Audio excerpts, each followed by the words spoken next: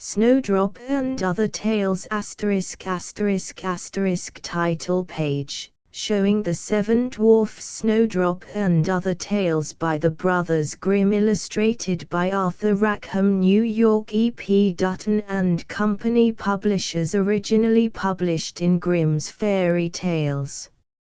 Illustrated by Arthur Rackham, 1909, reissued separately 1920. Grimm's Fairy Tales, illustrated by Arthur Rackham. Hansel and Gretel, Snowdrop, little brother and little sister. The dwarfs, when they came in the evening, found Snowdrop lying on the ground.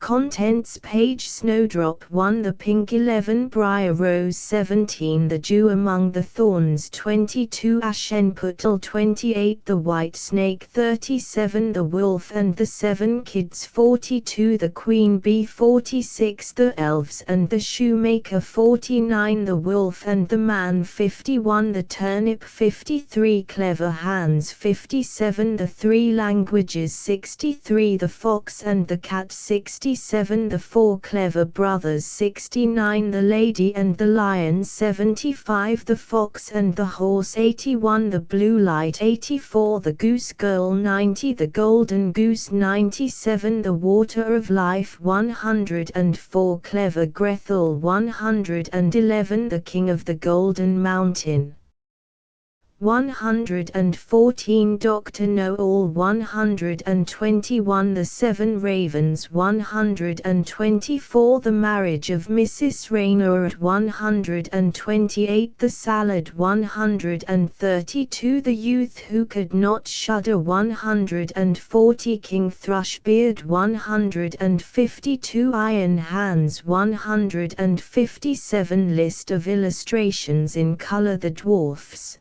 when they came in the evening, found Snowdrop lying on the ground. Frontispiece facing page. The king could not contain himself for joy. 18, the young prince said, I am not afraid, I am determined to go and look upon the lovely briar rose. 20, ashenputtel goes to the ball. 30, the fishes, in their joy, stretched up their heads above the water, and promised to reward him. 38, the 7 kids and their mother capered and danced round the spring in their joy. 44, the ducks, which he had once saved, dived and brought up the key from the depths. 48, so the 4 brothers took their sticks in their hands, bade their father goodbye, and passed out of the town gate. 68, the king's only daughter had been carried off by a dragon. 72, she went away accompanied by the lions. 76, alas, dear Falada, there thou hangest. 92, blow, blow, little breeze, and Conrad's hat sees. 96, good dwarf, can you not tell me where my brothers are? 106, then he ran after him, still holding the carving knife, and cried, only one, only one. 112, the sun made a circle, and his father and he took their places within it, and the little black mannequin appeared. 116, once upon a time a poor peasant, named Crab, was taking a load of wood drawn by 2 oxen to the town for sale. 120, the good little sister cut off her own tiny finger, fitted it into the lock, and succeeded in opening it. 124, but they said one after another, hello, who has been eating off my plate? Who has been drinking out of my cup?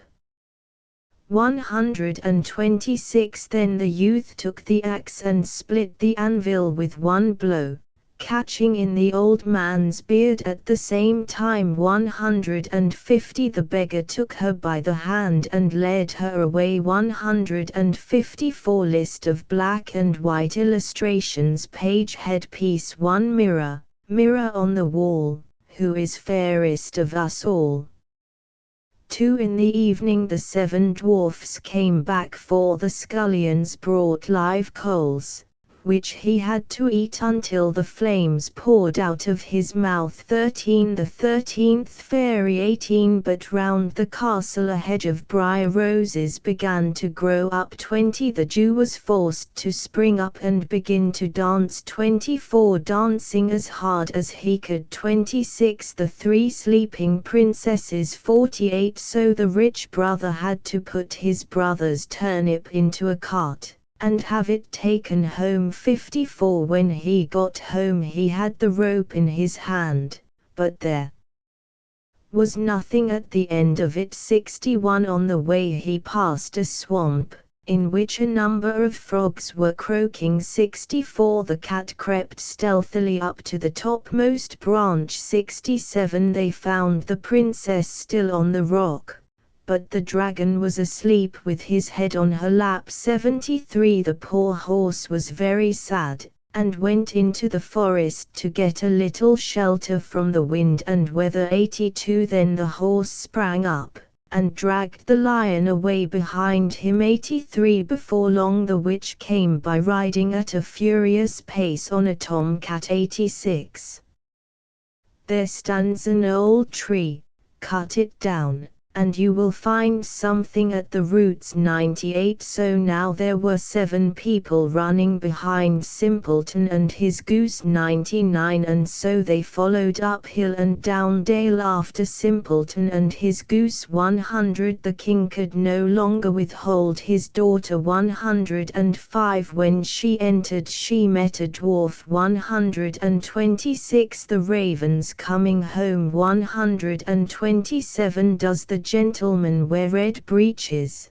and has he a pointed muzzle?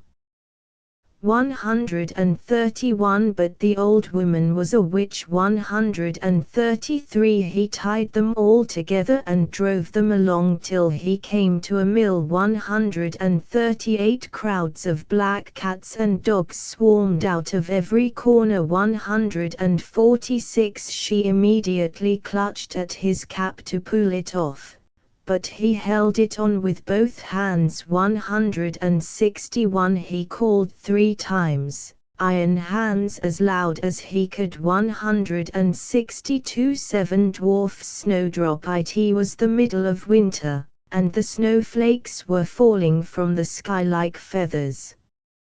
Now, a queen sat sewing at a window framed in black ebony, and as she sewed she looked out upon the snow. Suddenly she pricked her finger and 3 drops of blood fell onto the snow.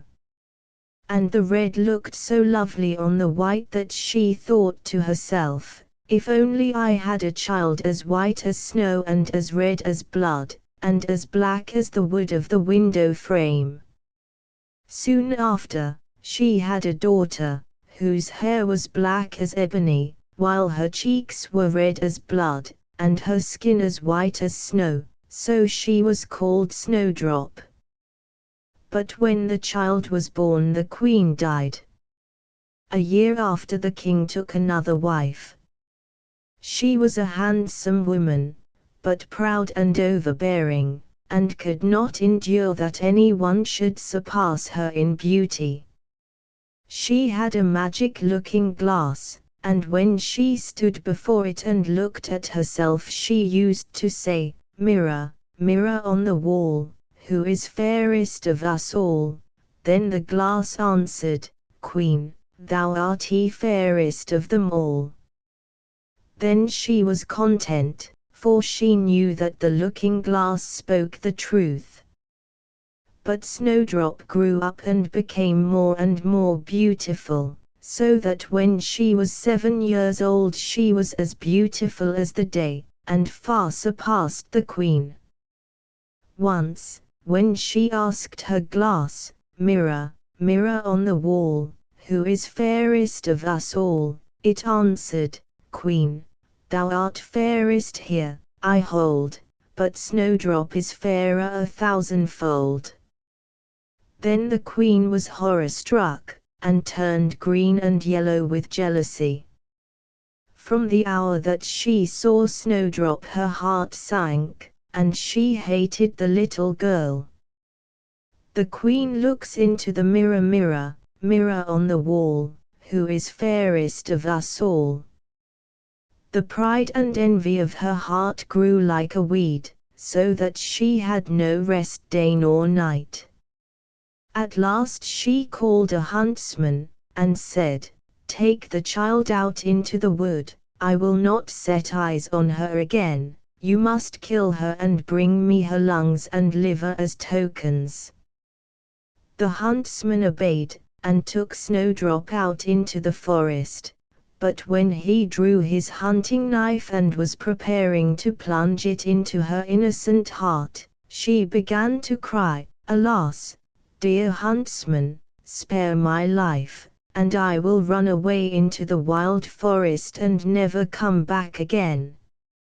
And because of her beauty the huntsman had pity on her and said, "Well, run away, poor child.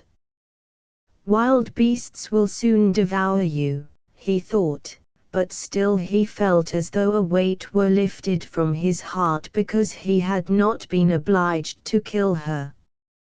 And as just at that moment a young fawn came leaping by, he pierced it and took the lungs and liver as tokens to the queen.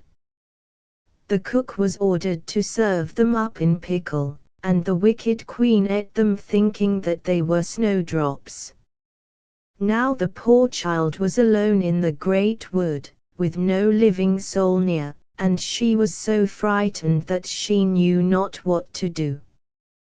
Then she began to run, and ran over the sharp stones and through the brambles, while the animals passed her by without harming her.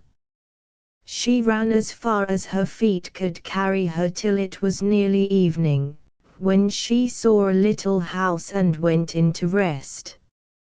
Inside, everything was small, but as neat and clean as could be.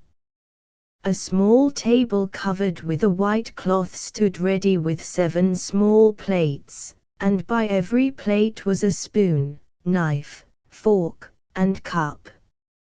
7 little beds were ranged against the walls, covered with snow-white coverlets. As Snowdrop was very hungry and thirsty, she ate a little bread and vegetable from each plate, and drank a little wine from each cup, for she did not want to eat up the whole of one portion. Then, being very tired, she lay down in one of the beds. She tried them all but none suited her, one was too short, another too long, all except the 7th, which was just right. She remained in it, said her prayers, and fell asleep. When it was quite dark the masters of the house came in. They were 7 dwarfs, who used to dig in the mountains for ore. They kindled their lights, and as soon as they could see they noticed that someone had been there, for everything was not in the order in which they had left it. The first said, "Who has been sitting in my chair?" The second said, "Who has been eating off my plate?" The third said, "Who has been nibbling my bread?" The fourth said, "Who has been eating my vegetables?" The fifth said, "Who has been using my fork?" The sixth said, "Who has been cutting with my knife?" The seventh said, "Who has been drinking out of my cup?" Refer to caption. In the evening the 7 dwarfs came back. Then the first looked and saw a slight impression on his bed, and said, "Who has been treading on my bed?" The others came running up and said, "And mine, and mine." But the 7th, when he looked into his bed, saw Snowdrop, who lay there asleep. He called the others, who came up and cried out with astonishment, as they held their lights and gazed at Snowdrop. "Heavens, what a beautiful child!" they said, and they were so delighted that they did not wake her up but left her asleep in bed. And the seventh dwarf slept with his comrades, an hour with each all through the night. When morning came, Snowdrop woke up, and when she saw the 7 dwarfs she was frightened. But they were very kind and asked her name. "I am called Snowdrop," she answered. "How did you get into our house?" they asked. Then she told them how her stepmother had wished to get rid of her, how the huntsman had spared her life, and how she had run all day till she had found the house. Then the dwarfs said, "Will you look after our household, cook, make the beds, wash, sew and knit, and keep everything neat and clean? If so, you shall stay with us and want for nothing." "Yes," said Snowdrop, "with all my heart," and she stayed with them and kept the house in order. In the morning they went to the mountain and searched for copper and gold, and in the evening they came back, and then their meal had to be ready. All day the maiden was alone, and the good dwarfs warned her and said, "Beware of your stepmother, who will soon learn that you are here. Don't let anyone in." But the queen, having, as she imagined, eaten Snowdrop's liver and lungs, and feeling certain that she was the fairest of all, stepped in front of her glass, and asked, "Mirror, mirror on the wall, who is fairest of us all?" The glass answered as usual, "Queen, thou art fairest here, I hold, but Snowdrop over the fells, who with the 7 dwarfs dwells, is fairer still 1,000-fold." She was dismayed, for she knew that the glass told no lies, and she saw that the hunter had deceived her and that Snowdrop still lived. Accordingly she began to wonder afresh how she might compass her death, for as long as she was not the fairest in the land her jealous heart left her no rest. At last she thought of a plan. She dyed her face and dressed up like an old peddler, so that she was quite unrecognizable.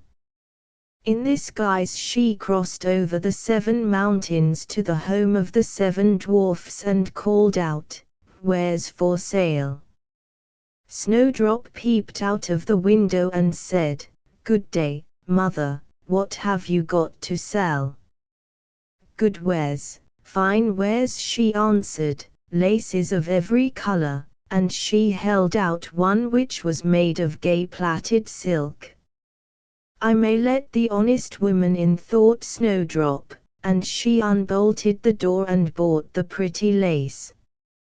"Child," said the old woman, "what a sight you are, I will lace you properly for once." Snowdrop made no objection, and placed herself before the old woman to let her lace her with the new lace. But the old woman laced so quickly and tightly that she took away Snowdrop's breath and she fell down as though dead. "Now I am the fairest," she said to herself, and hurried away. Not long after the 7 dwarfs came home, and were horror-struck when they saw their dear little Snowdrop lying on the floor without stirring, like one dead.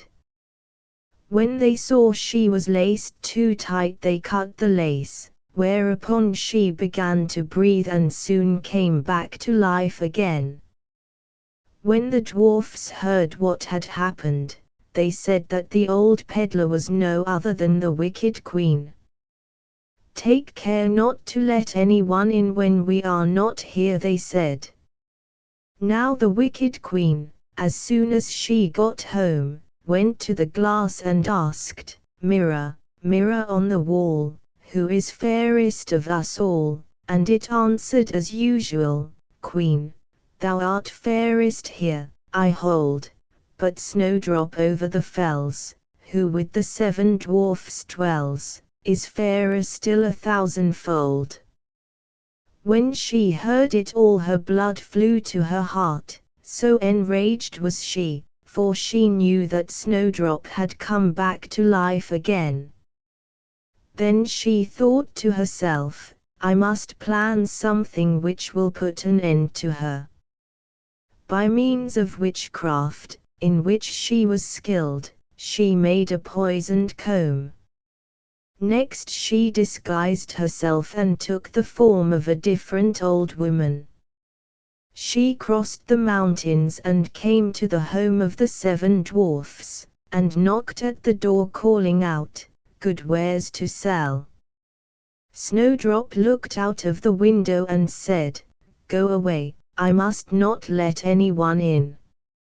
"At least you may look," answered the old woman, and she took the poisoned comb and held it up. The child was so pleased with it that she let herself be beguiled, and opened the door. When she had made a bargain, the old woman said, "Now I will comb your hair properly for once." Poor Snowdrop, suspecting no evil, let the old woman have her way, but scarcely was the poisoned comb fixed in her hair than the poison took effect, and the maiden fell down unconscious. "You paragon of beauty," said the wicked woman, "now it is all over with you," and she went away. Happily it was near the time when the 7 dwarfs came home.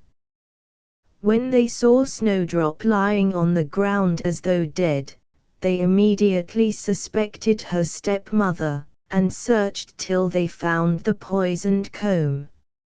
No sooner had they removed it than Snowdrop came to herself again and related what had happened.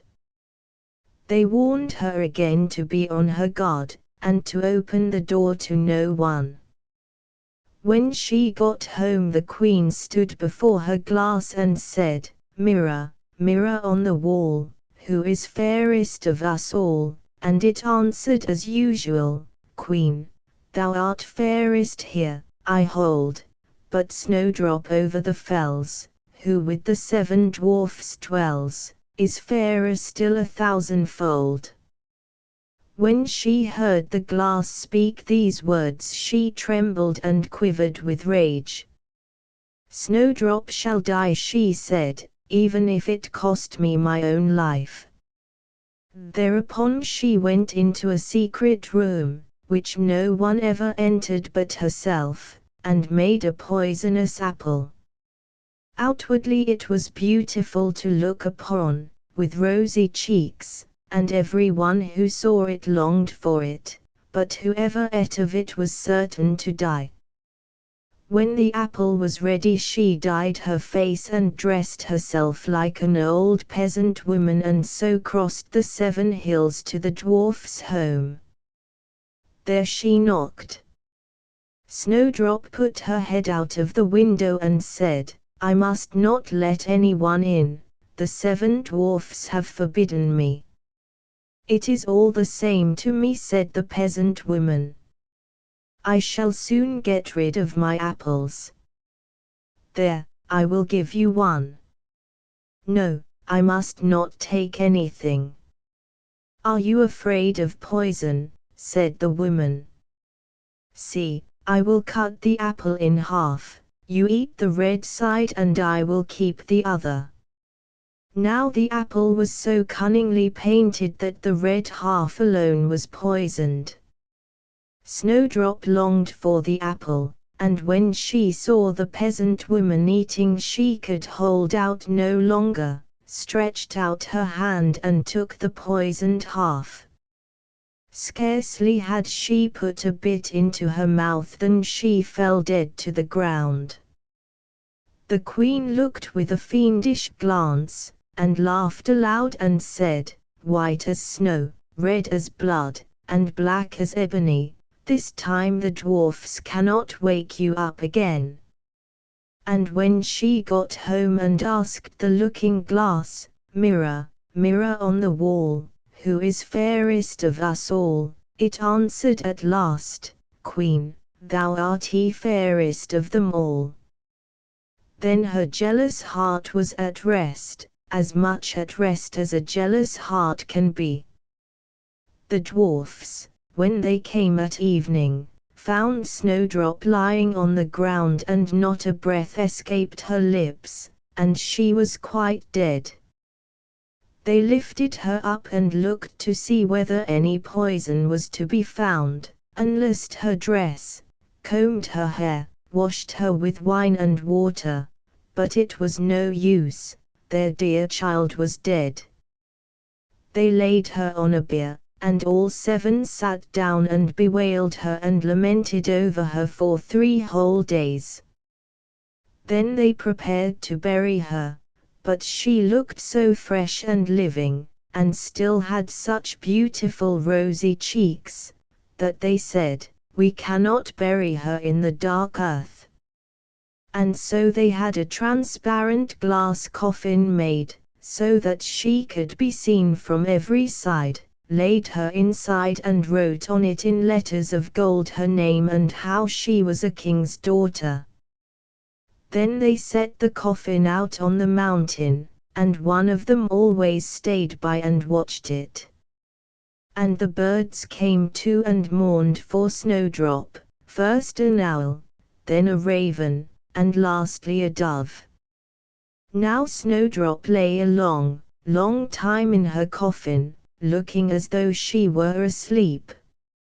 It happened that a prince was wandering in the wood, and came to the home of the 7 dwarfs to pass the night. He saw the coffin on the mountain and lovely Snowdrop inside, and read what was written in golden letters. Then he said to the dwarfs, "Let me have the coffin, I will give you whatever you like for it." But they said, "We will not give it up for all the gold of the world."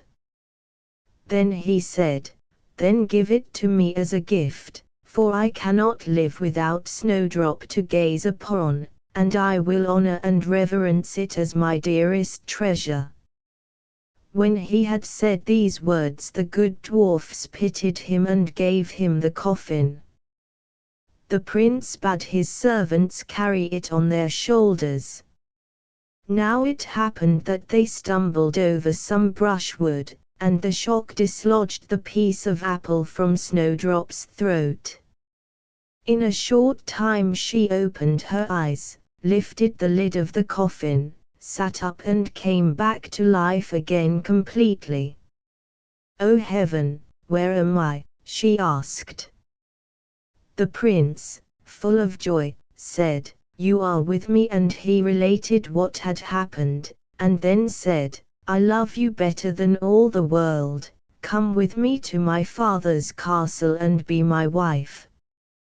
Snowdrop agreed and went with him, and their wedding was celebrated with great magnificence. Snowdrop's wicked stepmother was invited to the feast, and when she had put on her fine clothes she stepped to her glass and asked, "Mirror, mirror on the wall, who is fairest of us all?" The glass answered, "Queen, thou art fairest here, I hold, the young queen fairer 1,000-fold." Then the wicked woman uttered a curse, and was so terribly frightened that she didn't know what to do. Yet she had no rest, she felt obliged to go and see the young queen. And when she came in she recognized Snowdrop, and stood stock still with fear and terror. But iron slippers were heated over the fire, and were soon brought in with tongs and put before her. And she had to step into the red-hot shoes and dance till she fell down dead. The pink there was once a queen, who had not been blessed with children. As she walked in her garden, she prayed every morning that a son or daughter might be given to her. Then one day an angel came, and said to her, "Be content, you shall have a son, and he shall be endowed with the power of wishing, so that whatsoever he wishes for shall be granted to him." She hurried to the king, and told him the joyful news, and when the time came a son was born to them, and they were filled with delight. Every morning the queen used to take her little son into the gardens, where the wild animals were kept, to bathe him in a clear, sparkling fountain. It happened one day, when the child was a little older, that as she sat with him on her lap she fell asleep. The old cook, who knew that the child had the power of wishing, came by and stole it. He also killed a chicken, and dropped some of its blood on the queen's garments. Then he took the child away to a secret place, where he placed it out to be nursed. Then he ran back to the king, and accused the queen of having allowed her child to be carried off by a wild animal. When the king saw the blood on the queen's garments he believed the story, and was overwhelmed with anger. He caused a high tower to be built, into which neither the sun nor the moon could penetrate. Then he ordered his wife to be shut up in it, and the door walled up. She was to stay there for 7 years, without eating or drinking, so as gradually to pine away.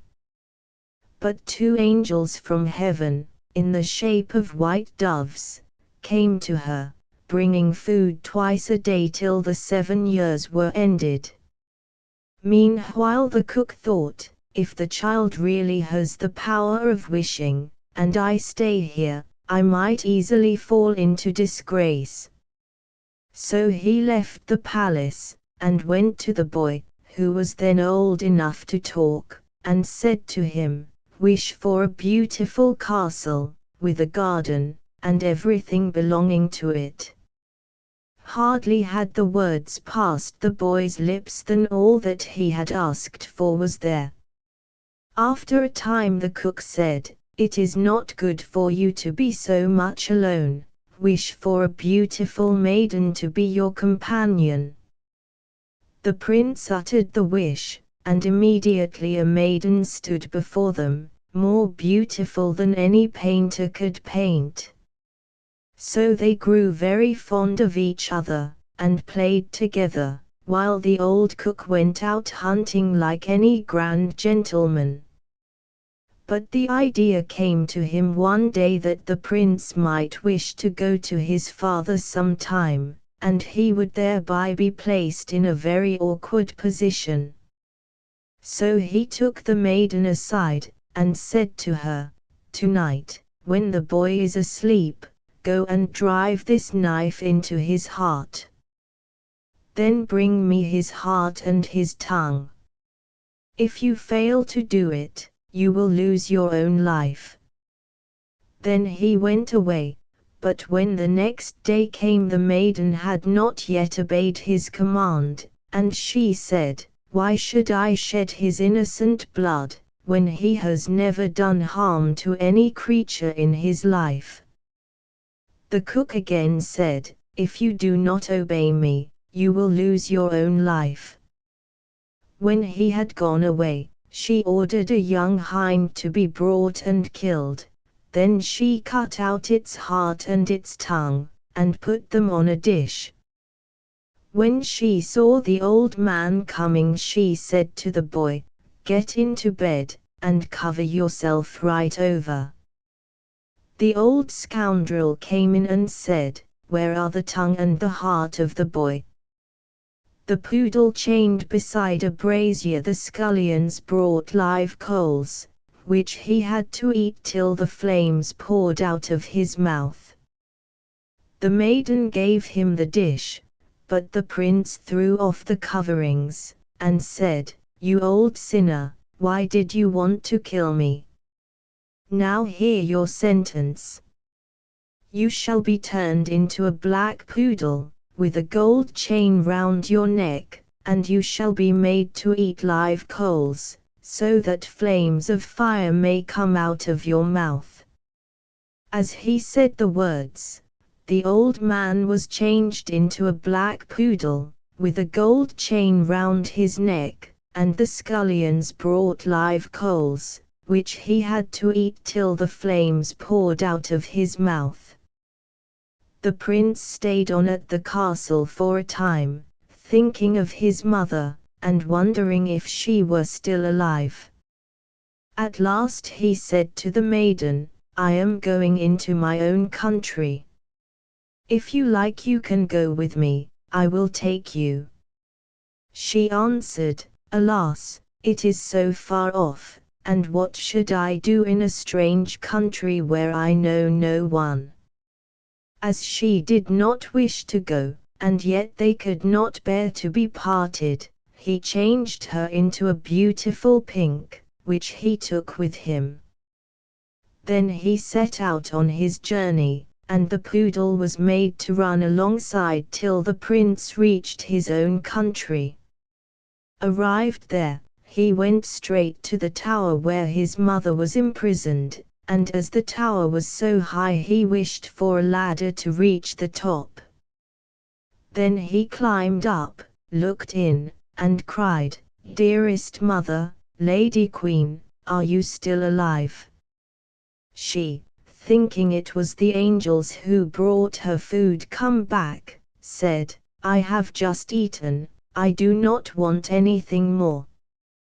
Then he said, "I am your own dear son whom the wild animals were supposed to have devoured, but I am still alive, and I shall soon come and rescue you." Then he got down and went to his father. He had himself announced as a strange huntsman, anxious to take service with the king, who said, yes, if he was skilled in game preserving, and could procure plenty of venison, he would engage him. But there had never before been any game in the whole district. The huntsman promised to procure as much game as the king could possibly require for the royal table. Then he called the whole hunt together, and ordered them all to come into the forest with him. He caused a great circle to be enclosed, with only one outlet. Then he took his place in the middle, and began to wish as hard as he could. Immediately over 200 head of game came running into the enclosure. These the huntsman had to shoot, and then they were piled onto 60 country wagons, and driven home to the king.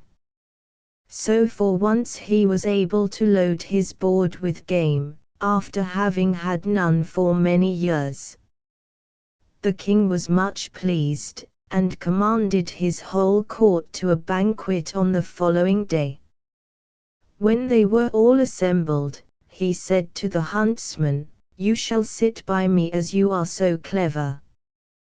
He answered, "My lord and king, may it please your majesty, I am only a poor huntsman." The king, however, insisted, and said, "I command you to sit by me." As he sat there, his thoughts wandered to his dear mother, and he wished one of the courtiers would speak of her. Hardly had he wished it than the Lord High Marshal said, "Your Majesty, we are all rejoicing here. How fares it with Her Majesty the Queen? Is she still alive in the tower, or has she perished?" But the king answered, "She allowed my beloved son to be devoured by wild animals, and I do not wish to hear anything about her." Then the huntsman stood up and said, "Gracious father, she is still alive, and I am her son. He was not devoured by wild animals, he was taken away by the scoundrel of a cook. He stole me while my mother was asleep, and sprinkled her garments with the blood of a chicken." Then he brought up the black poodle with the golden chain, and said, "This is the villain." He ordered some live coals to be brought, which he made the dog eat in the sight of all the people till the flames poured out of his mouth. Then he asked the king if he would like to see the cook in his true shape, and wished him back, and there he stood in his white apron, with his knife at his side. The king was furious when he saw him, and ordered him to be thrown into the deepest dungeon. Then the huntsman said further, "My father, would you like to see the maiden who so tenderly saved my life when she was ordered to kill me, although by so doing she might have lost her own life?" The king answered, "Yes, I will gladly see her." Then his son said, "Gracious father, I will show her to you first in the guise of a beautiful flower." He put his hand into his pocket, and brought out the pink. It was a finer one than the king had ever seen before. Then his son said, "Now, I will show her to you in her true form." The moment his wish was uttered, she stood before them in all her beauty, which was greater than any artist could paint. The king sent ladies and gentlemen in waiting to the tower to bring the queen back to his royal table. But when they reached the tower they found that she would no longer eat or drink, and she said, "The merciful God, who has preserved my life so long, will soon release me now." 3 days after she died. At her burial the 2 white doves which had brought her food during her captivity, followed and hovered over her grave.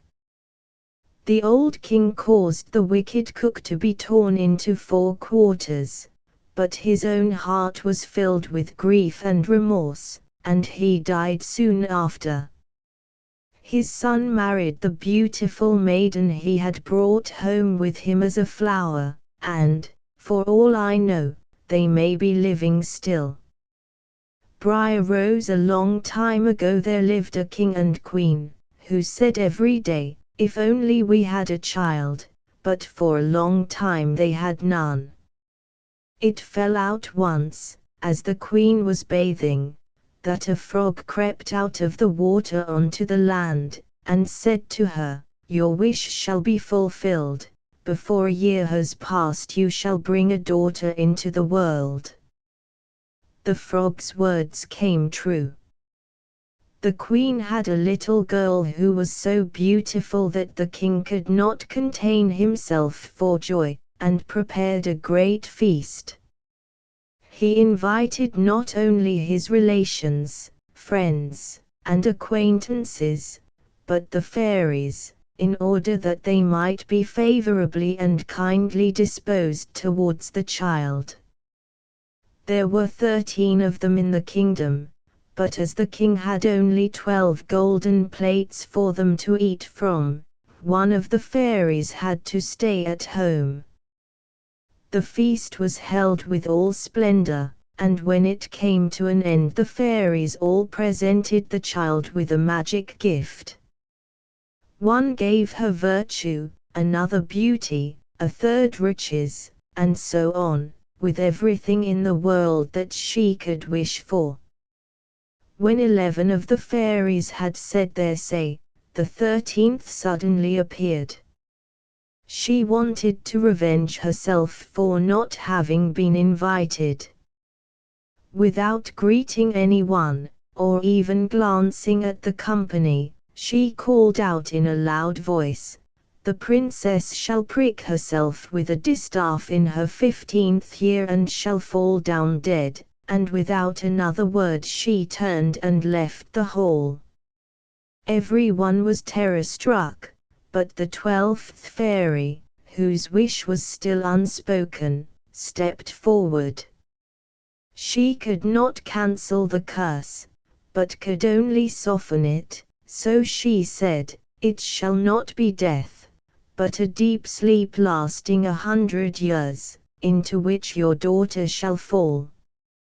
The fairy casts her curse. The 13th fairy. The king was so anxious to guard his dear child from the misfortune, that he sent out a command that all the distaffs in the whole kingdom should be burned. The king could not contain himself for joy. As time went on, all the promises of the fairies came true. The princess grew up so beautiful, modest, kind, and clever that everyone who saw her could not but love her. Now it happened that on the very day when she was 15 years old, the king and queen were away from home, and the princess was left quite alone in the castle. She wandered about over the whole place, looking at rooms and halls as she pleased, and at last she came to an old tower. She ascended a narrow, winding staircase and reached a little door. A rusty key was sticking in the lock, and when she turned it, the door flew open. In a little room sat an old woman with a spindle, spinning her flax busily. "Good day, Granny," said the princess. "What are you doing?" "I am spinning," said the old woman, and nodded her head. "What is the thing that whirls round so merrily?" asked the princess, and she took the spindle and tried to spin too. But she had scarcely touched it before the curse was fulfilled, and she pricked her finger with the spindle. The instant she felt the prick, she fell upon the bed which was standing near, and lay still in a deep sleep which spread over the whole castle. The king and queen, who had just come home and had stepped into the hall, went to sleep, and all their courtiers with them. The horses went to sleep in the stable, the dogs in the yard, the doves on the roof, the flies on the wall, yes, even the fire flickering on the hearth grew still and went to sleep, and the roast meat stopped crackling. The cook, who was pulling the scullion's hair because he had made some mistake, let him go and went to sleep. The wind dropped, and on the trees in front of the castle not a leaf stirred. But round the castle a hedge of briar roses began to grow up. Every year it grew higher, till at last it surrounded the whole castle so that nothing could be seen of it, not even the flags on the roof. But there was a legend in the land about the lovely sleeping briar rose, as the king's daughter was called, and from time to time princes came and tried to force a way through the hedge into the castle. They found it impossible, for the thorns, as though they had hands, held them fast, and the princes remained caught in them without being able to free themselves, and so died a miserable death. The castle surrounded by briars, but round the castle a hedge of briar roses began to grow up.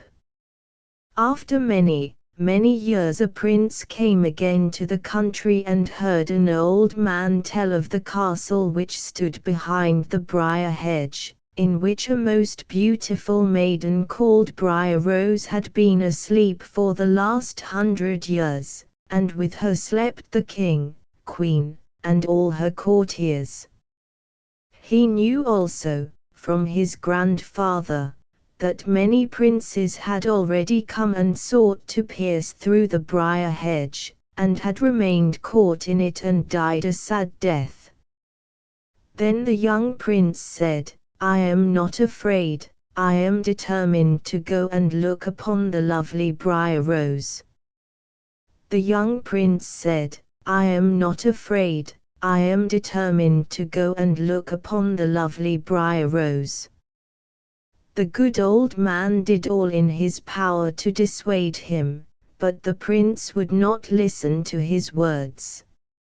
Now, however, the 100 years were just ended, and the day had come when Briar Rose was to wake up again. When the prince approached the briar hedge, it was in blossom, and was covered with beautiful large flowers which made way for him of their own accord and let him pass unharmed, and then closed up again into a hedge behind him. In the courtyard he saw the horses and brindled hounds lying asleep, on the roof sat the doves with their heads under their wings, and when he went into the house the flies were asleep on the walls, and near the throne lay the king and queen. In the kitchen was the cook, with his hand raised as though about to strike the scullion, and the maid sat with the black fowl in her lap which she was about to pluck. He went on further, and all was so still that he could hear his own breathing. At last he reached the tower, and opened the door into the little room where Briar Rose was asleep. There she lay, looking so beautiful that he could not take his eyes off her. He bent down and gave her a kiss. As he touched her, Briar Rose opened her eyes and looked lovingly at him. Then they went down together, and the king woke up, and the queen, and all the courtiers, and looked at each other with astonished eyes. The horses in the stable stood up and shook themselves, the hounds leaped about and wagged their tails, the doves on the roof lifted their heads from under their wings, looked round, and flew into the fields. The flies on the walls began to crawl again. The fire in the kitchen roused itself and blazed up and cooked the food. The meat began to crackle, and the cook boxed the scullion's ears so soundly that he screamed aloud, while the maid finished plucking the fowl. Then the wedding of the prince and Briar Rose was celebrated with all splendor, and they lived happily till they died. The Jew among the thorns. There was once a rich man, and he had a servant who served him well and faithfully. He was first up in the morning, and last to go to bed at night. If there was any hard work to be done which no one else would do, he was always ready to undertake it. He never made any complaint, but was always merry and content. When his year of service was over, his master did not give him any wages, thinking, "This is my wisest plan. I save by it, and he is not likely to run away." The servant said nothing, and served the second year like the first. And when at the end of the second he again received no wages, he still appeared contented, and stayed on. When the third year had passed, the master bethought himself, and put his hand into his pocket, but he brought it out empty. At last the servant said, "Master, I have served you well and truly for 3 years, please pay me my wages. I want to go away and look about the world a bit." The miser answered, "Yes, my good fellow, you have served me honestly, and you shall be liberally rewarded." Again he put his hand into his pocket, and counted 3 farthings, one by one, into the servant's hand, and said, "There, you have a farthing for every year, that is better wages than you would get from most masters." The good servant, who knew little about money, put away his fortune, and thought, "Now my pocket is well filled, I need no longer trouble myself about work."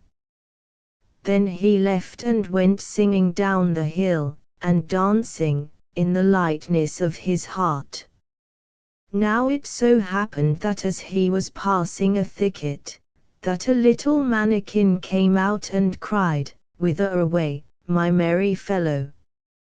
I see your troubles are not too heavy to be borne." "Why should I be sad?" answered the servant. "I have 3 years' wages in my pocket." "And how much is your treasure?" asked the mannikin. "How much?" "Why, 3 good farthings." "Listen," said the mannikin. "I am a poor needy fellow, give me your 3 farthings. I can't work any more, but you are young, and can easily earn your bread." Now the servant had a good heart, and he was sorry for the poor little man, so he gave him his 3 farthings, and said, "Take them, in the name of heaven. I shall not miss them." Then said the mannikin, "I see what a good heart you have. I will give you 3 wishes, 1 for each farthing, and every wish shall be fulfilled." "Aha," said the servant, "you are a wonder worker, I see. Very well, then. First, I wish for a gun which will hit everything I aim at. Secondly, for a fiddle which will make everyone dance when I play. And, thirdly, if I ask anything of anyone, that he shall not be able to refuse my request." "You shall have them all," said the mannikin, diving into the bushes, where, wonderful to relate, lay the gun and the fiddle ready, just as if they had been ordered beforehand. He gave them to the servant, and said, "No one will be able to refuse anything you ask." "Heart alive, what more can one desire?" said the servant to himself, as he went merrily on. Soon after, he met a Jew with a long goat's beard, who was standing still listening to the song of a bird sitting on the top of a tree. "Good heavens," he was saying, "what a tremendous noise such a tiny creature makes! If only it were mine! If one could but put some salt upon its tail!" "If that is all," said the servant, "the bird shall soon come down." He took aim, and down fell the bird into a quickset hedge. "Go, you rogue," he said to the Jew, "and pick up the bird. Leave out the rogue young man. I will get the bird sure enough, as you have killed it for me," said the Jew. He lay down on the ground and began to creep into the hedge.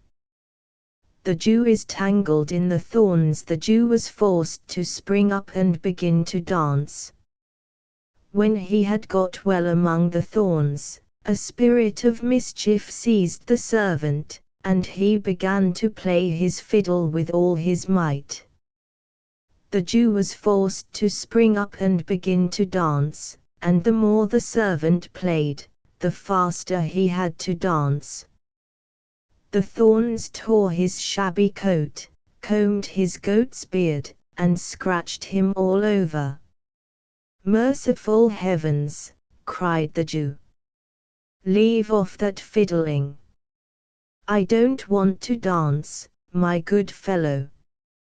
But the servant paid no attention to him, but thought, "You have fleeced plenty of people in your time, my man, and the thorns shan't spare you now." And he played on and on, so that the Jew had to jump higher and higher, till his coat hung in ribbons about him. "I cry enough," screamed the Jew. "I will give you anything you like if you will only stop. Take the purse, it is full of gold." "Oh, well, if you are so open-handed," said the servant, "I am quite ready to stop my music, but I must say in praise of your dancing, that it has quite a style of its own." Then he took the purse and went on his way. The Jew stood still looking after him till he was a good way off. Then he screamed with all his might, "You miserable fiddler! Just you wait till I find you alone. I will chase you till the soles of your shoes drop off, you rascal!" And he went on pouring out a stream of abuse. Having relieved himself by so doing, he hurried off to the judge in the nearest town. "Just look here, your worship," he said, "look how I have been attacked, and ill-treated, and robbed on the high road by a wretch. My condition might melt the heart of a stone, my clothes and my body torn and scratched, and my purse with all my poor little savings taken away from me. All my beautiful ducats, each one prettier than the other. Oh dear! Oh dear! For heaven's sake, put the wretch in prison." The judge said, "Was it a soldier who punished you so with his sword?" "Heaven preserve us," cried the Jew, "he had no sword, but he had a gun on his shoulder and a fiddle round his neck. The villain is easily to be recognized." So the judge sent out men in pursuit of the honest servant, who had walked on slowly. They soon overtook him, and the purse of gold was found on him. When he was brought before the judge, he said, "I never touched the Jew, nor did I take his money away. He offered it to me of his own free will if I would only stop playing, because he could not bear my music." "Heaven defend us," screamed the Jew, "his lies are as thick as flies on the wall." And the judge did not believe him either, and said, "That is a very lame excuse, no Jew ever did such a thing." So he sentenced the honest servant to the gallows for having committed a robbery upon the king's highway. When he was being led away, the Jew screamed after him, "You vagabond, you dog of a fiddler, now you will get your deserts." The servant mounted the ladder to the gallows quite quietly, with the halter round his neck, but at the last rung he turned round and said to the judge, "Grant me one favor before I die." "Certainly," said the judge, "as long as you don't ask for your life." "Not my life," answered the servant. "I only ask to play my fiddle once more."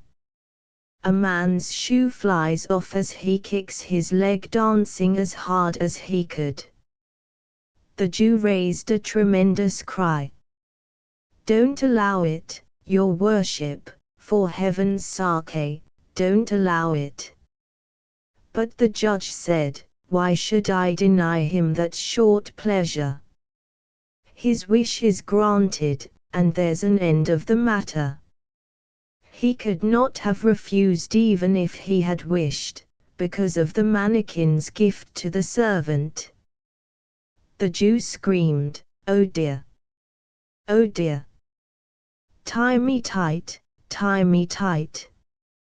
The good servant took his fiddle from his neck, and put it into position, and at the first chord everybody began to wag their heads, the judge, his clerk, and all the officers of justice, and the rope fell out of the hand of the man about to bind the Jew.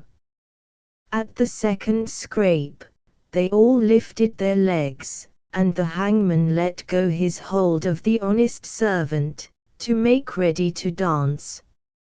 At the third scrape they one and all leapt into the air, and began to caper about, the judge and the Jew at the head, and they all leapt their best.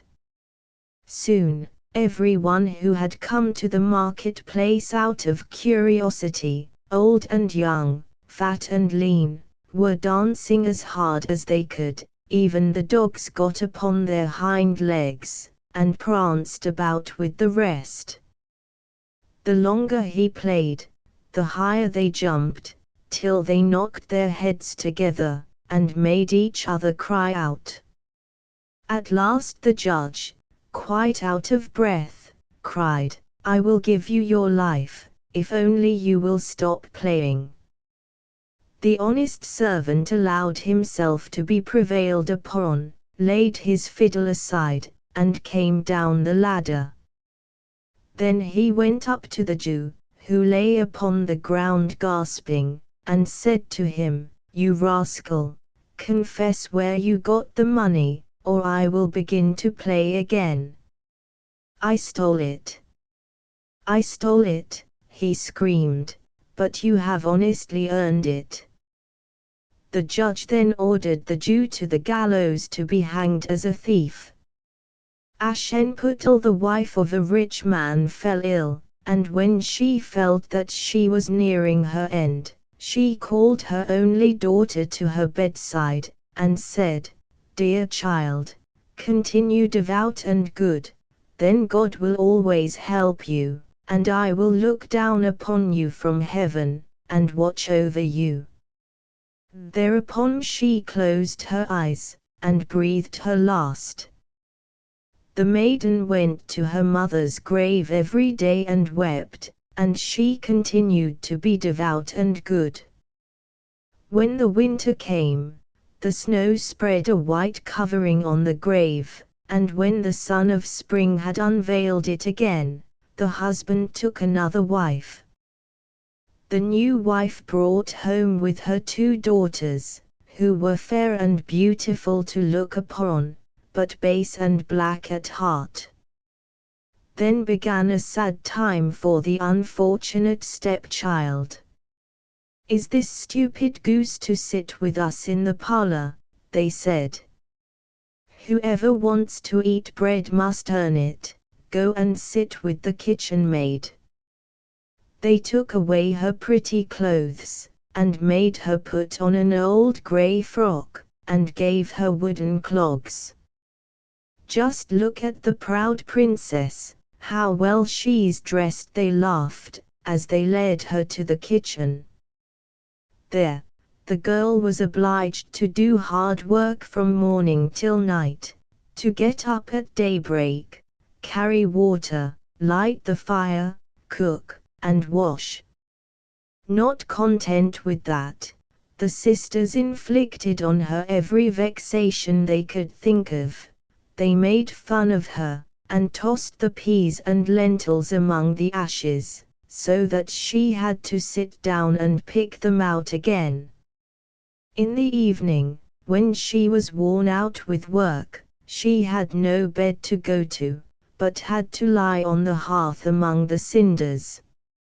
And because, on account of that, she always looked dusty and dirty, they called her Ashenputtel. It happened one day that the father had a mind to go to the fair. So he asked both his stepdaughters what he should bring home for them. "Fine clothes," said one. "Pearls and jewels," said the other.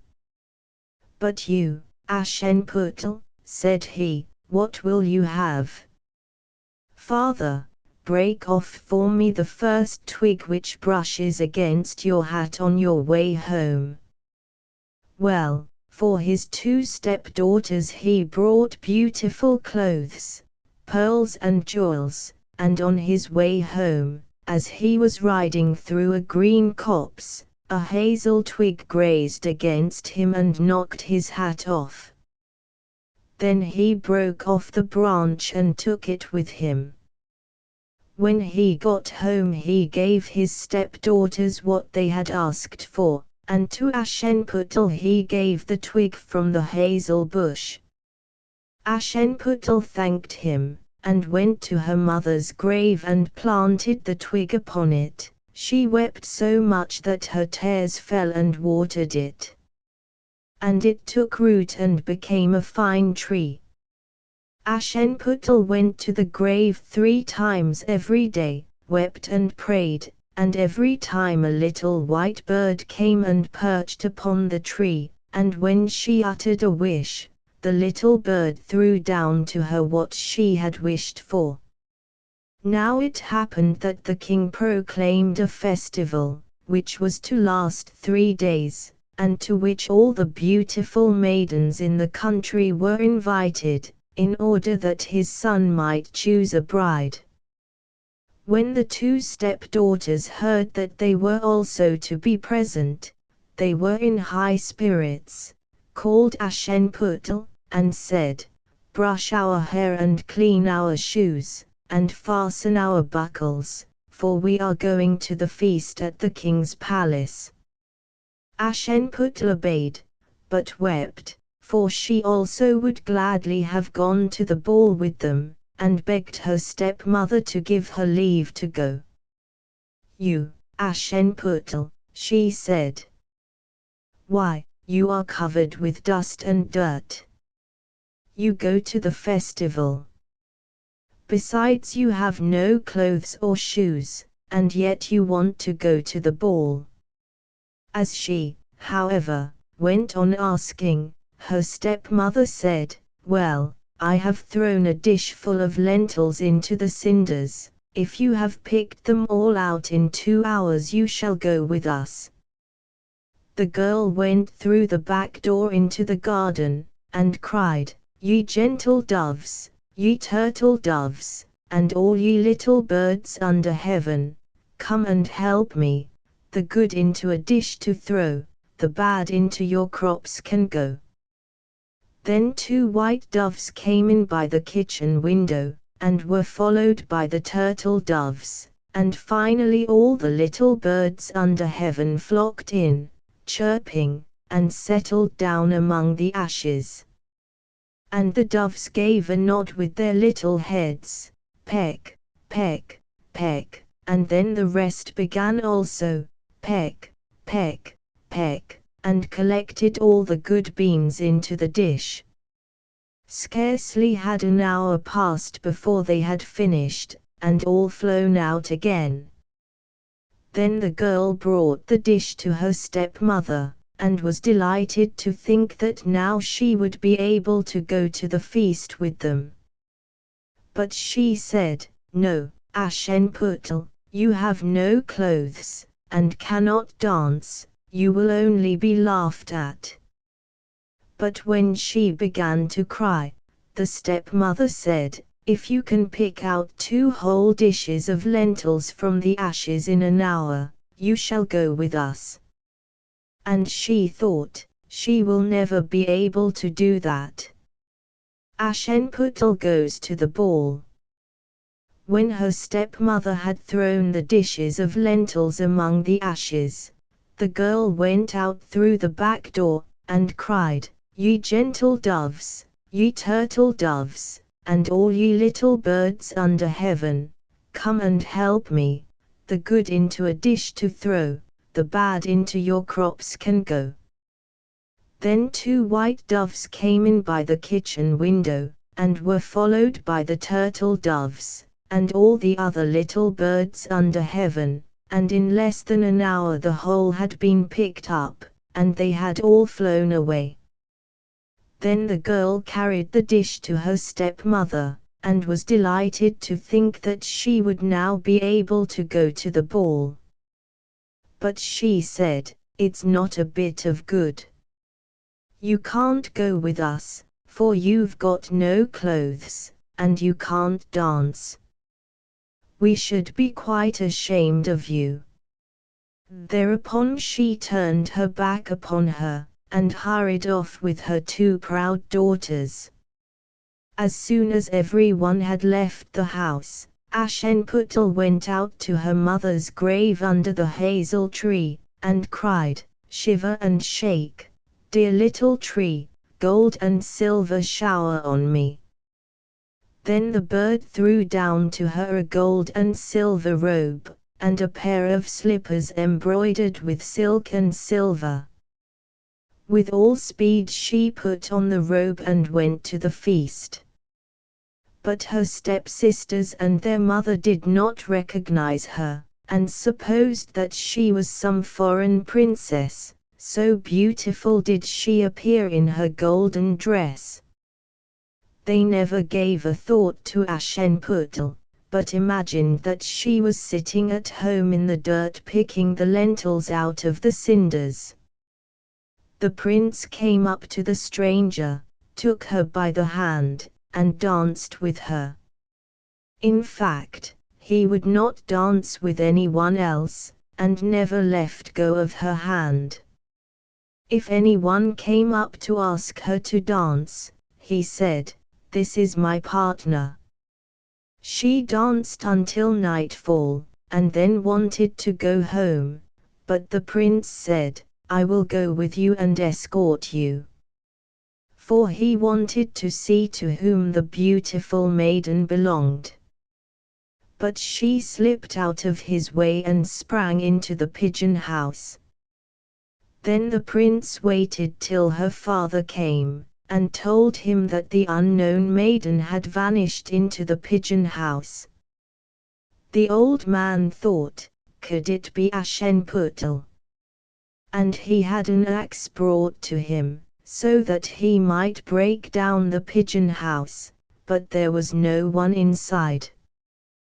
When they went home, there lay Aschenputtel in her dirty clothes among the cinders, and a dismal oil lamp was burning in the chimney corner. For Aschenputtel had quietly jumped down out of the pigeon house and ran back to the hazel tree. There she had taken off her beautiful clothes and laid them on the grave, and the bird had taken them away again. Then she had settled herself among the ashes on the hearth in her old grey frock. On the second day, when the festival was renewed, and her parents and stepsisters had started forth again, Aschenputtel went to the hazel tree, and said, "Shiver and shake, dear little tree, gold and silver shower on me." Then the bird threw down a still more gorgeous robe than on the previous day. And when she appeared at the festival in this robe, everyone was astounded by her beauty. The king's son had waited till she came, and at once took her hand, and she danced with no one but him. When others came forward and invited her to dance, he said, "This is my partner." At nightfall she wished to leave, but the prince went after her, hoping to see into what house she went, but she sprang out into the garden behind the house. There stood a fine big tree on which the most delicious pears hung. She climbed up among the branches as nimbly as a squirrel, and the prince could not make out what had become of her. But he waited till her father came, and then said to him, "The unknown maiden has slipped away from me, and I think that she has jumped into the pear tree." The father thought, "Can it be Aschenputtel?" And he had the axe brought to cut down the tree, but there was no one on it.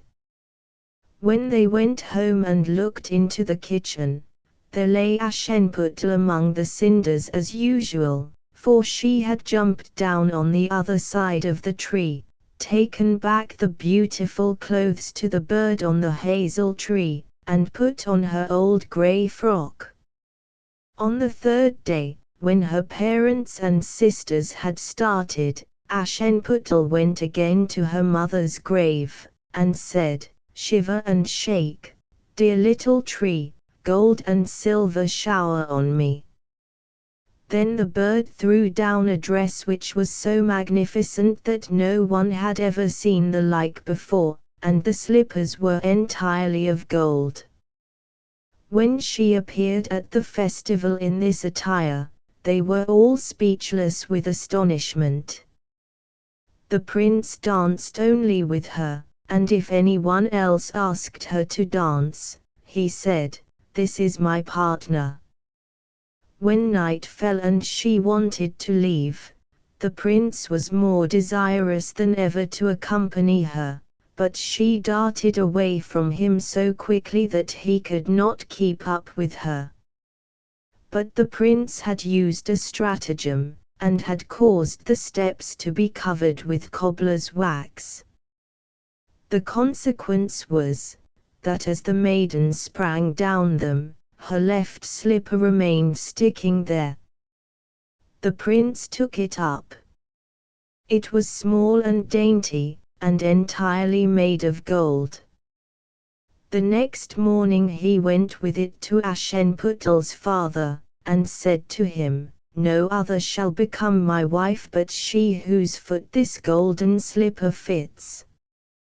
The two sisters were delighted at that, for they both had beautiful feet. The eldest went into the room intending to try on the slipper, and her mother stood beside her. But her great toe prevented her getting it on, her foot was too long. Then her mother handed her a knife, and said, "Cut off the toe, when you are queen you won't have to walk any more." The girl cut off her toe, forced her foot into the slipper, stifled her pain, and went out to the prince. Then he took her up on his horse as his bride, and rode away with her. However, they had to pass the grave on the way, and there sat the two doves on the hazel tree, and cried, "Prithee, look back, prithee, look back, there's blood on the track, the shoe is too small, at home the true bride is waiting thy call." Then he looked at her foot and saw how the blood was streaming from it. So he turned his horse round and carried the false bride back to her home, and said that she was not the right one, the second sister must try the shoe. Then she went into the room, and succeeded in getting her toes into the shoe, but her heel was too big. Then her mother handed her a knife, and said, "Cut a bit off your heel, when you are queen you won't have to walk any more." The maiden cut a bit off her heel, forced her foot into the shoe, stifled her pain, and went out to the prince. Then he took her up on his horse as his bride, and rode off with her. As they passed the grave, the two doves were sitting on the hazel tree, and crying, "Prithee, look back, prithee, look back, there's blood on the track, the shoe is too small, at home the true bride is waiting thy call." He looked down at her foot and saw that it was streaming with blood, and there were deep red spots on her stockings. Then he turned his horse and brought the false bride back to her home. "This is not the right one either," he said. "Have you no other daughter?" "No," said the man. "There is only a daughter of my late wife's, a puny, stunted drudge, but she cannot possibly be the bride." The prince said that she must be sent for. But the mother answered, "Oh no, she is much too dirty, she mustn't be seen on any account."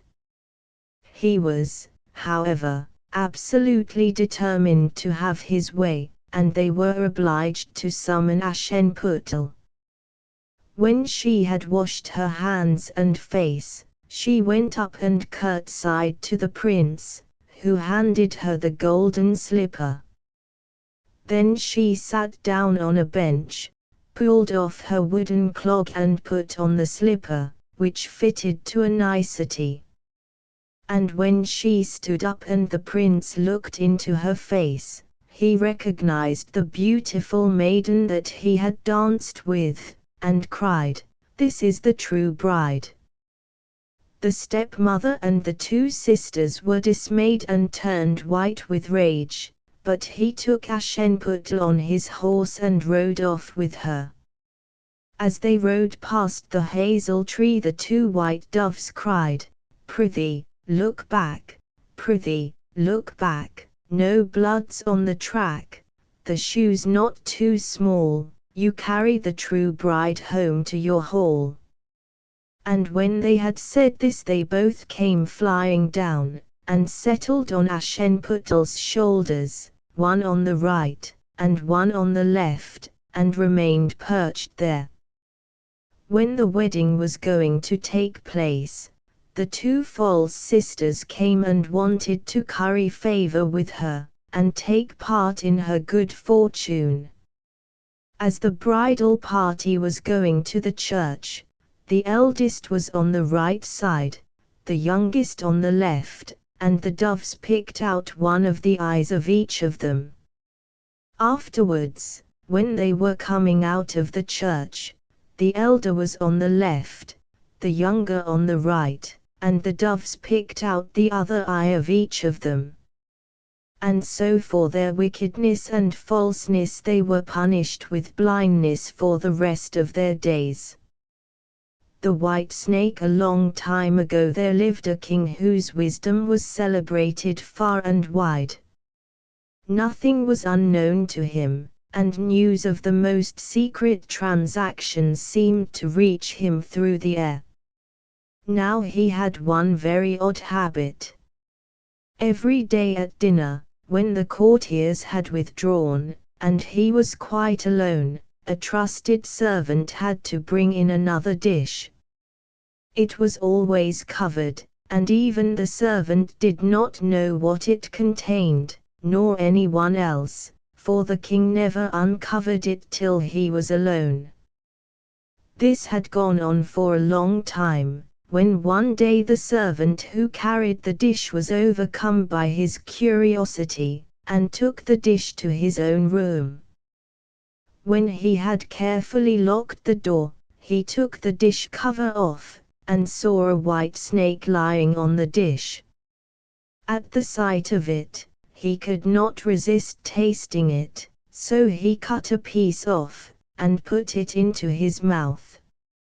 Hardly had he tasted it, however, when he heard a wonderful whispering of delicate voices. He went to the window and listened, and he noticed that the whispers came from the sparrows outside. They were chattering away, and telling each other all kinds of things that they had heard in the woods and fields. Eating the snake had given him the power of understanding the language of birds and animals. Now it happened on this day that the queen lost her most precious ring, and suspicion fell upon this trusted servant who went about everywhere. The king sent for him, and threatened that if it was not found by the next day, he would be sent to prison. In vain he protested his innocence, he was not believed. In his grief and anxiety he went down into the courtyard and wondered how he should get out of his difficulty. A number of ducks were lying peaceably together by a stream, stroking down their feathers with their bills, while they chattered gaily. The servant stood still to listen to them. They were telling each other of their morning's walks and experiences. Then one of them said somewhat fretfully, "I have something lying heavy on my stomach. In my haste I swallowed the queen's ring this morning." The servant quickly seized it by the neck, carried it off into the kitchen, and said to the cook, "Here's a fine fat duck. You had better kill it at once." "Yes, indeed," said the cook, weighing it in her hand.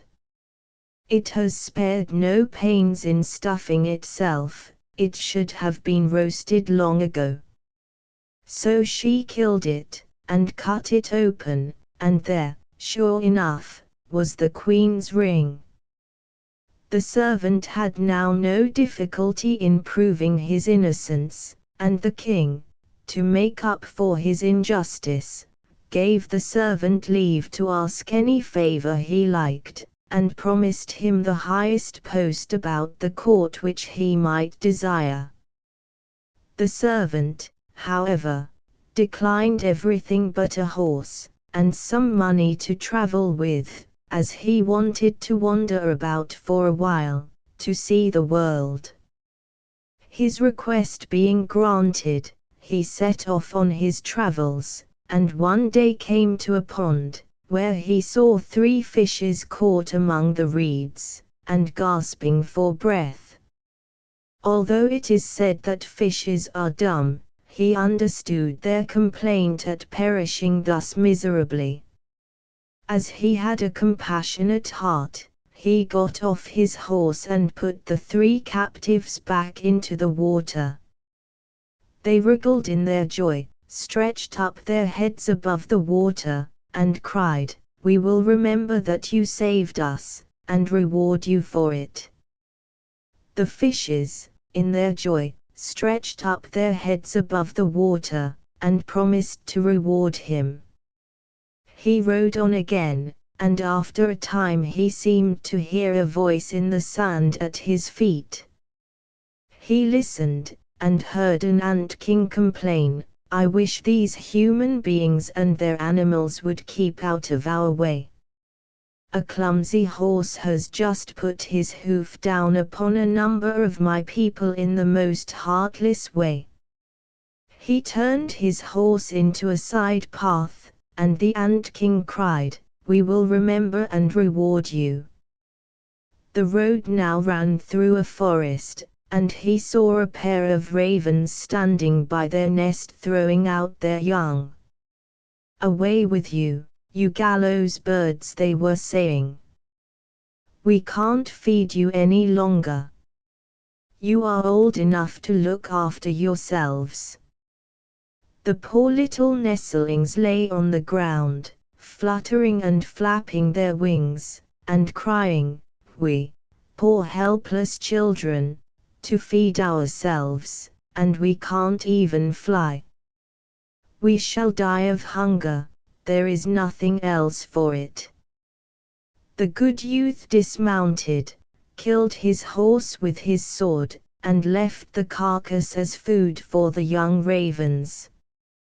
They hopped along to it, and cried, "We will remember and reward you." Now he had to depend upon his own legs, and after going a long way he came to a large town. There was much noise and bustle in the streets, where a man on horseback was making a proclamation. "The king's daughter seeks a husband, but anyone who wishes to sue for her hand must accomplish a hard task, and if he does not bring it to a successful issue, he will forfeit his life." Many had already attempted the task, but they had risked their lives in vain. When the youth saw the princess, he was so dazzled by her beauty that he forgot all danger, at once sought an audience of the king, and announced himself as a suitor.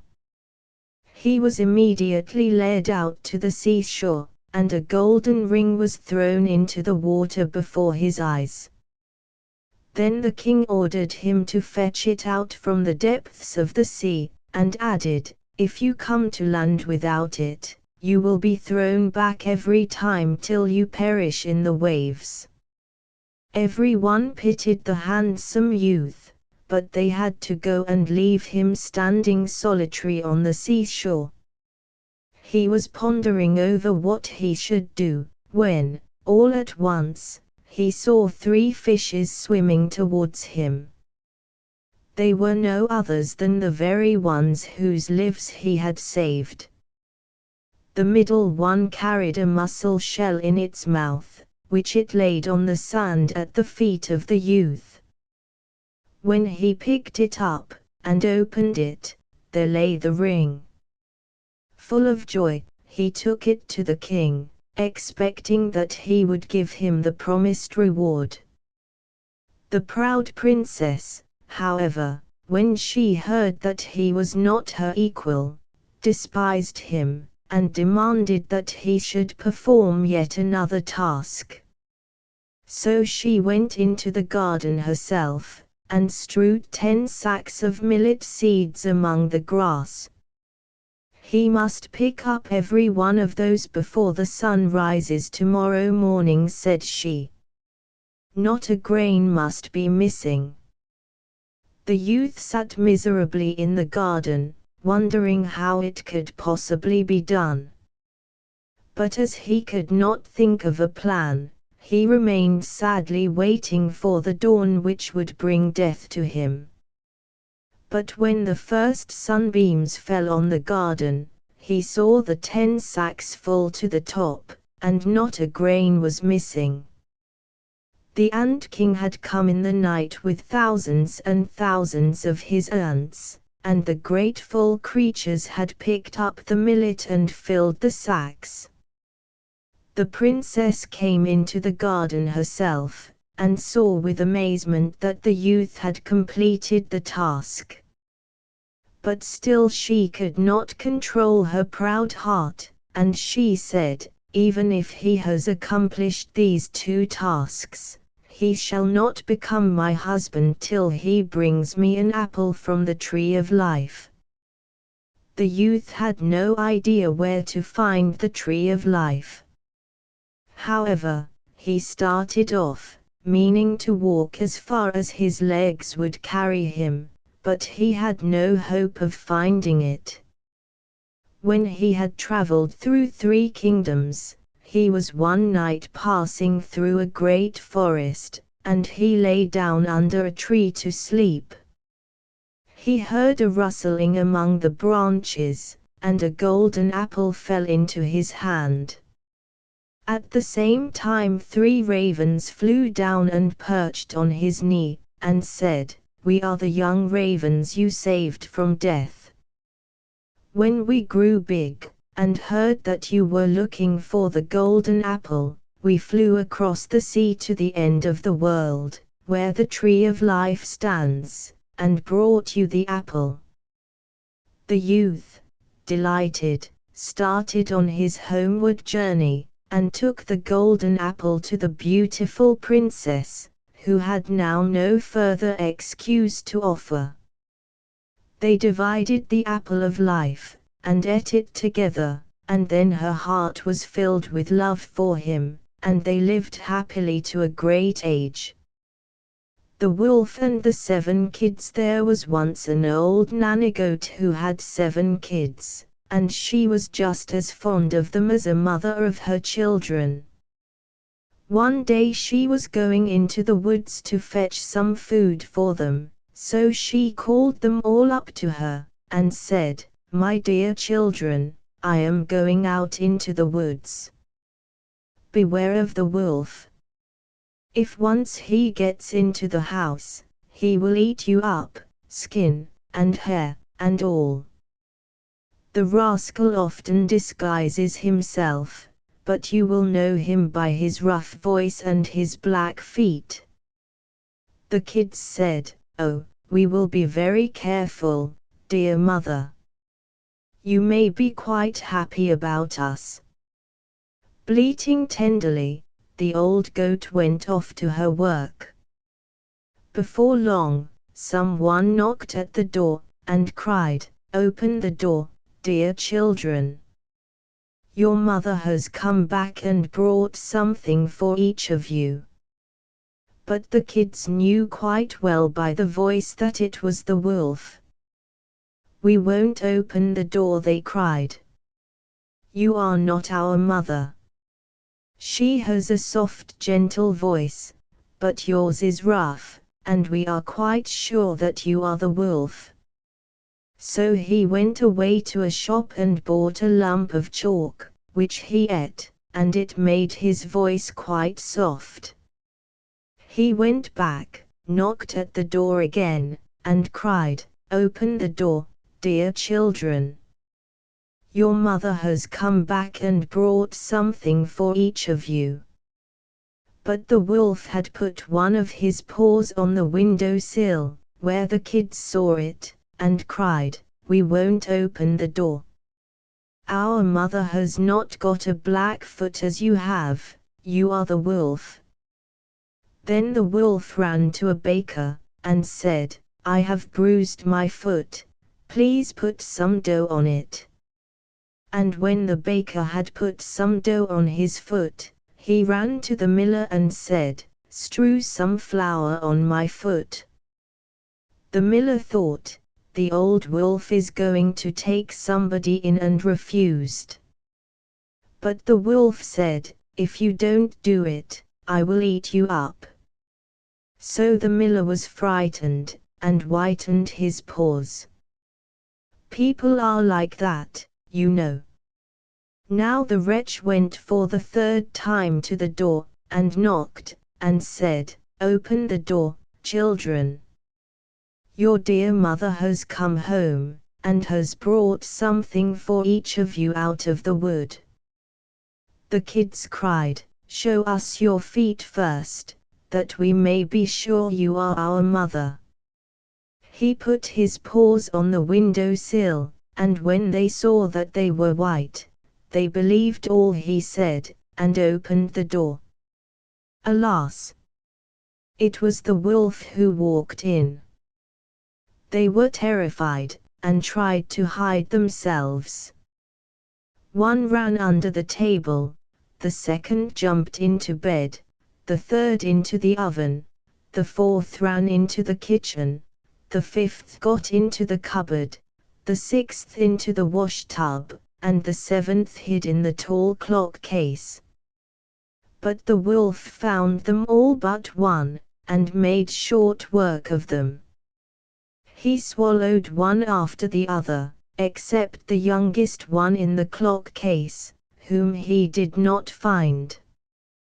When he had satisfied his appetite, he took himself off, and lay down in a meadow outside, where he soon fell asleep. Not long after, the old nanny goat came back from the woods. Oh! What a terrible sight met her eyes!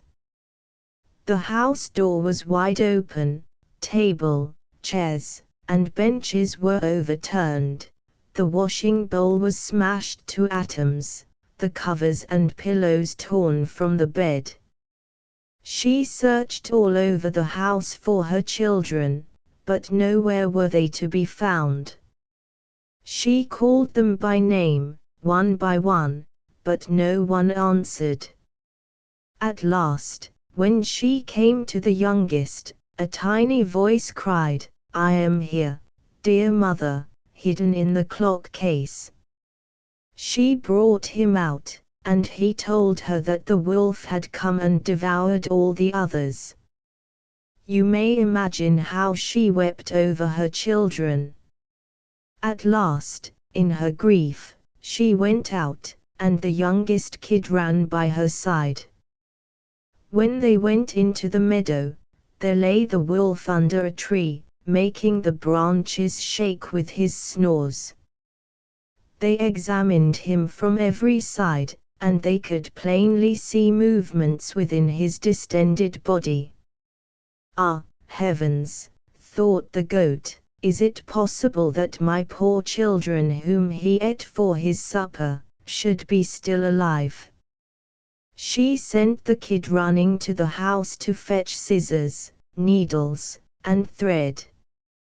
Then she cut a hole in the monster's side, and, hardly had she begun, when a kid popped out its head, and as soon as the hole was big enough, all 6 jumped out, one after the other, all alive, and without having suffered the least injury, for, in his greed, the monster had swallowed them whole.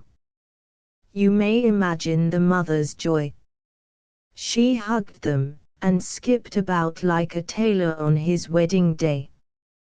At last she said, Go and fetch some big stones, children, and we will fill up the brute's body while he is asleep. Then the 7 kids brought a lot of stones, as fast as they could carry them, and stuffed the wolf with them till he could hold no more. The old mother quickly sewed him up, without his having noticed anything, or even moved. At last, when the wolf had had his sleep out, he got up, and, as the stones made him feel very thirsty, he wanted to go to a spring to drink. But as soon as he moved, the stones began to roll about and rattle inside him. Then he cried, "What's the rumbling and tumbling that sets my stomach grumbling? I thought 'twas 6 kids, flesh and bones, now find it's naught but rolling stones." The 7 kids and their mother capered and danced round the spring in their joy. When he reached the spring, and stooped over the water to drink, the heavy stones dragged him down, and he was drowned miserably. When the 7 kids saw what had happened, they came running up, and cried aloud, "The wolf is dead, the wolf is dead," and they and their mother capered and danced round the spring in their joy. The queen bee. Once upon a time 2 princes started off in search of adventure, and, falling into a wild, free mode of life, did not come home again. The 3rd brother, who was called the blockhead, set out to look for the other 2. But when at last he found them, they mocked him for thinking of making his way in the world with his simplicity, while they, who were so much cleverer, could not get on. They all 3 went on together till they came to an ant heap. The 2 elder princes wanted to disturb it, to see how the little ants crept away, carrying their eggs. But the blockhead said, "Leave the little creatures alone, I will not allow you to disturb them." Then they went on further till they came to a lake, in which a great many ducks were swimming about. The 2 wanted to catch and roast a pair. But the blockhead would not allow it, and said, "Leave the creatures alone. You shall not kill them." At last they came to a bee's nest, containing such a quantity of honey that it flowed round the trunk of the tree. The 2 princes wanted to set fire to the tree, and suffocate the bees, so as to remove the honey. But the blockhead stopped them again, and said, "Leave the creatures alone. I will not let you burn them." At last the 3 brothers came to a castle, where the stables were full of stone horses, but not a soul was to be seen. They went through all the rooms till they came to a door quite at the end, fastened with 3 bolts. In the middle of the door was a lattice, through which one could see into the room. There they saw a little grey man sitting at a table. They called to him once, twice, but he did not hear them. Finally, when they had called him the 3rd time, he stood up and opened the door, and came out. He said not a word, but led them to a richly spread table, and when they had eaten and drunk, he took them each to a bedroom. The next morning the little grey man came to the eldest prince, beckoned, and led him to a stone tablet whereon were inscribed 3 tasks by means of which the castle should be freed from enchantment. This was the first task: in the wood, under the moss, lay the princess's pearls, 1,000 in number. These had all to be found, and if at sunset a single one were missing, the seeker was turned to stone. The eldest went away, and searched all day, but when evening came, he had only found the first 100, and it happened as the inscription foretold. He was turned to stone.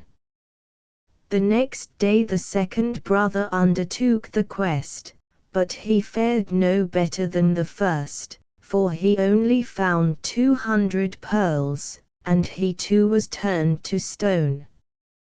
At last came the blockhead's turn. He searched in the moss, but the pearls were hard to find, and he got on but slowly.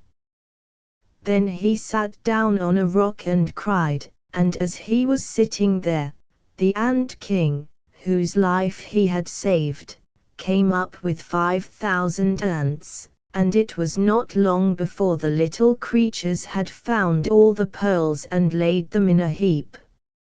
Now the second task was to get the key of the princess's room out of the lake. When the blockhead came to the lake, the ducks he had once saved swam up, dived, and brought up the key from the depths. But the third task was the hardest. The prince had to find out which was the youngest and most charming of the princesses while they were asleep.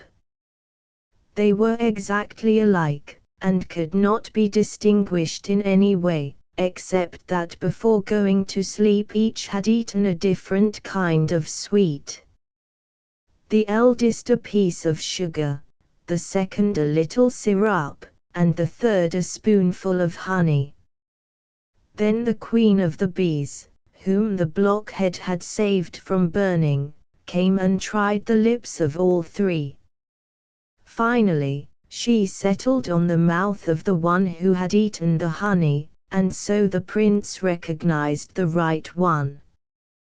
Then the charm was broken and everything in the castle was set free, and those who had been turned to stone took human form again. And the blockhead married the youngest and sweetest princess, and became king after her father's death, while his two brothers married the other sisters. The princesses sleep propped up on one another, the three sleeping princesses. The ducks, which he had once saved, dived and brought up the key from the depths.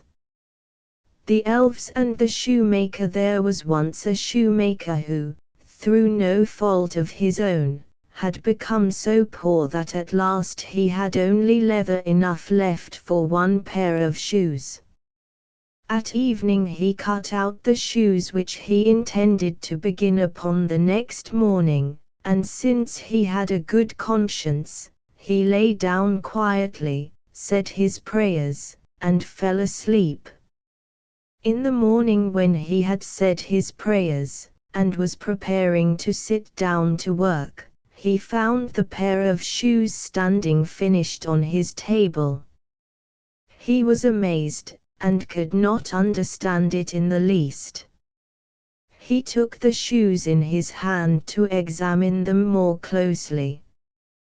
They were so neatly sewn that not a stitch was out of place, and were as good as the work of a master hand. Soon after a purchaser came in, and as he was much pleased with the shoes, he paid more than the ordinary price for them, so that the shoemaker was able to buy leather for 2 pairs of shoes with the money. He cut them out in the evening, and next day, with fresh courage, was about to go to work, but he had no need to, for when he got up, the shoes were finished, and buyers were not lacking. These gave him so much money that he was able to buy leather for 4 pairs of shoes. Early next morning he found the 4 pairs finished, and so it went on. What he cut out at evening was finished in the morning, so that he was soon again in comfortable circumstances, and became a well-to-do man.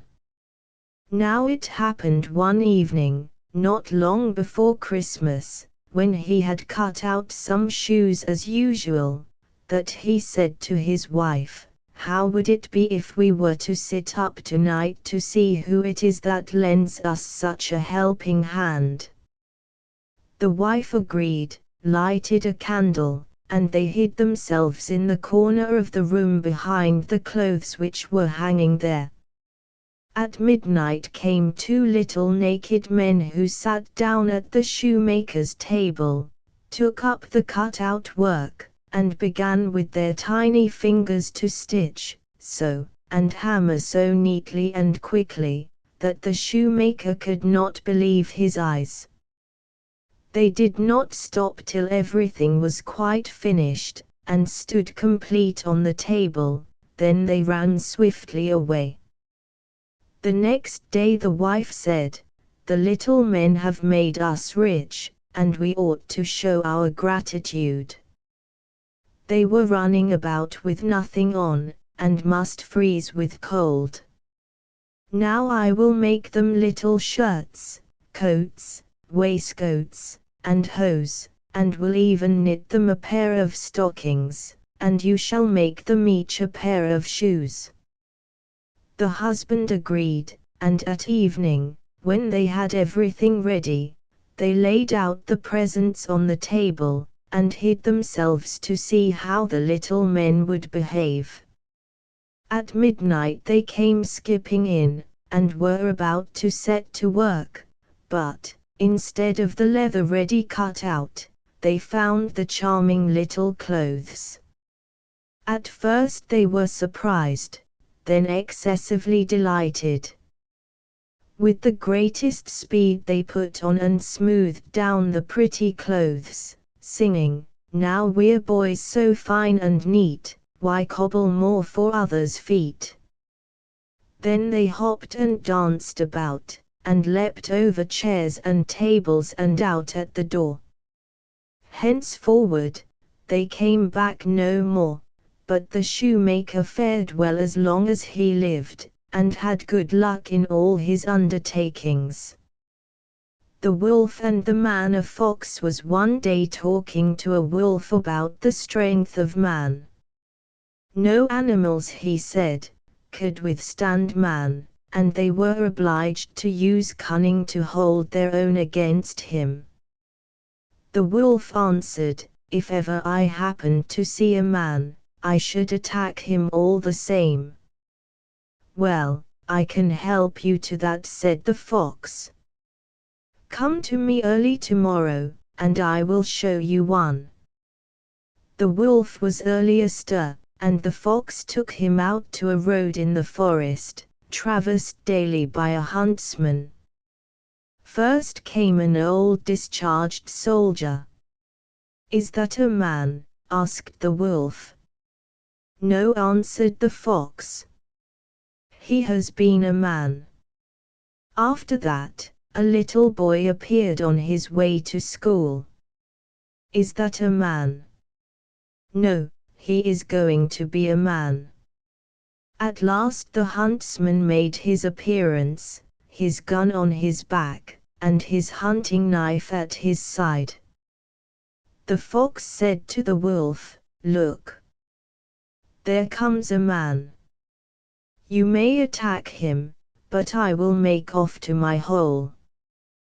The wolf set on the man, who said to himself when he saw him, "What a pity my gun isn't loaded with ball," and fired a charge of shot in the wolf's face. The wolf made a wry face, but he was not to be so easily frightened, and attacked him again. Then the huntsman gave him the second charge. The wolf swallowed the pain, and rushed at the huntsman, but he drew his bright hunting knife, and hit out right and left with it, so that, streaming with blood, the wolf ran back to the fox. "Well, brother wolf," said the fox, "and how did you get on with the man?" "Alas," said the wolf, "I never thought the strength of man would be what it is. First, he took a stick from his shoulder, and blew into it, and something flew into my face, which tickled frightfully. Then he blew into it again, and it flew into my eyes and nose like lightning and hail. Then he drew a shining rib out of his body, and struck at me with it till I was more dead than alive. Now, you see," said the fox, "what a braggart you are. You throw your hatchet so far that you can't get it back again. The turnip, there were once two brothers who both served as soldiers, and one was rich and the other was poor. The poor one, wishing to better himself, discarded his uniform and worked like a peasant. Then he dug and hoed his little field and sowed turnips. The seed came up, and one of the turnips grew to such an enormous size, that it seemed as though it would never have finished, and it might have been called the Queen of Turnips, for its like had never been seen before, nor ever will be again. At last it was so big that it filled a cart, and needed 2 oxen to draw it, and the peasant could not imagine what would come of it, whether it would bring good luck or bad. At last he said to himself, "If I sell it, what shall I gain? I might eat it, but the little turnips would do as well for that. The best thing will be to take it to the king and offer it to him." So he loaded a cart, harnessed 2 oxen, and took it to the court to present it to the king. "What is that extraordinary object?" said the king. "I have seen many marvels in my time, but never anything so remarkable as this. What seed did it spring from? Perhaps it belongs to you, especially if you are a child of good luck." "Oh no," said the peasant, "lucky I certainly am not, for I am a poor soldier, who, since he could keep himself no longer, has hung up his uniform on a nail, and tills the earth. Further, I have a brother who is rich, and well known to you, my lord king, but I, because I have nothing, am forgotten by all the world." Then the king pitied him and said, "Your poverty shall be at an end, and you shall receive such rich presents from me that your wealth will equal that of your brother."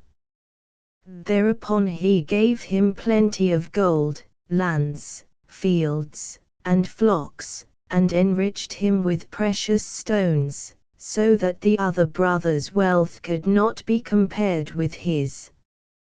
Now, when the rich brother heard what his brother with the single turnip had acquired, he envied him, and pondered how he might gain a like treasure for himself. The turnip is carried off in a cart, so the rich brother had to put his brother's turnip into a cart, and have it taken home.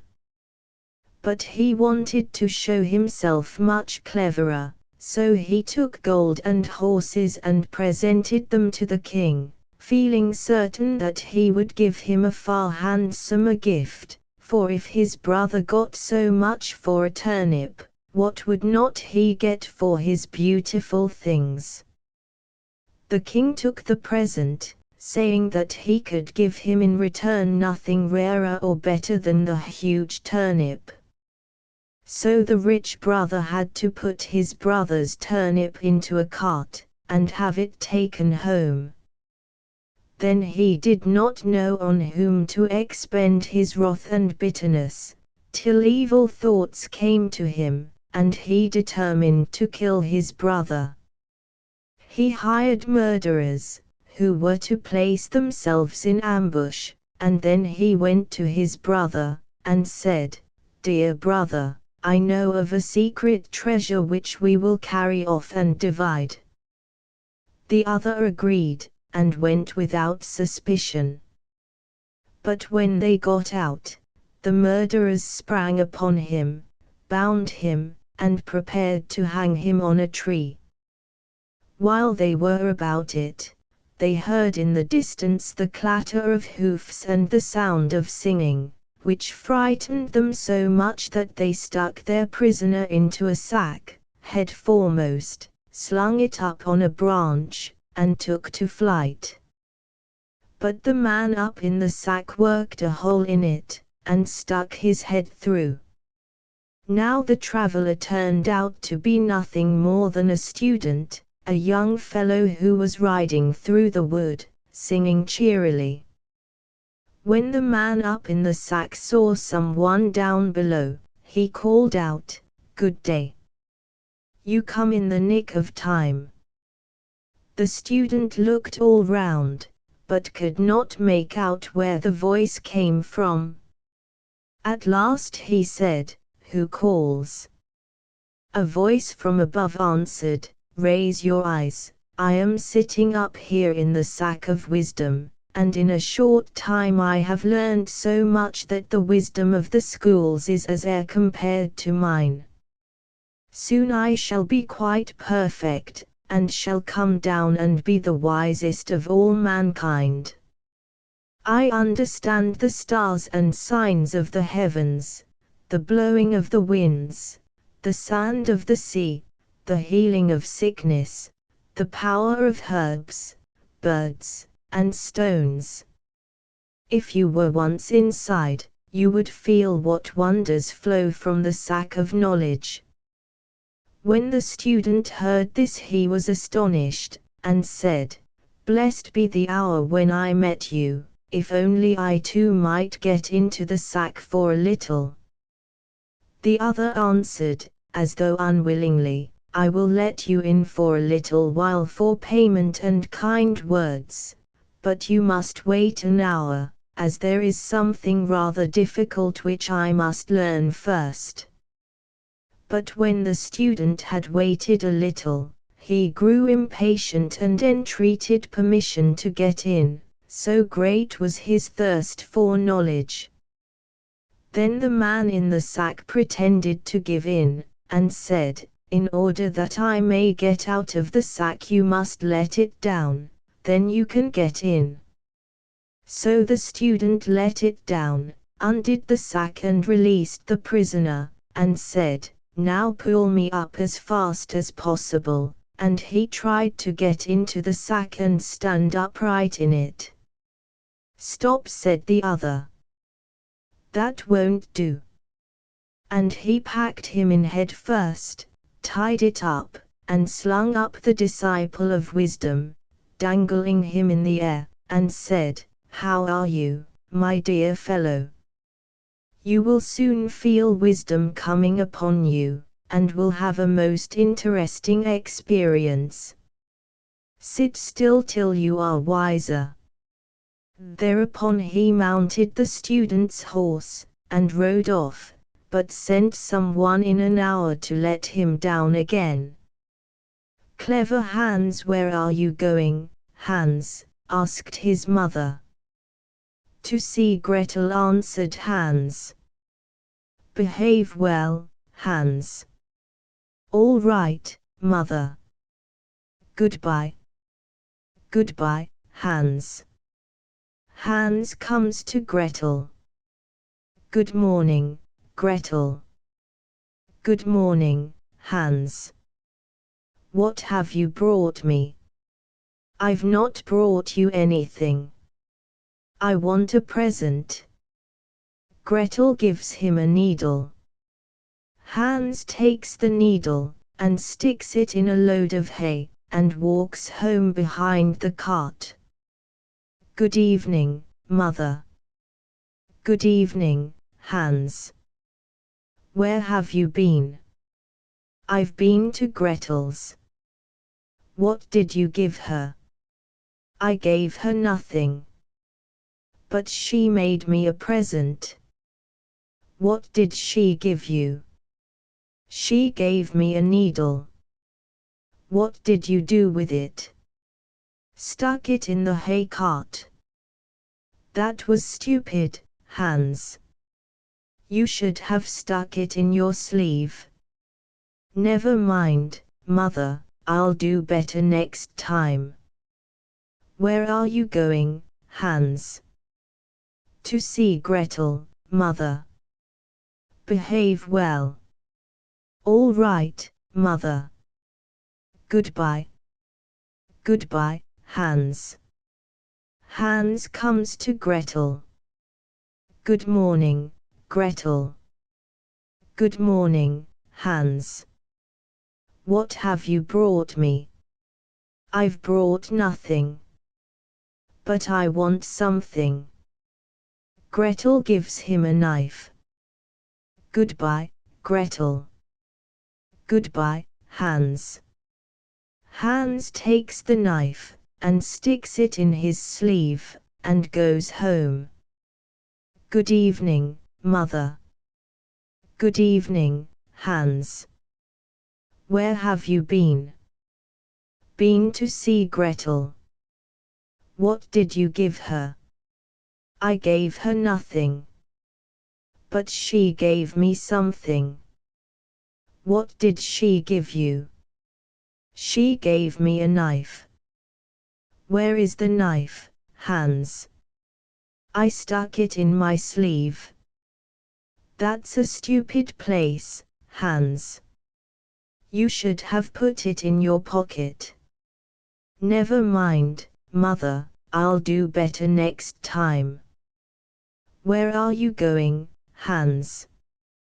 To see Gretel, Mother. Behave well, then. All right, Mother. Goodbye. Goodbye, Hans. Hans comes to Gretel. Good morning, Gretel. Good morning, Hans. Have you brought me anything nice? I've brought nothing. What have you got for me? Gretel gives him a young kid. Goodbye, Gretel. Goodbye, Hans. Hans takes the kid, ties its legs together, and puts it in his pocket. When he got home, it was suffocated. Good evening, Mother. Good evening, Hans. Where have you been? Been to see Gretel, Mother. What did you give her? I gave her nothing. But I brought away something. What did Gretel give you? She gave me a young kid. What did you do with the kid? Put it in my pocket, Mother. That was very stupid. You should have led it by a rope. Never mind, Mother, I'll manage better next time. Where are you going, Hans? To see Gretel, Mother. Manage well, then. All right, Mother. Goodbye. Goodbye, Hans. Hans comes to Gretel. Good morning, Gretel. Good morning, Hans. What have you brought me? I've brought you nothing. What have you got for me? Gretel gives him a piece of bacon. Goodbye, Gretel. Goodbye, Hans. Hans takes the bacon, ties a rope round it, and drags it along behind him. The dogs come after him, and eat it up. When he got home he had the rope in his hand, but there was nothing at the end of it. Good evening, Mother. Good evening, Hans. Where have you been? To see Gretel, Mother. What did you take her? I took nothing. But I brought something away. What did she give you? She gave me a piece of bacon. What did you do with the bacon, Hans? I tied it to a rope, and dragged it home. But the dogs ate it. That was a stupid business, Hans. You should have carried it on your head. Never mind, Mother, I'll do better next time. Where are you going, Hans? To see Gretel, Mother. Behave properly, then. All right, Mother. Goodbye. Goodbye, Hans. Hans comes to Gretel. Good morning, Gretel. Good morning, Hans. What have you brought me? I've brought nothing. What have you got for me? Gretel gives Hans a calf. Goodbye, Gretel. Goodbye, Hans. Hans takes the calf and puts it on his head. It kicks his face. Good evening, Mother. Good evening, Hans. Where have you been? Been to see Gretel, Mother. What did you take her? I took her nothing, Mother. She gave me something. What did she give you, Hans? She gave me a calf, Mother. What did you do with the calf? Put it on my head, Mother, and it kicked my face. That was very stupid, Hans. You should have led it by a rope, and put it in the cow stall. Never mind, Mother, I'll do better next time. Where are you going, Hans? To see Gretel, Mother. Mind how you behave, Hans. All right, Mother. Goodbye. Hans goes to Gretel. Hans is followed by 3 dogs. When he got home he had the rope in his hand, but there was nothing at the end of it. Good morning, Gretel. Good morning, Hans. What have you brought me? I've brought you nothing. I want to take away something. I'll go with you myself, Hans.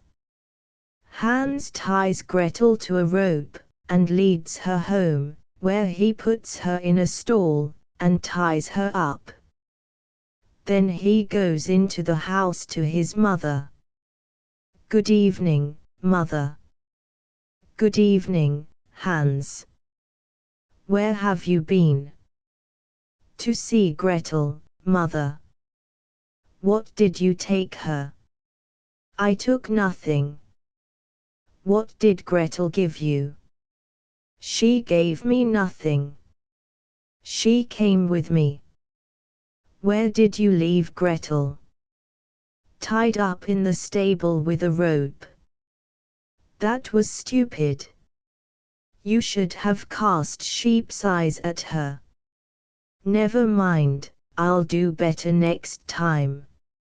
Hans went into the stable, plucked the eyes out of the cows and calves, and threw them in Gretel's face.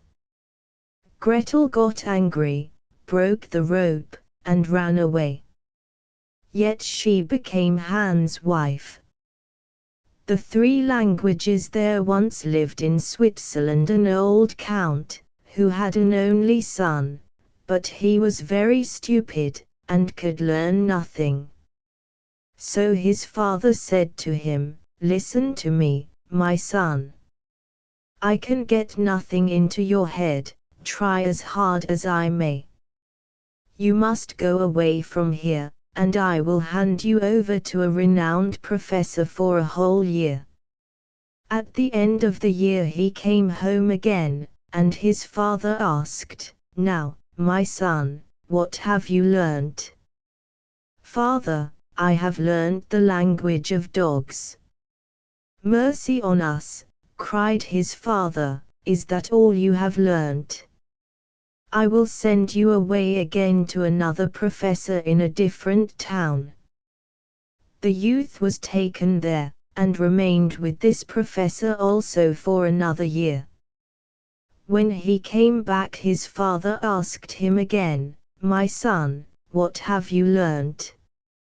He answered, "I have learnt bird language." Then the father flew into a rage, and said, "Oh, you hopeless creature, have you been spending all this precious time and learned nothing? Aren't you ashamed to come into my presence?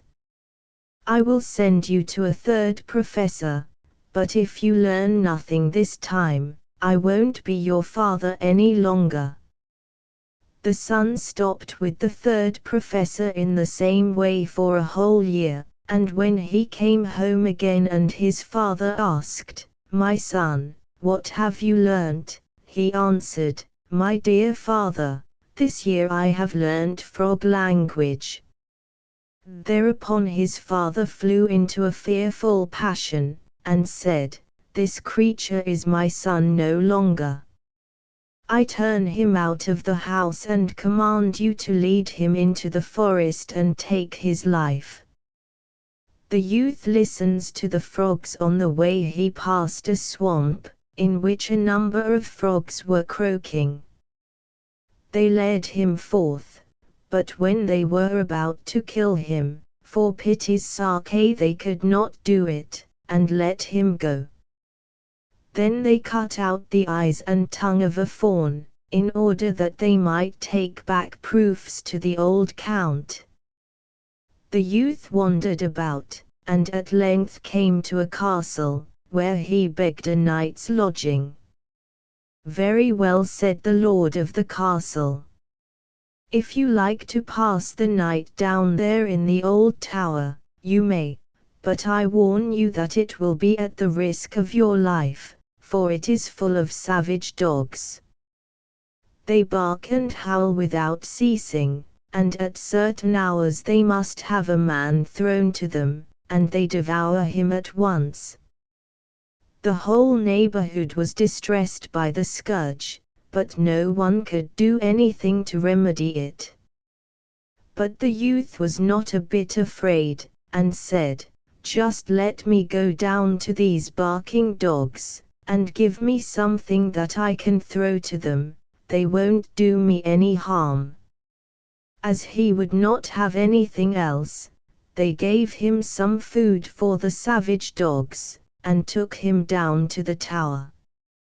The dogs did not bark at him when he entered, but ran round him wagging their tails in a most friendly manner, ate the food he gave them, and did not so much as touch a hair of his head. The next morning, to the surprise of everyone, he made his appearance again, and said to the lord of the castle, "The dogs have revealed to me in their own language why they live there and bring mischief to the country. They are enchanted, and obliged to guard a great treasure which is hidden under the tower, and will get no rest till it has been dug up, and how that has to be done I have also learnt from them." Everyone who heard this was delighted, and the lord of the castle said he would adopt him as a son if he accomplished the task successfully. He went down to the tower again, and as he knew how to set to work he accomplished his task, and brought out a chest full of gold. The howling of the savage dogs was from that time forward heard no more. They entirely disappeared, and the country was delivered from the scourge. After a time, he took it into his head to go to Rome. On the way he passed a swamp, in which a number of frogs were croaking.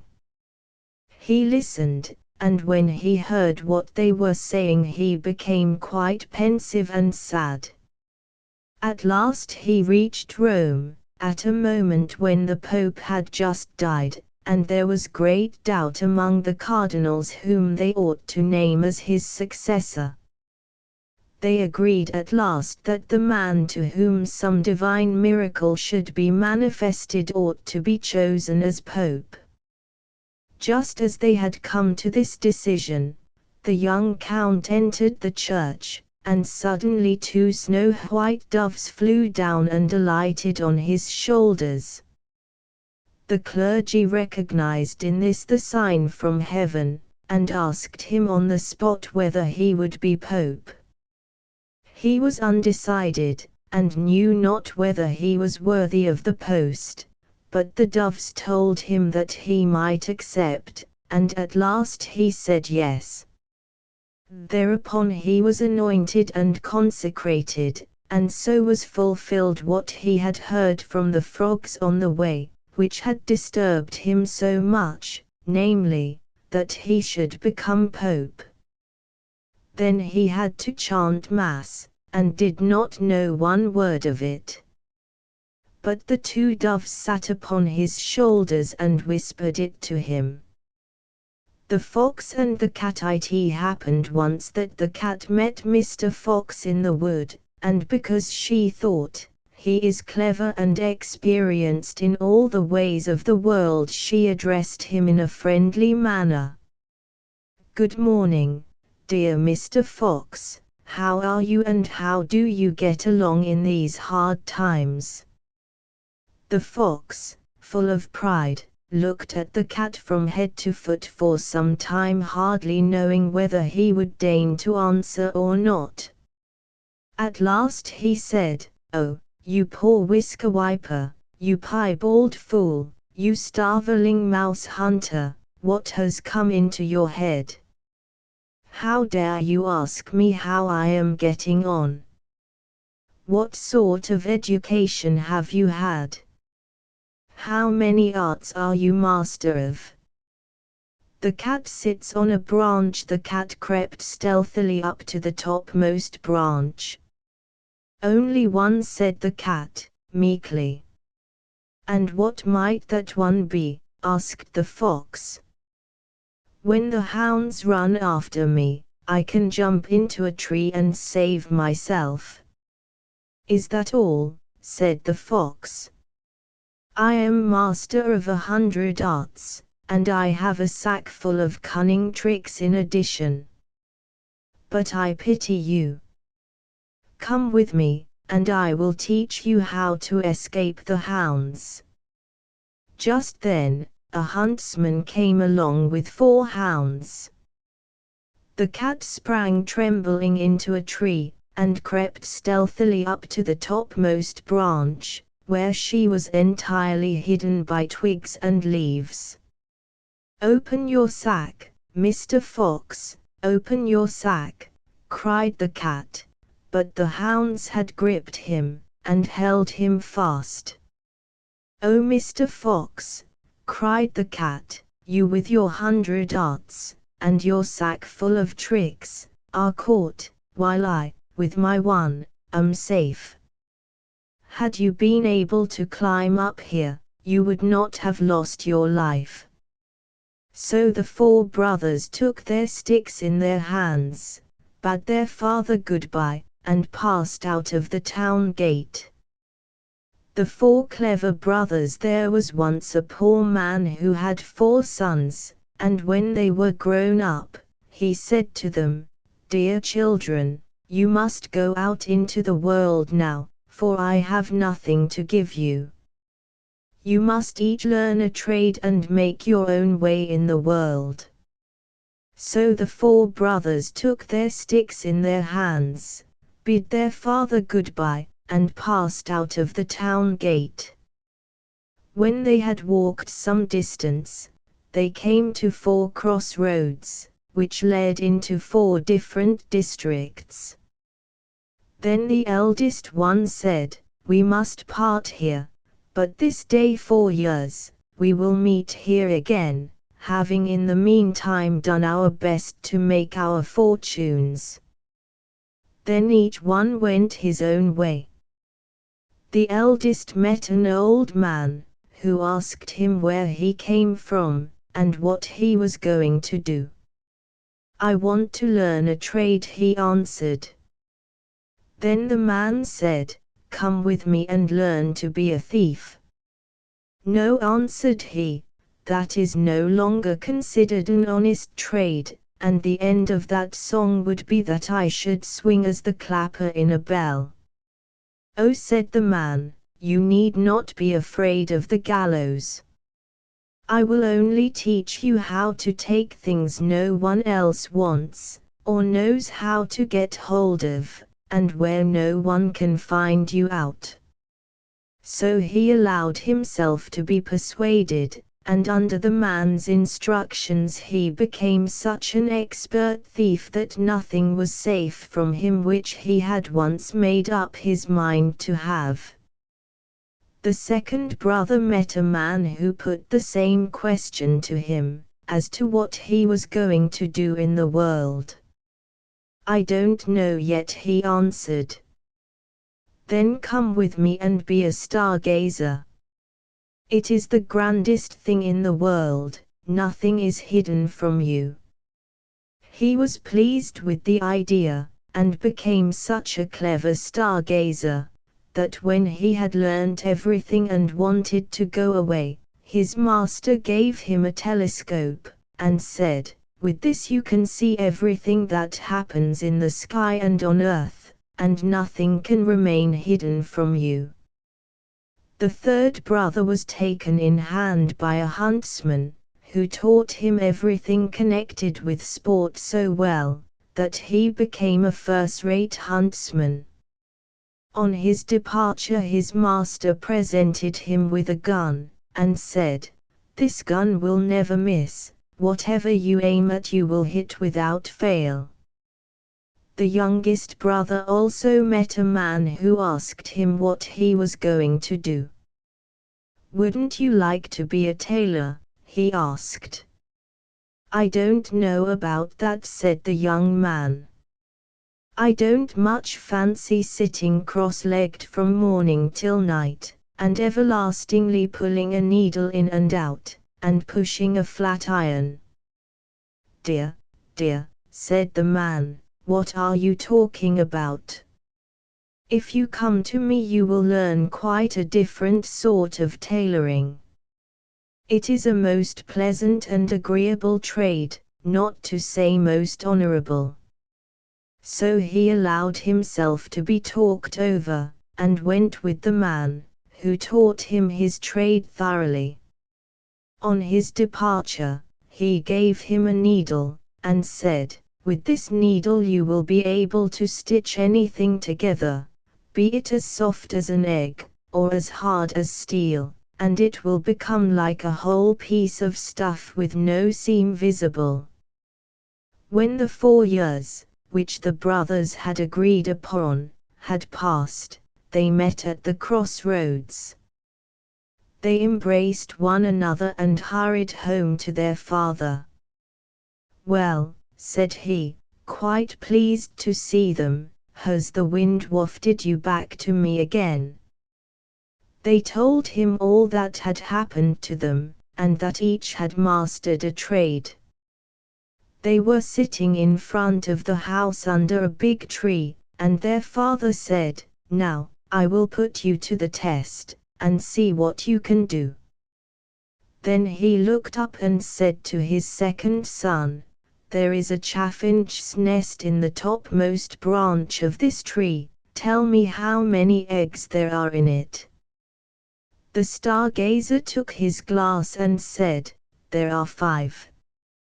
His father said to the eldest, "Bring the eggs down without disturbing the bird sitting on them." The cunning thief climbed up and took the 5 eggs from under the bird so cleverly that it never noticed they were gone, and he gave them to his father. His father took them, and put them one on each corner of the table, and one in the middle, and said to the sportsman, "You must shoot the 5 eggs through the middle at one shot." The sportsman leveled his gun, and divided each egg in half at one shot, as his father desired. He certainly must have had some of the powder which shoots round the corner. "Now it is your turn," said his father to the 4th son. "You will sew the eggs together again, the shells and the young birds inside them, and you will do it in such a manner that they will be none the worse for the shot." The tailor produced his needle, and stitched away as his father ordered. When he had finished, the thief had to climb up the tree again, and put the eggs back under the bird without her noticing it. The bird spread herself over the eggs, and a few days later the fledglings crept out of the shell, and they all had a red line round their throats where the tailor had sewn them together. "Yes," said the old man to his sons, "I can certainly praise your skill. You have learned something worth knowing, and made the most of your time. I don't know which of you to give the palm to. I only hope you may soon have a chance of showing your skill so that it may be settled." Not long after this there was a great alarm raised in the country. The king's only daughter had been carried off by a dragon. The king sorrowed for her day and night, and proclaimed that whoever brought her back should marry her. The 4 brothers said to one another, "This would be an opportunity for us to prove what we can do." And they decided to go out together to deliver the princess.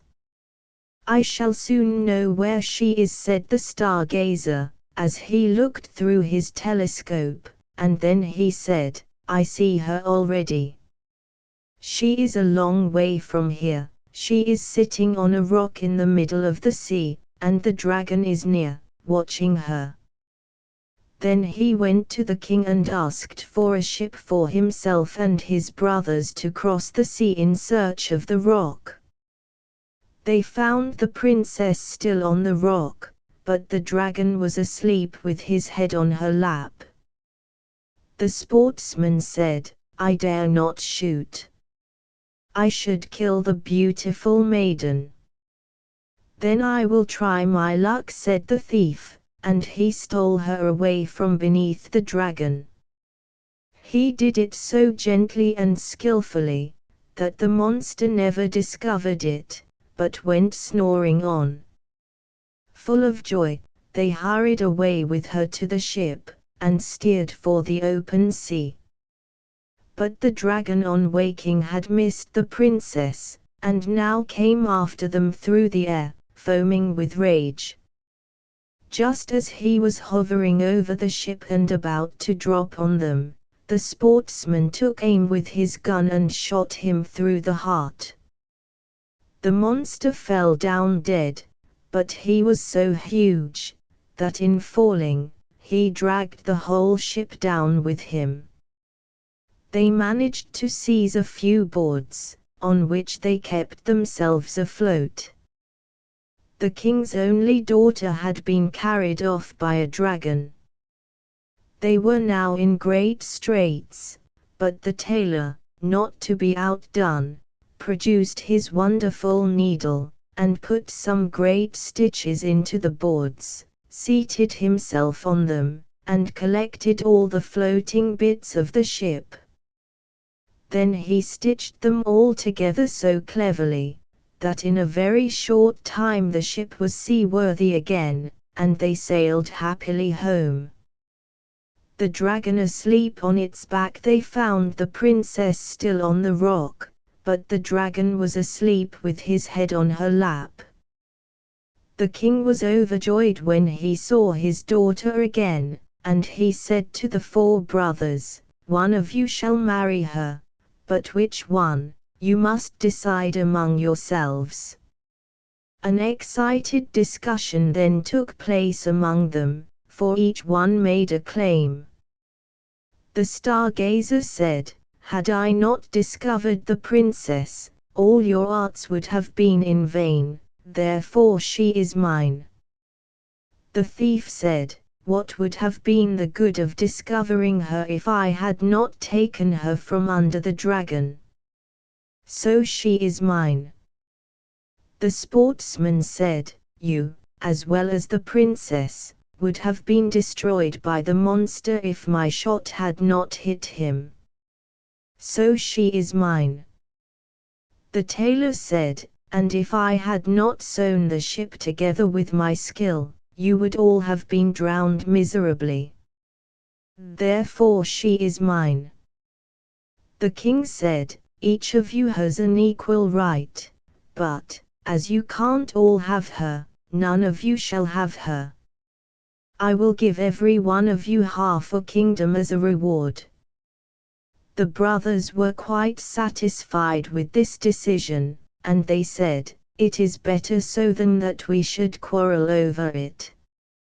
So each of them received half a kingdom, and they lived happily with their father for the rest of their days. The Lady and the Lion. There was once a man who had to take a long journey, and when he was saying goodbye to his daughters he asked what he should bring back to them.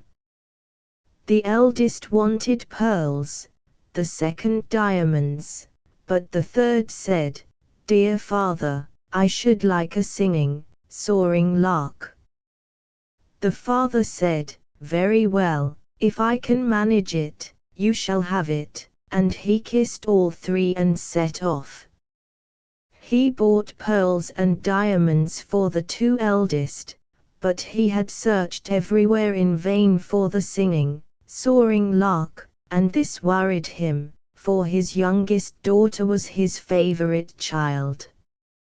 Once his way led through a wood, in the midst of which was a splendid castle. Near it stood a tree, and right up at the top he saw a lark singing and soaring. "Ah," he said, "I have come across you in the nick of time," and he called to his servant to dismount and catch the little creature. But as he approached the tree a lion sprang out from underneath, and shook himself, and roared so that the leaves on the tree trembled. "Who dares to steal my lark?" said he. "I will eat up the thief."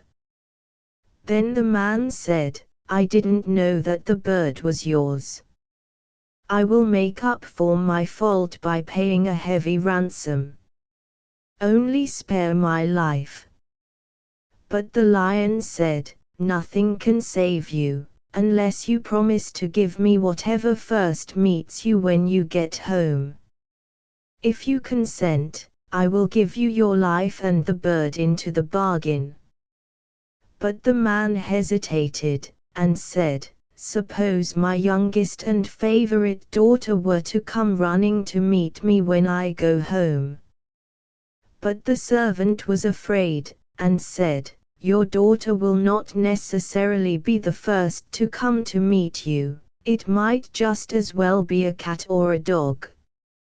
So the man let himself be persuaded, took the lark, and promised to the lion for his own whatever first met him on his return home.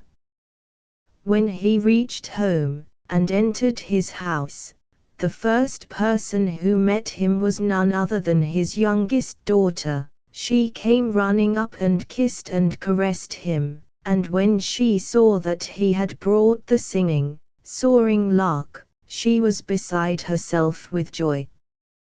But her father could not rejoice. He began to cry, and said, "My dear child, it has cost me dear, for I have had to promise you to a lion who will tear you in pieces when he has you in his power." And he told her all that had happened, and begged her not to go, come what might. But she consoled him, saying, "Dear father, what you have promised must be performed. I will go and will soon soften the lion's heart, so that I shall come back safe and sound."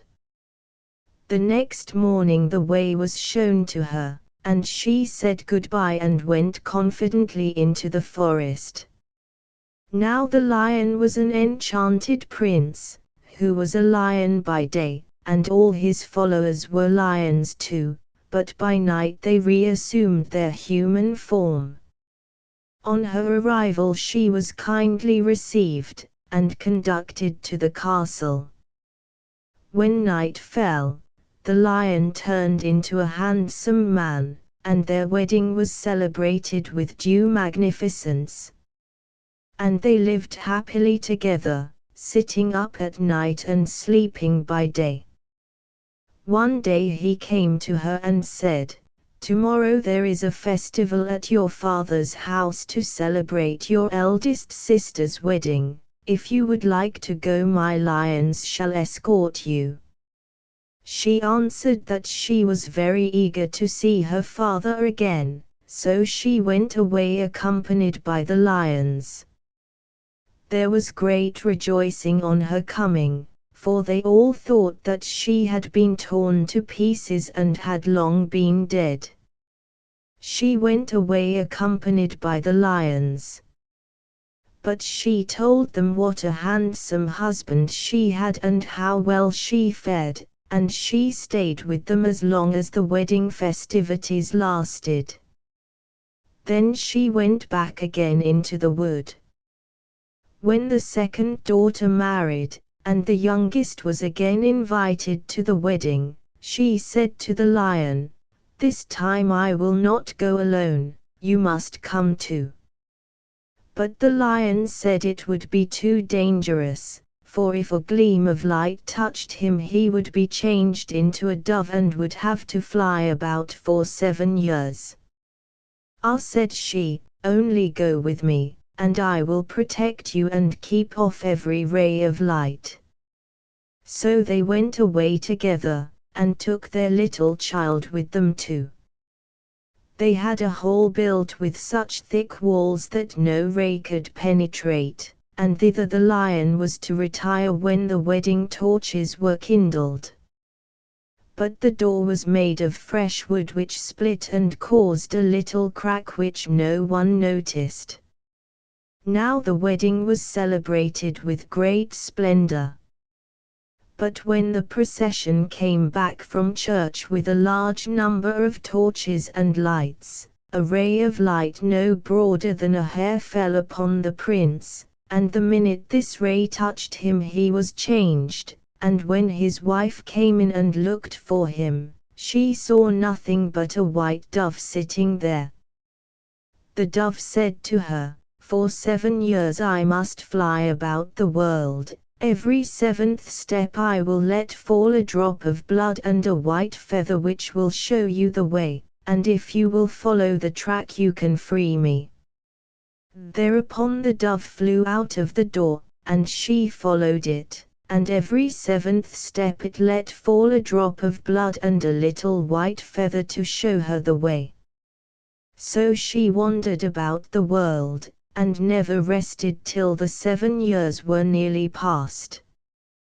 Then she rejoiced, thinking that she would soon be free of her troubles, but she was still far from release. One day as they were journeying on in the accustomed way, the feather and the drop of blood ceased falling, and when she looked up the dove had vanished. "Man cannot help me," she thought. So she climbed up to the sun and said to it, "You shine upon all the valleys and mountain peaks, have you not seen a white dove flying by?" "No," said the sun, "I have not seen one, but I will give you a little casket.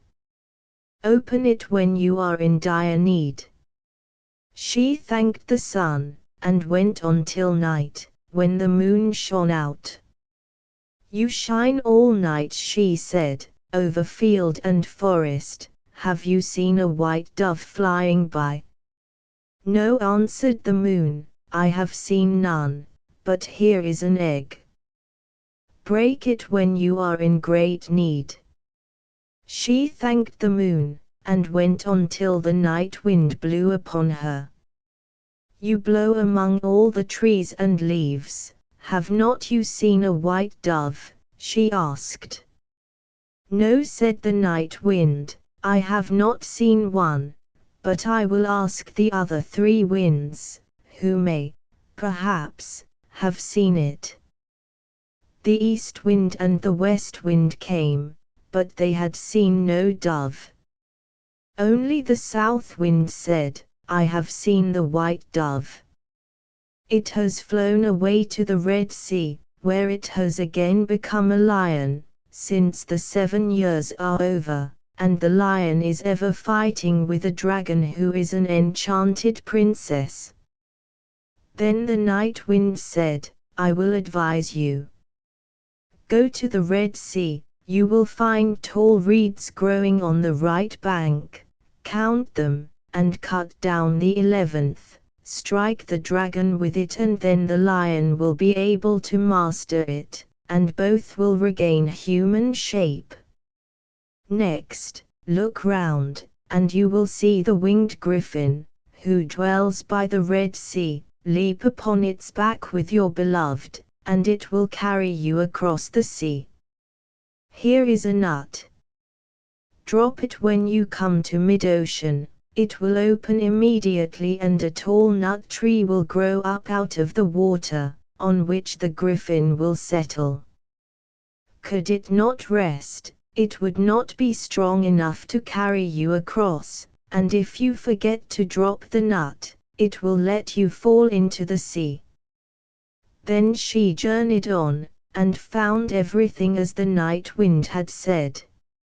She counted the reeds by the sea and cut off the 11th, struck the dragon with it, and the lion mastered it. Immediately both regained human form. But when the princess who had been a dragon was free from enchantment, she took the prince in her arms, seated herself on the griffin's back, and carried him off. And the poor wanderer, again forsaken, sat down and cried. At last she took courage and said to herself, "Wherever the winds blow, I will go, and as long as cocks crow, I will search till I find him." So she went on a long, long way, till she came to the castle where the prince and princess were living. There she heard that there was to be a festival to celebrate their wedding. Then she said to herself, "Heaven help me," and she opened the casket which the sun had given her. Inside it was a dress, as brilliant as the sun itself. She took it out, put it on, and went into the castle, where every one, including the bride, looked at her with amazement. The dress pleased the bride so much that she asked if it was to be bought. "Not with gold or goods," she answered, "but with flesh and blood." The bride asked what she meant, and she answered, "Let me speak with the bridegroom in his chamber tonight." The bride refused. However, she wanted the dress so much that at last she consented, but the chamberlain was ordered to give the prince a sleeping draught. At night, when the prince was asleep, she was taken to his room. She sat down and said, "For 7 years I have followed you. I have been to the sun, and the moon, and the 4 winds to look for you. I have helped you against the dragon, and will you now quite forget me?" But the prince slept so soundly that he thought it was only the rustling of the wind among the pine trees. When morning came she was taken away, and had to give up the dress, and as it had not helped her she was very sad, and went out into a meadow and cried. As she was sitting there, she remembered the egg which the moon had given her. She broke it open, and out came a hen and 12 chickens, all of gold, who ran about chirping, and then crept back under their mother's wings. A prettier sight could not be seen. She got up and drove them about the meadow, till the bride saw them from the window. The chickens pleased her so much that she asked if they were for sale. "Not for gold and goods, but for flesh and blood. Let me speak with the bridegroom in his chamber once more." The bride said yes, intending to deceive her as before, but when the prince went to his room he asked the chamberlain what all the murmuring and rustling in the night meant. Then the chamberlain told him how he had been ordered to give him a sleeping draught because a poor girl had been concealed in his room, and that night he was to do the same again. "Pour out the drink, and put it near my bed," said the prince. At night she was brought in again, and when she began to relate her sad fortunes he recognized the voice of his dear wife, sprang up, and said, "Now I am really free for the first time. All has been as a dream, for the foreign princess cast a spell over me so that I was forced to forget you, but heaven in a happy hour has taken away my blindness." Then they both stole out of the castle, for they feared the princess's father, because he was a sorcerer. They mounted the griffin, who bore them over the Red Sea, and when they got to mid-ocean, she dropped the nut. On the spot a fine nut tree sprang up, on which the bird rested. Then it took them home, where they found their child grown tall and beautiful, and they lived happily till the end. The poor horse was very sad, and went into the forest to get a little shelter from the wind and weather. The fox and the horse. A peasant once had a faithful horse, but it had grown old and could no longer do its work. Its master grudged it food, and said, "I can't use you any more, but I still feel kindly towards you, and if you show yourself strong enough to bring me a lion I will keep you to the end of your days. But away with you now, out of my stable," and he drove it out into the open country. The poor horse was very sad, and went into the forest to get a little shelter from the wind and weather. There he met a fox, who said, "Why do you hang your head, and wander about in this solitary fashion?" "Alas," answered the horse, "avarice and honesty cannot live together. My master has forgotten all the service I have done him for these many years, and because I can no longer plow he will no longer feed me, and he has driven me away." "Without any consideration?" asked the fox. "Only the poor consolation of telling me that if I was strong enough to bring him a lion he would keep me, but he knows well enough that the task is beyond me." The fox said, "But I will help you. Just you lie down here, and stretch your legs out as if you were dead." The horse did as he was told, and the fox went to the lion's den, not far off, and said, "There is a dead horse out there. Come along with me, and you will have a rare meal." The lion went with him, and when they got up to the horse, the fox said, "You can't eat it in comfort here. I'll tell you what. I will tie it to you, and you can drag it away to your den, and enjoy it at your leisure." The plan pleased the lion, and he stood quite still, close to the horse, so that the fox should fasten them together. But the fox tied the lion's legs together with the horse's tail, and twisted and knotted it so that it would be quite impossible for it to come undone. When he had finished his work he patted the horse on the shoulder, and said, "Pull, old grey. Pull."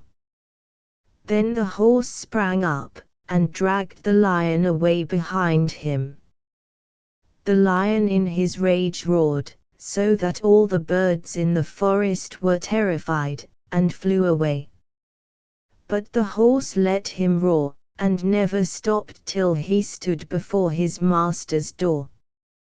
When the master saw him he was delighted, and said to him, "You shall stay with me, and have a good time as long as you live."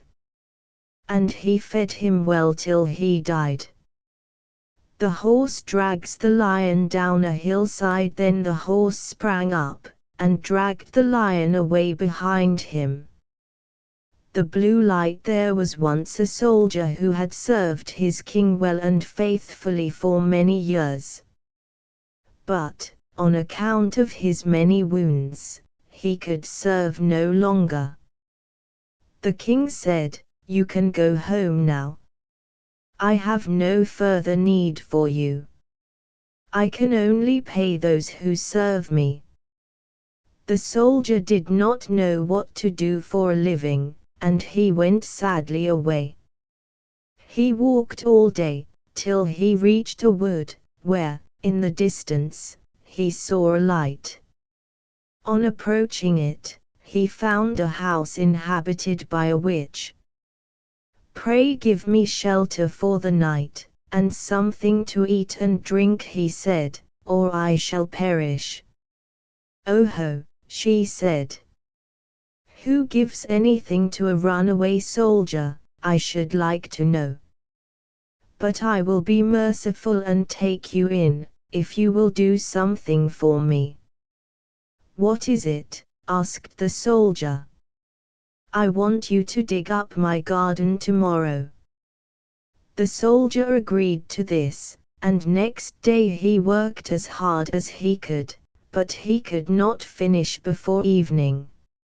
"I see," said the witch, "that you can do no more this evening. I will keep you one night more, and tomorrow you shall split up some logs for firewood."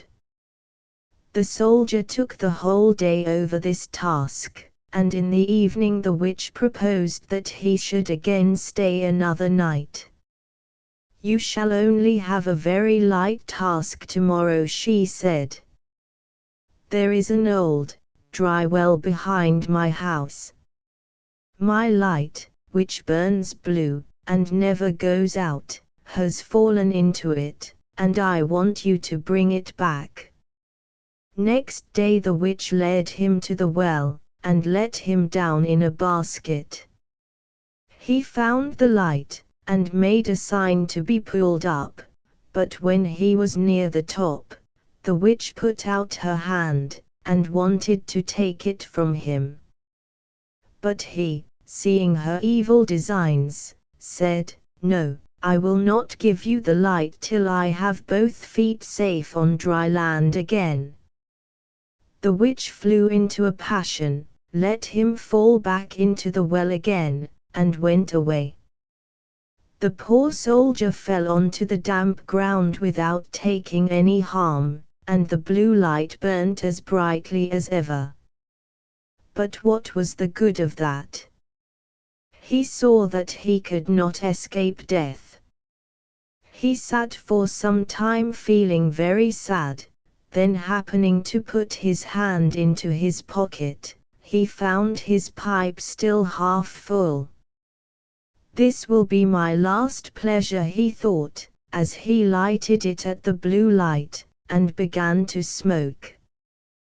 When the cloud of smoke he made cleared off a little, a tiny black man appeared before him, and asked, "What orders, master?" "What do you mean?" the soldier asked in amazement. "I must do anything that you command," said the little man. "Oh, if that is so," said the soldier, "get me out of this well first." The little man took him by the hand, and led him through an underground passage, but the soldier did not forget to take the blue light with him. On the way he showed the soldier all the treasures the witch had amassed there, and he took as much gold as he could carry. When they reached the top he said to the little man, "Now go, bind the witch and take her before the judge." Before long she came by riding at a furious pace on a tomcat, and screaming at the top of her voice. The little man soon after appeared, and said, "Everything is done as you commanded, and the witch hangs on the gallows. What further orders have you, master?" "Nothing at this moment," answered the soldier. "You can go home, only be at hand when I call." "You only have to light your pipe at the blue light, and I will be there," said the little man, and then he vanished. The soldier went back to the town that he had left, and ordered some new clothes. Then he went to the best inn and told the landlord to give him the best rooms. The witch rides the cat, her cloak flying out behind her. Before long the witch came by riding at a furious pace on a tom-cat. When he had taken possession, he summoned the little black man, and said, "I served my king faithfully, but he sent me away to die of hunger. Now I will have my revenge." "What do you wish me to do?" asked the little man. "Late at night, when the princess is asleep in her bed, bring her, sleeping, to me, and I will make her do menial service for me." "It is an easy enough thing for me to do," said the little man. "But it will be a bad business for you if it comes out." As the clock struck 12, the door sprang open, and the little man bore the maiden in. "Aha! There you are," cried the soldier. "Set about your work at once. Fetch the broom and sweep the floor." When she had finished, he sat down and ordered her to take his boots off. Then he threw them at her, and made her pick them up and clean them. She did everything he ordered without resistance, silently, and with half-shut eyes. At the first cock-crow, the little man carried her away to the royal palace, and put her back in bed. In the morning when the princess got up, she went to her father, and told him that she had had an extraordinary dream. "I was carried through the streets at lightning speed, and taken to the room of a soldier, whom I had to serve as a maid, and do all kinds of menial work. I had to sweep the room, and clean his boots. Of course, it was only a dream, and yet I am as tired this morning as if I had done it all." "The dream could not have been true," said the king. "But I will give you a piece of advice. Fill your pocket with peas, and cut a little hole in it, then if you are carried away again, they will drop out and leave a track on the road." When the king said this, the little man was standing by, invisible, and heard it all. At night, when he again carried off the princess, the peas certainly fell out of her pocket, but they were useless to trace her by, for the cunning little man had scattered peas all over the streets. Again the princess had to perform her menial duties till cock-crow. The next morning the king sent out people who were to find the track, but they were unable to do so, because in every street the poor children were picking up peas, and saying, "It must have rained peas in the night." "We must devise a better plan," said the king. "Keep your shoes on when you go to bed, and before you come away from the place where you are taken, hide one of them. I shall be sure to find it." The little man heard this plan also, and when the soldier told him to bring the princess again, he advised him to put it off. He said he knew no further means against their craftiness, and if the shoe were found, it would be very dangerous for his master. "Do what I tell you," answered the soldier, and for the third time the princess was brought and made to work like a servant. But before leaving she hid one of her shoes under the bed. Next morning the king ordered the whole town to be searched for his daughter's shoe, and it was soon found in the soldier's room. He himself, at the request of the little man, had gone outside the gates, but before long he was seized and thrown into prison. In his flight he had forgotten his greatest treasures, the blue light and his gold. He had but 1 ducat in his pocket. As he stood at his window in the prison, loaded with chains, he saw one of his comrades going by. He tapped on the pane, and said, "Be so good as to fetch me the little bundle I left behind at the inn, and I will give you a ducat." His comrade hurried off and brought him the bundle. As soon as the soldier was alone, he lighted his pipe and summoned the little man. "Don't be afraid," he said to his master. "Go where they take you, and let what will happen, only take the blue light with you."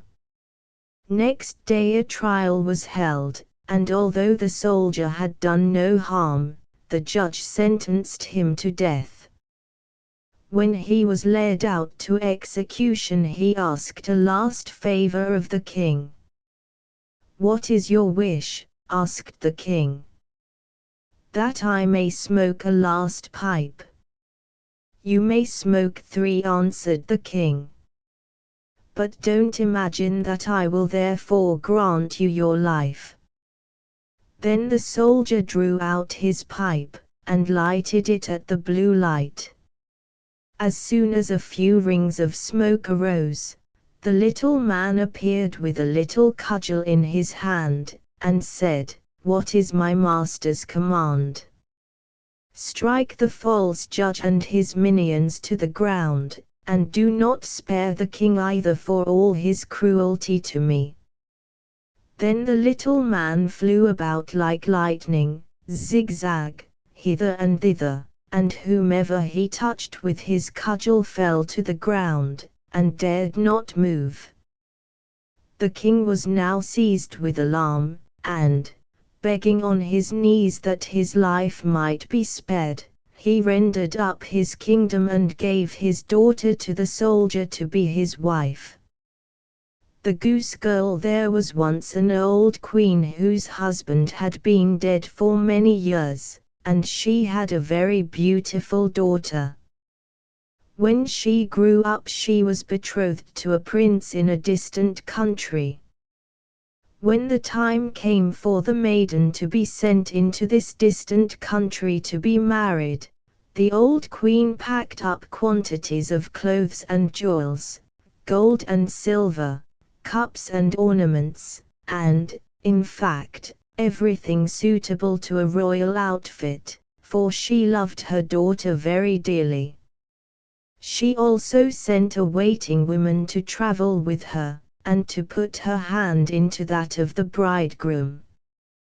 They each had a horse. The princess's horse was called Falada, and it could speak. When the hour of departure came, the old queen went to her bedroom, and with a sharp little knife cut her finger and made it bleed. Then she held a piece of white cambric under it, and let 3 drops of blood fall onto it. This cambric she gave to her daughter, and said, "Dear child, take good care of this, it will stand you in good stead on the journey." They then bade each other a sorrowful farewell. The princess hid the piece of cambric in her bosom, mounted her horse, and set out to her bridegroom's country. When they had ridden for a time the princess became very thirsty, and said to the waiting woman, "Get down and fetch me some water in my cup from the stream. I must have something to drink." "If you are thirsty," said the waiting woman, "dismount yourself, lie down by the water and drink. I don't choose to be your servant." So, in her great thirst, the princess dismounted and stooped down to the stream and drank, as she might not have her golden cup. The poor princess said, "Alas," and the drops of blood answered, "If your mother knew this, it would break her heart." The royal bride was humble, so she said nothing, but mounted her horse again. Then they rode several miles further, but the day was warm, the sun was scorching, and the princess was soon thirsty again. When they reached a river, she called out again to her waiting women, "Get down, and give me some water in my golden cup." She had forgotten all about the rude words which had been said to her. But the waiting women answered more haughtily than ever, "If you want to drink, get the water for yourself. I won't be your servant." Being very thirsty, the princess dismounted, and knelt by the flowing water. She cried, and said, "Ah me," and the drops of blood answered, "If your mother knew this, it would break her heart." While she stooped over the water to drink, the piece of cambric with the drops of blood on it fell out of her bosom, and floated away on the stream, but she never noticed this in her great fear. The waiting woman, however, had seen it, and rejoiced at getting more power over the bride, who, by losing the drops of blood, had become weak and powerless. Now, when she was about to mount her horse Falada again, the waiting woman said, "By rights, Falada belongs to me, this jade will do for you." The poor little princess was obliged to give way. Then the waiting woman, in a harsh voice, ordered her to take off her royal robes, and to put on her own mean garments. Finally, she forced her to swear before heaven that she would not tell a creature at the court what had taken place. Had she not taken the oath, she would have been killed on the spot. But Falada saw all this and marked it. The waiting woman then mounted Falada and put the real bride on her poor jade, and they continued their journey. There was great rejoicing when they arrived at the castle. The prince hurried towards them, and lifted the waiting woman from her horse, thinking she was his bride. She was led upstairs, but the real princess had to stay below. The old king looked out of the window and saw the delicate, pretty little creature standing in the courtyard. So he went to the bridal apartments and asked the bride about her companion, who was left standing in the courtyard, and wished to know who she was. "I picked her up on the way, and brought her with me for company. Give the girl something to do to keep her from idling." But the old king had no work for her, and could not think of anything. At last he said, "I have a little lad who looks after the geese, she may help him." The boy was called Little Conrad, and the real bride was sent with him to look after the geese. Soon after, the false bride said to the prince, "Dear husband, I pray you do me a favor." He answered, "That will I gladly."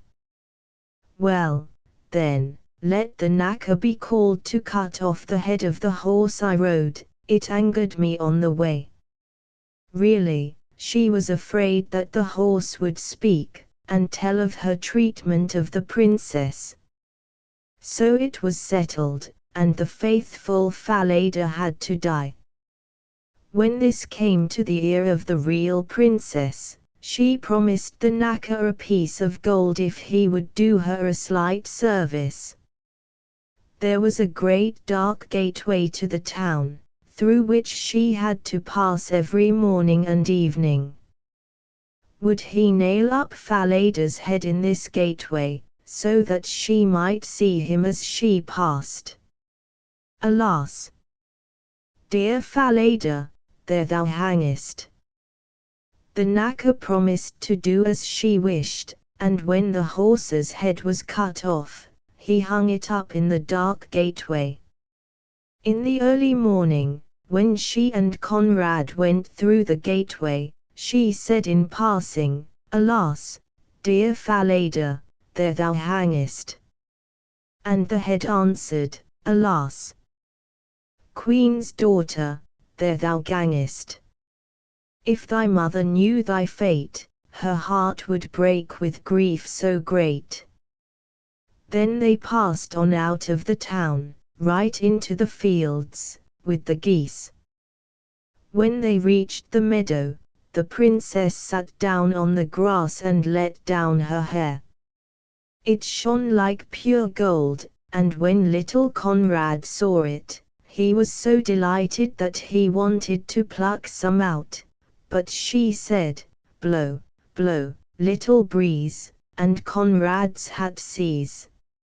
Let him join in the chase while away it is whirled, till my tresses are curled and I rest in my place.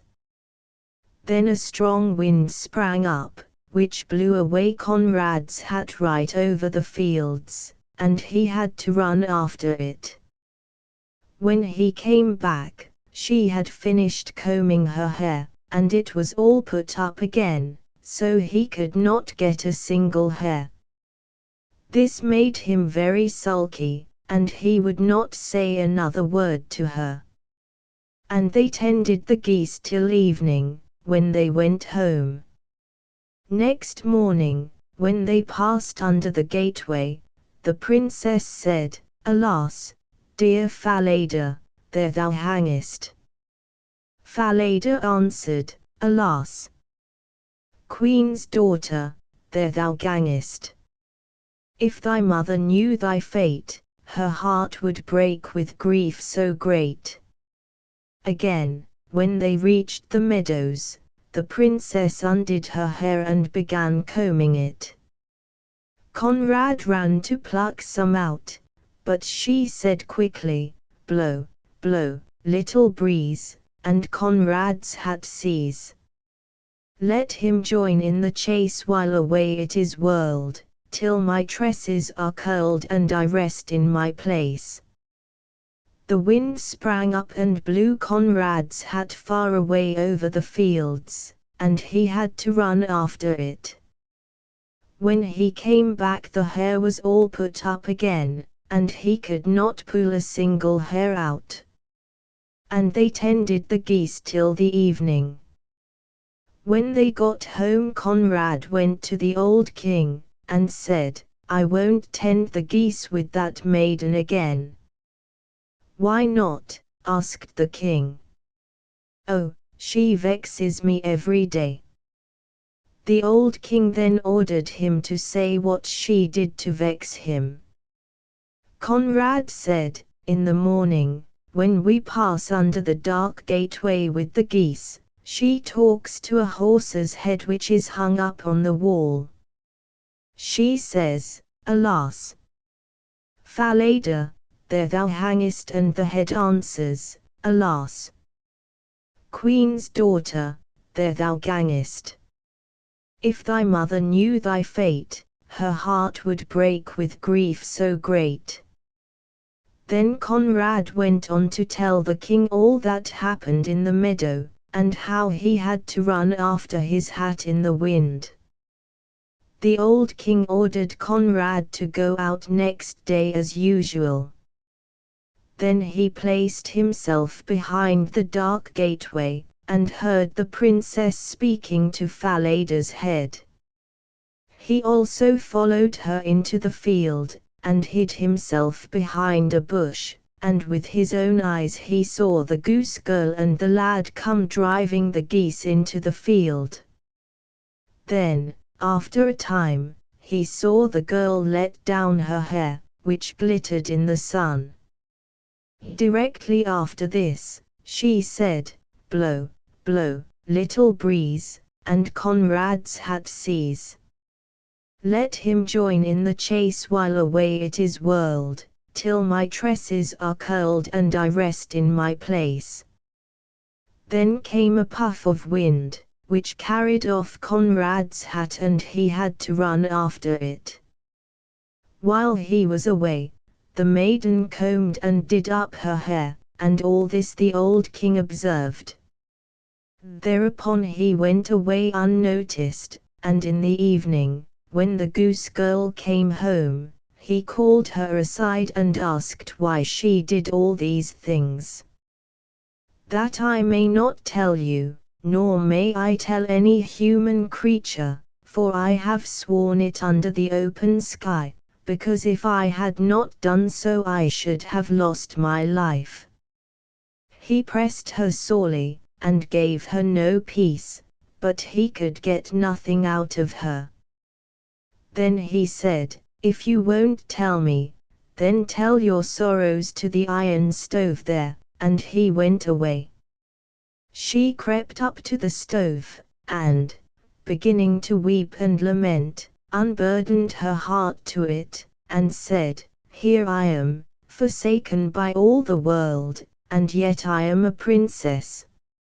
A false waiting woman brought me to such a pass that I had to take off my royal robes. Then she took my place with my bridegroom, while I have to do mean service as a goose girl. If my mother knew it, she would break her heart." The old king stood outside by the pipes of the stove, and heard all that she said. Then he came back, and told her to go away from the stove. He caused royal robes to be put upon her, and her beauty was a marvel. The old king called his son, and told him that he had a false bride. She was only a waiting woman, but the true bride was here, the so-called goose girl. The young prince was charmed with her youth and beauty. A great banquet was prepared, to which all the courtiers and good friends were bidden. The bridegroom sat at the head of the table, with the princess on one side and the waiting woman at the other, but she was dazzled, and did not recognize the princess in her brilliant apparel. When they had eaten and drunk and were all very merry, the old king put a riddle to the waiting woman. "What does a person deserve who deceives his master?" telling the whole story, and ending by asking, "What doom does he deserve?" The false bride answered, "No better than this. He must be put stark naked into a barrel stuck with nails, and be dragged along by 2 white horses from street to street till he is dead." "That is your own doom," said the king, "and the judgment shall be carried out." When the sentence was fulfilled, the young prince married his true bride, and they ruled their kingdom together in peace and happiness. Blow, blow, little breeze, and Conrad's hat cease. A goose, the golden goose. There was once a man who had 3 sons. The youngest of them was called Simpleton. He was scorned and despised by the others, and kept in the background. The eldest son was going into the forest to cut wood, and before he started, his mother gave him a nice sweet cake and a bottle of wine to take with him, so that he might not suffer from hunger or thirst. In the wood he met a little, old, grey man, who bade him good day, and said, "Give me a bit of the cake in your pocket, and let me have a drop of your wine. I am so hungry and thirsty." But the clever son said, "If I give you my cake and wine, I shan't have enough for myself. Be off with you." He left the little man standing there, and went on his way. But he had not been long at work, cutting down a tree, before he made a false stroke, and dug the axe into his own arm, and he was obliged to go home to have it bound up. Now, this was no accident, it was brought about by the little grey man. The second son now had to go into the forest to cut wood, and, like the eldest, his mother gave him a sweet cake and a bottle of wine. In the same way the little grey man met him, and asked for a piece of his cake and a drop of his wine. But the second son made the same sensible answer, "If I give you any, I shall have the less for myself. Be off out of my way," and he went on. His punishment, however, was not long delayed. After a few blows at the tree, he hit his own leg, and had to be carried home. Then Simpleton said, "Let me go to cut the wood, father." But his father said, "Your brothers have only come to harm by it, you had better leave it alone. You know nothing about it." But Simpleton begged so hard to be allowed to go that at last his father said, "Well, off you go then. You will be wiser when you have hurt yourself." Two men look at the tree. There stands an old tree, cut it down, and you will find something at the roots. His mother gave him a cake which was only mixed with water and baked in the ashes, and a bottle of sour beer. When he reached the forest, like the others, he met the little grey man, who greeted him, and said, "Give me a bit of your cake and a drop of your wine. I am so hungry and thirsty." Simpleton answered, "I only have a cake baked in the ashes, and some sour beer, but, if you like such fare, we will sit down and eat it together." So they sat down, but when Simpleton pulled out his cake it was a sweet, nice cake, and his sour beer was turned into good wine. So they ate and drank, and the little man said, "As you have such a good heart, and are willing to share your goods, I will give you good luck. There stands an old tree, cut it down, and you will find something at the roots." The crowd of people ran along, so now there were 7 people running behind Simpleton and his goose. So saying he disappeared. Simpleton cut down the tree, and when it fell, lo, and behold! A goose was sitting among the roots, and its feathers were of pure gold. He picked it up, and taking it with him, went to an inn, where he meant to stay the night. The landlord had 3 daughters, who saw the goose, and were very curious as to what kind of bird it could be, and wanted to get one of its golden feathers. The eldest thought, "There will soon be some opportunity for me to pull out one of the feathers," and when Simpleton went outside, she took hold of its wing to pluck out a feather, but her hand stuck fast, and she could not get away. Soon after, the second sister came up, meaning also to pluck out one of the golden feathers, but she had hardly touched her sister when she found herself held fast. Lastly, the third one came, with the same intention, but the others screamed out, "Keep away! For goodness sake, keep away!" But she, not knowing why she was to keep away, thought, "Why should I not be there, if they are there?" So she ran up, but as soon as she touched her sisters she had to stay hanging on to them, and they all had to pass the night like this. The larger crowd follows up and down hills, and so they followed uphill and down dale after Simpleton and his goose. In the morning, Simpleton took up the goose under his arm, without noticing the 3 girls hanging on behind.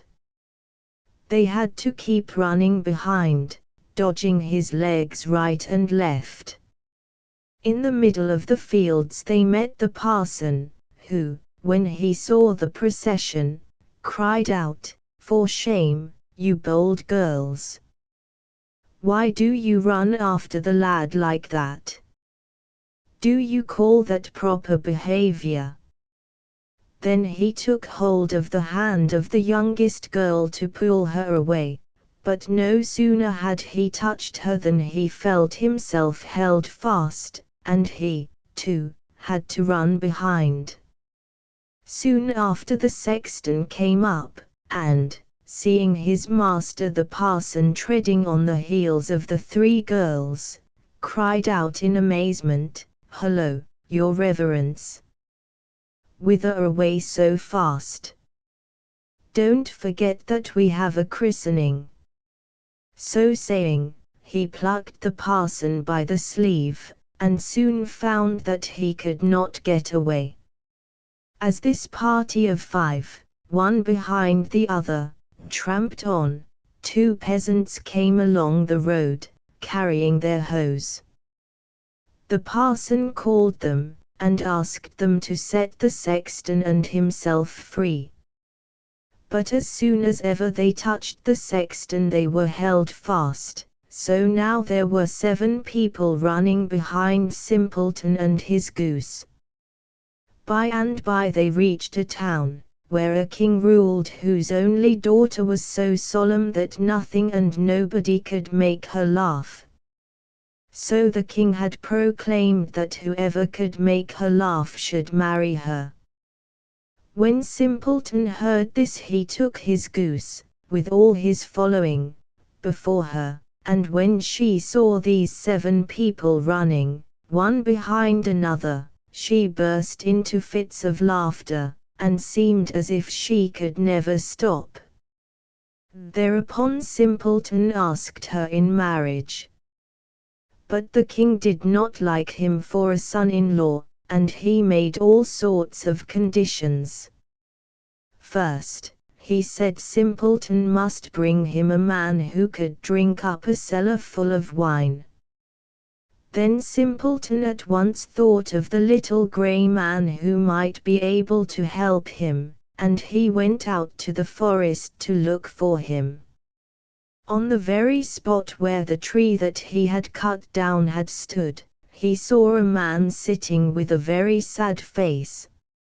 Simpleton asked him what was the matter, and he answered, "I am so thirsty, and I can't quench my thirst.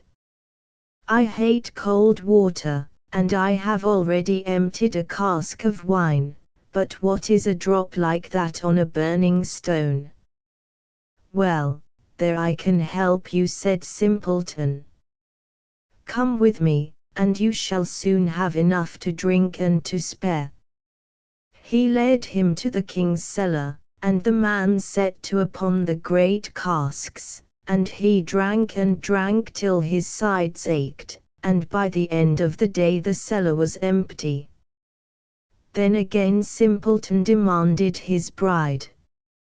But the king was annoyed that a wretched fellow called Simpleton should have his daughter, and he made new conditions. He was now to find a man who could eat up a mountain of bread.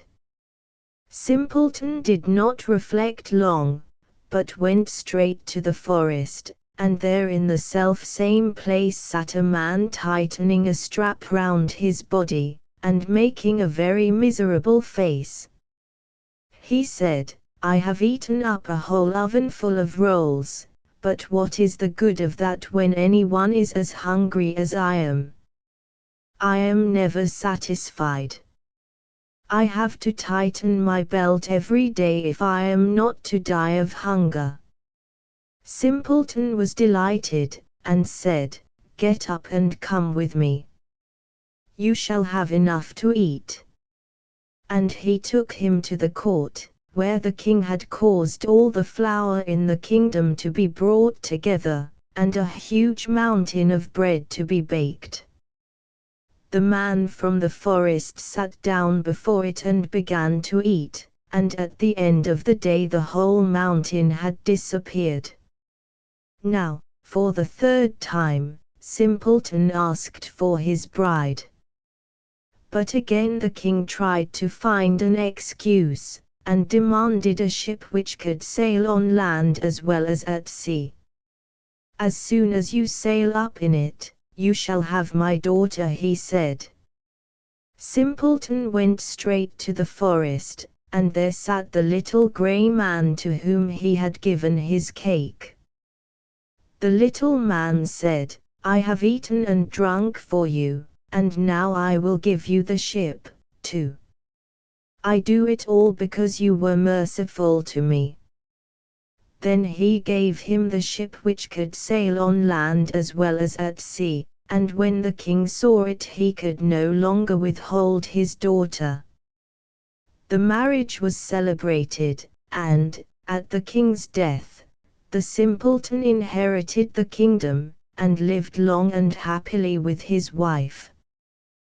The king lets the princess go, and she runs towards the simpleton. The king could no longer withhold his daughter.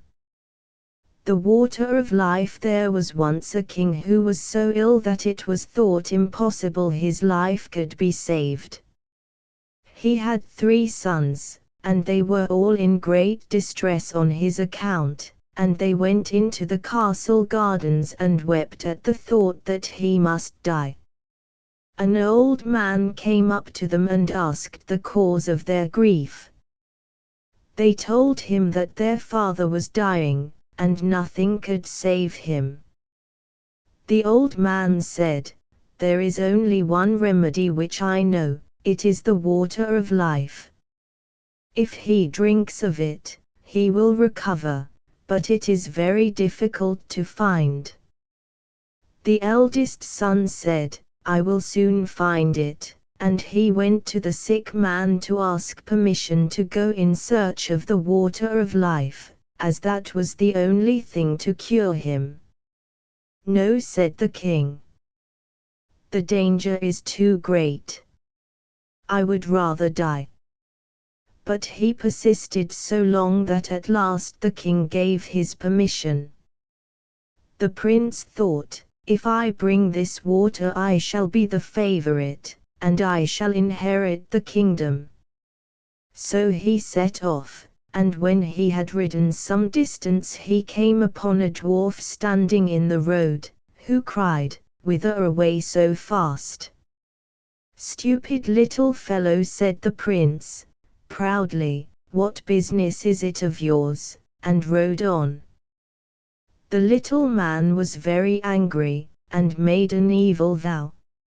Soon after, the prince came to a gorge in the mountains, and the further he rode the narrower it became, till he could go no further. His horse could neither go forward nor turn round for him to dismount, so there he sat, jammed in. The sick king waited a long time for him, but he never came back. Then the second son said, "Father, let me go and find the water of life," thinking, "If my brother is dead I shall have the kingdom." The king at first refused to let him go, but at last he gave his consent. So the prince started on the same road as his brother, and met the same dwarf, who stopped him and asked where he was going in such a hurry. "Little snippet, what does it matter to you?" he said, and rode away without looking back. But the dwarf cast a spell over him, and he, too, got into a narrow gorge like his brother, where he could neither go backwards nor forwards. This is what happens to the haughty. As the second son also stayed away, the youngest one offered to go and fetch the water of life, and at last the king was obliged to let him go. When he met the dwarf, and he asked him where he was hurrying to. He stopped and said, "I am searching for the water of life, because my father is dying. Do you know where it is to be found?" "No," said the prince. "As you have spoken pleasantly to me, and not been haughty like your false brothers, I will help you and tell you how to find the water of life. It flows from a fountain in the courtyard of an enchanted castle, but you will never get in unless I give you an iron rod and 2 loaves of bread. With the rod strike 3 times on the iron gate of the castle, and it will spring open. Inside you will find 2 lions with wide open jaws, but if you throw a loaf to each they will be quiet. Then you must make haste to fetch the water of life before it strikes 12, or the gates of the castle will close and you will be shut in." The prince thanked him, took the rod and the loaves, and set off. When he reached the castle all was just as the dwarf had said. At the 3rd knock the gate flew open, and when he had pacified the lions with the loaves, he walked into the castle. In the great hall he found several enchanted princes, and he took the rings from their fingers. He also took a sword and a loaf, which were lying by them. On passing into the next room he found a beautiful maiden, who rejoiced at his coming.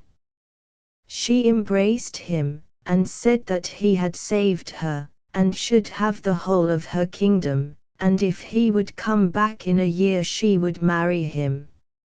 She also told him where to find the fountain with the enchanted water, but, she said, he must make haste to get out of the castle before the clock struck 12. Then he went on, and came to a room where there was a beautiful bed freshly made, and as he was very tired he thought he would take a little rest, so he lay down and fell asleep. When he woke it was striking 11:45.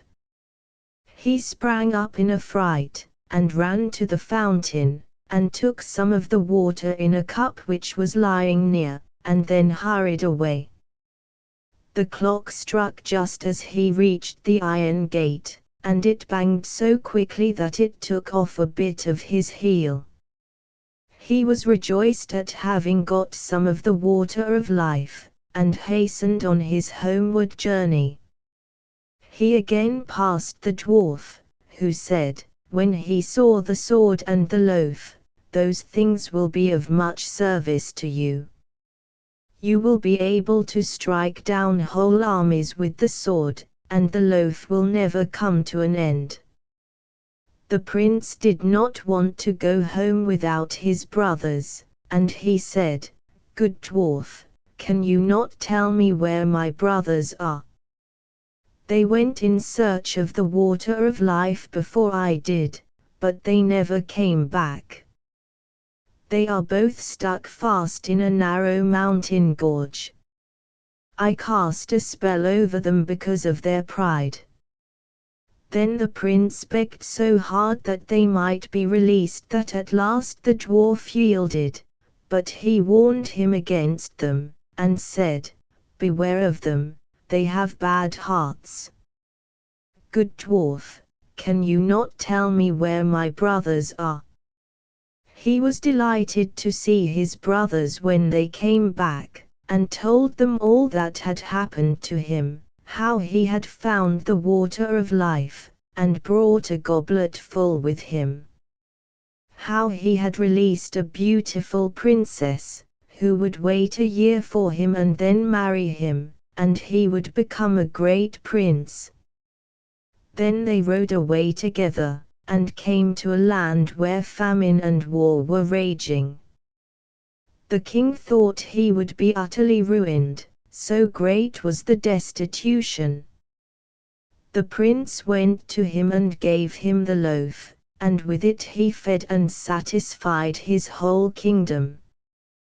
The prince also gave him his sword, and he smote the whole army of his enemies with it, and then he was able to live in peace and quiet. Then the prince took back his sword and his loaf, and the three brothers rode on.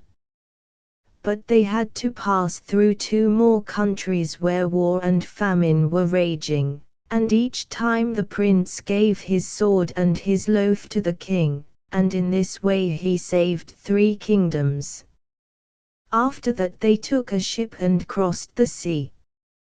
During the passage the 2 elder brothers said to each other, "Our youngest brother found the water of life, and we did not, so our father will give him the kingdom which we ought to have, and he will take away our fortune from us."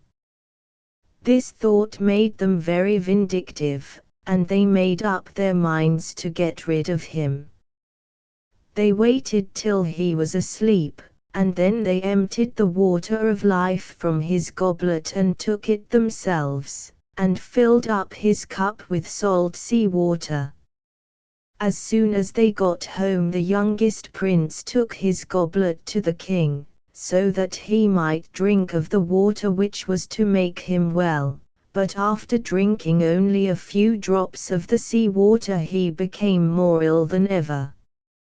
As he was bewailing himself, his 2 elder sons came to him and accused the youngest of trying to poison him, and said that they had the real water of life, and gave him some. No sooner had he drunk it than he felt better, and he soon became as strong and well as he had been in his youth. Then the 2 went to their youngest brother, and mocked him, saying, "It was you who found the water of life, you had all the trouble, while we have the reward. You should have been wiser, and kept your eyes open, we stole it from you while you were asleep on the ship. When the end of the year comes, one of us will go and bring away the beautiful princess. But don't dare to betray us. Our father will certainly not believe you, and if you say a single word you will lose your life. Your only chance is to keep silence." The old king was very angry with his youngest son, thinking that he had tried to take his life. So he had the court assembled to give judgment upon him, and it was decided that he must be secretly got out of the way. One day when the prince was going out hunting, thinking no evil, the king's huntsman was ordered to go with him. Seeing the huntsman look sad, the prince said to him, "My good huntsman, what is the matter with you?" The huntsman answered, "I can't bear to tell you, and yet I must." The prince said, "Say it out. Whatever it is I will forgive you." "Alas," said the huntsman, "I am to shoot you dead, it is the king's command." The prince was horror-stricken, and said, "Dear huntsman, do not kill me, give me my life. Let me have your dress, and you shall have my royal robes." The huntsman said, "I will gladly do so, I could never have shot you."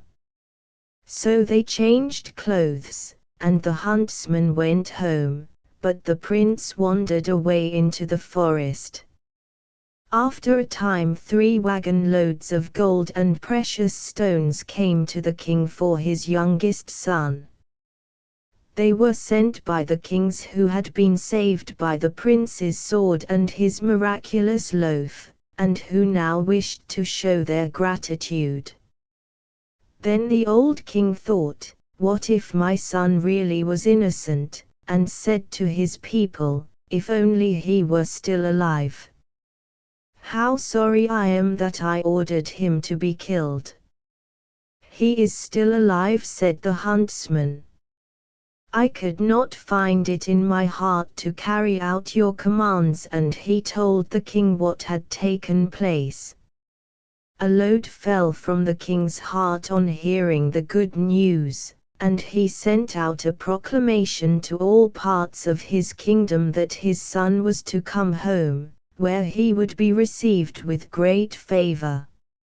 In the meantime, the princess had caused a road to be made of pure shining gold leading to her castle, and told her people that whoever came riding straight along it would be the true bridegroom, and they were to admit him.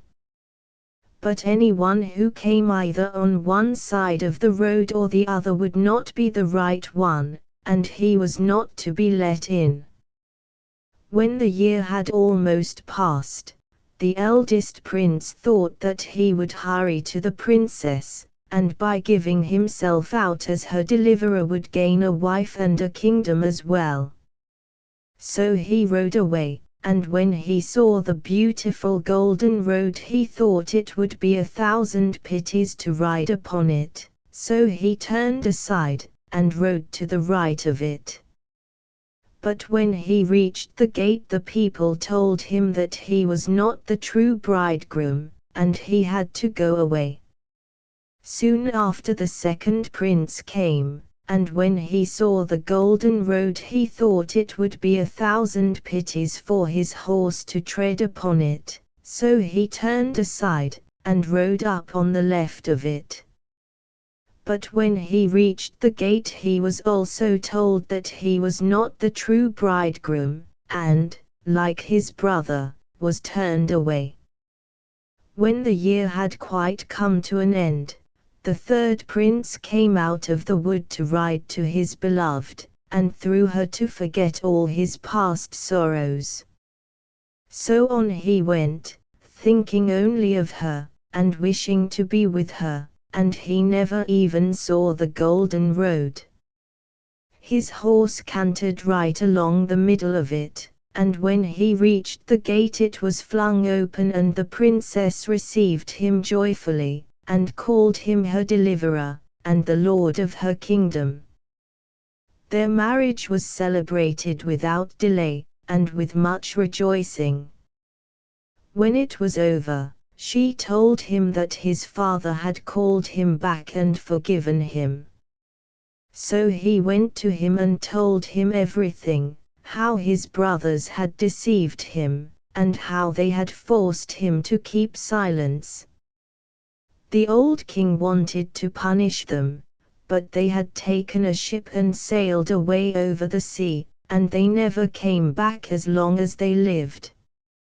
A dwarf clever Grethel. There was once a cook called Grethel, who wore shoes with red rosettes, and when she went out in them, she turned and twisted about gaily, and thought, "How fine I am."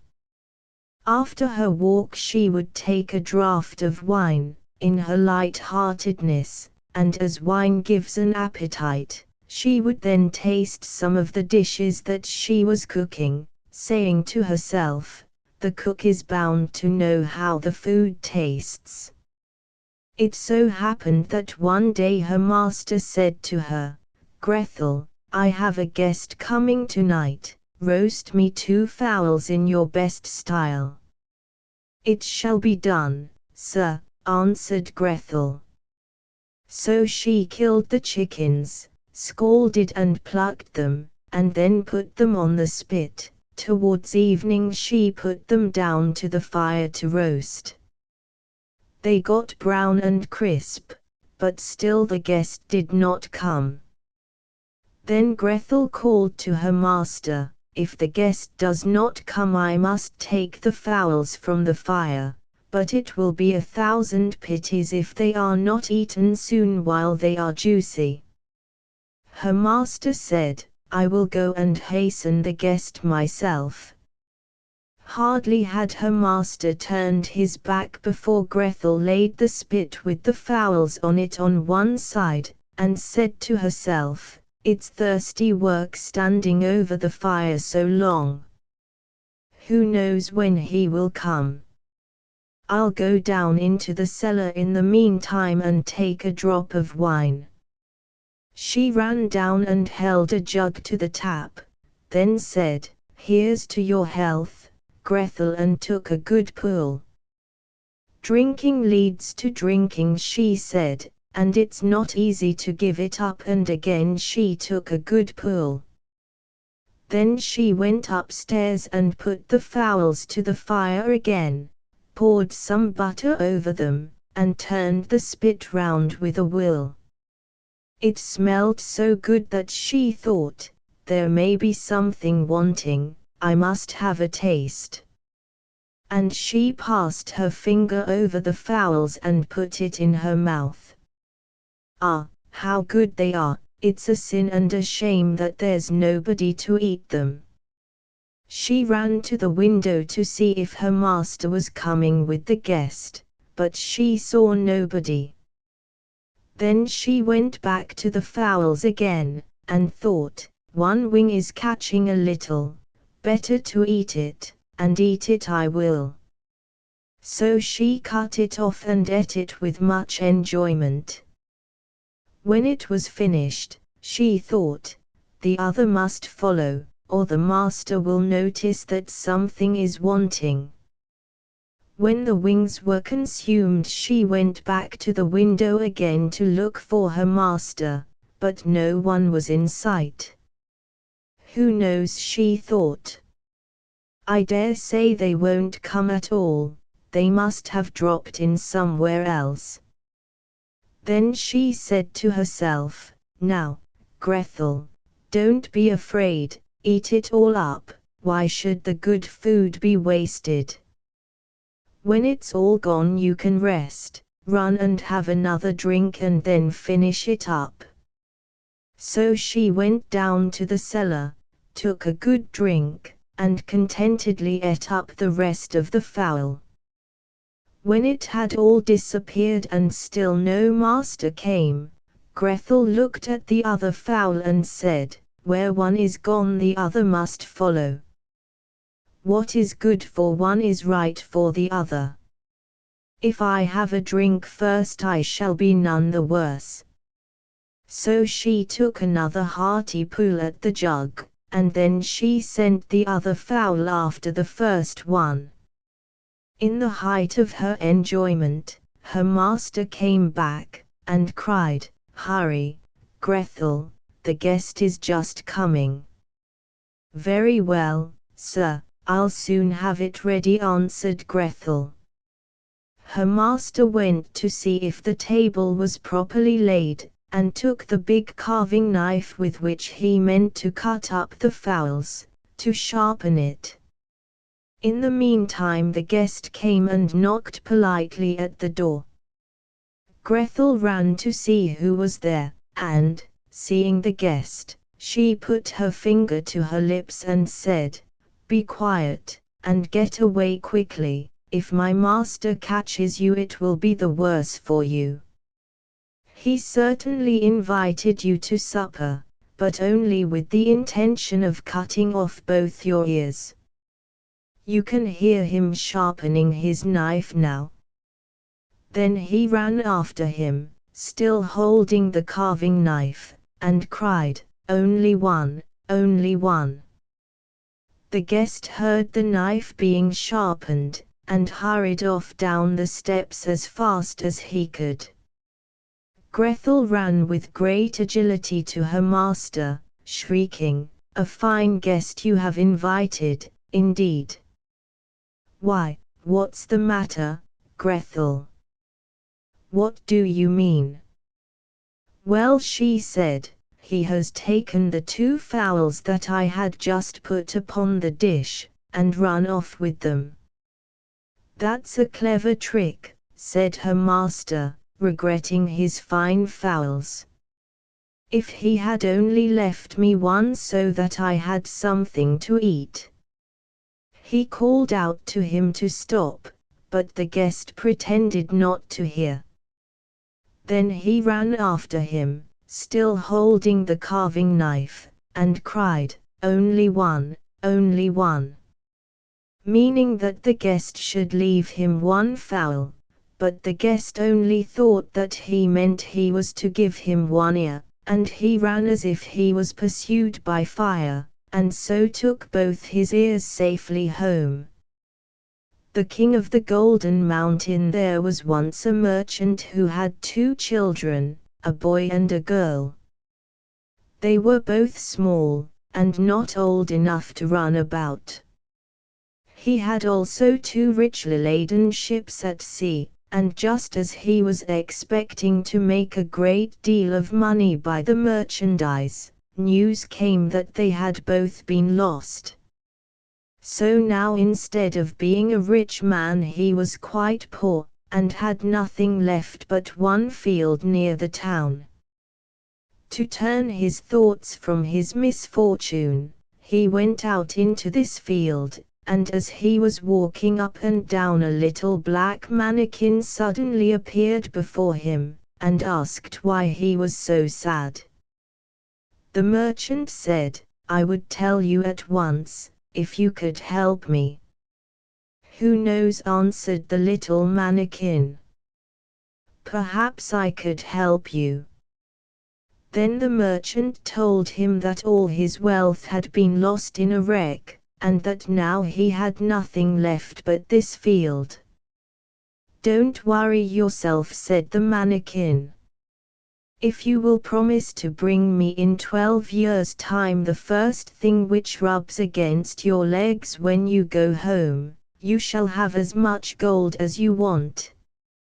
The merchant thought, what could it be but my dog?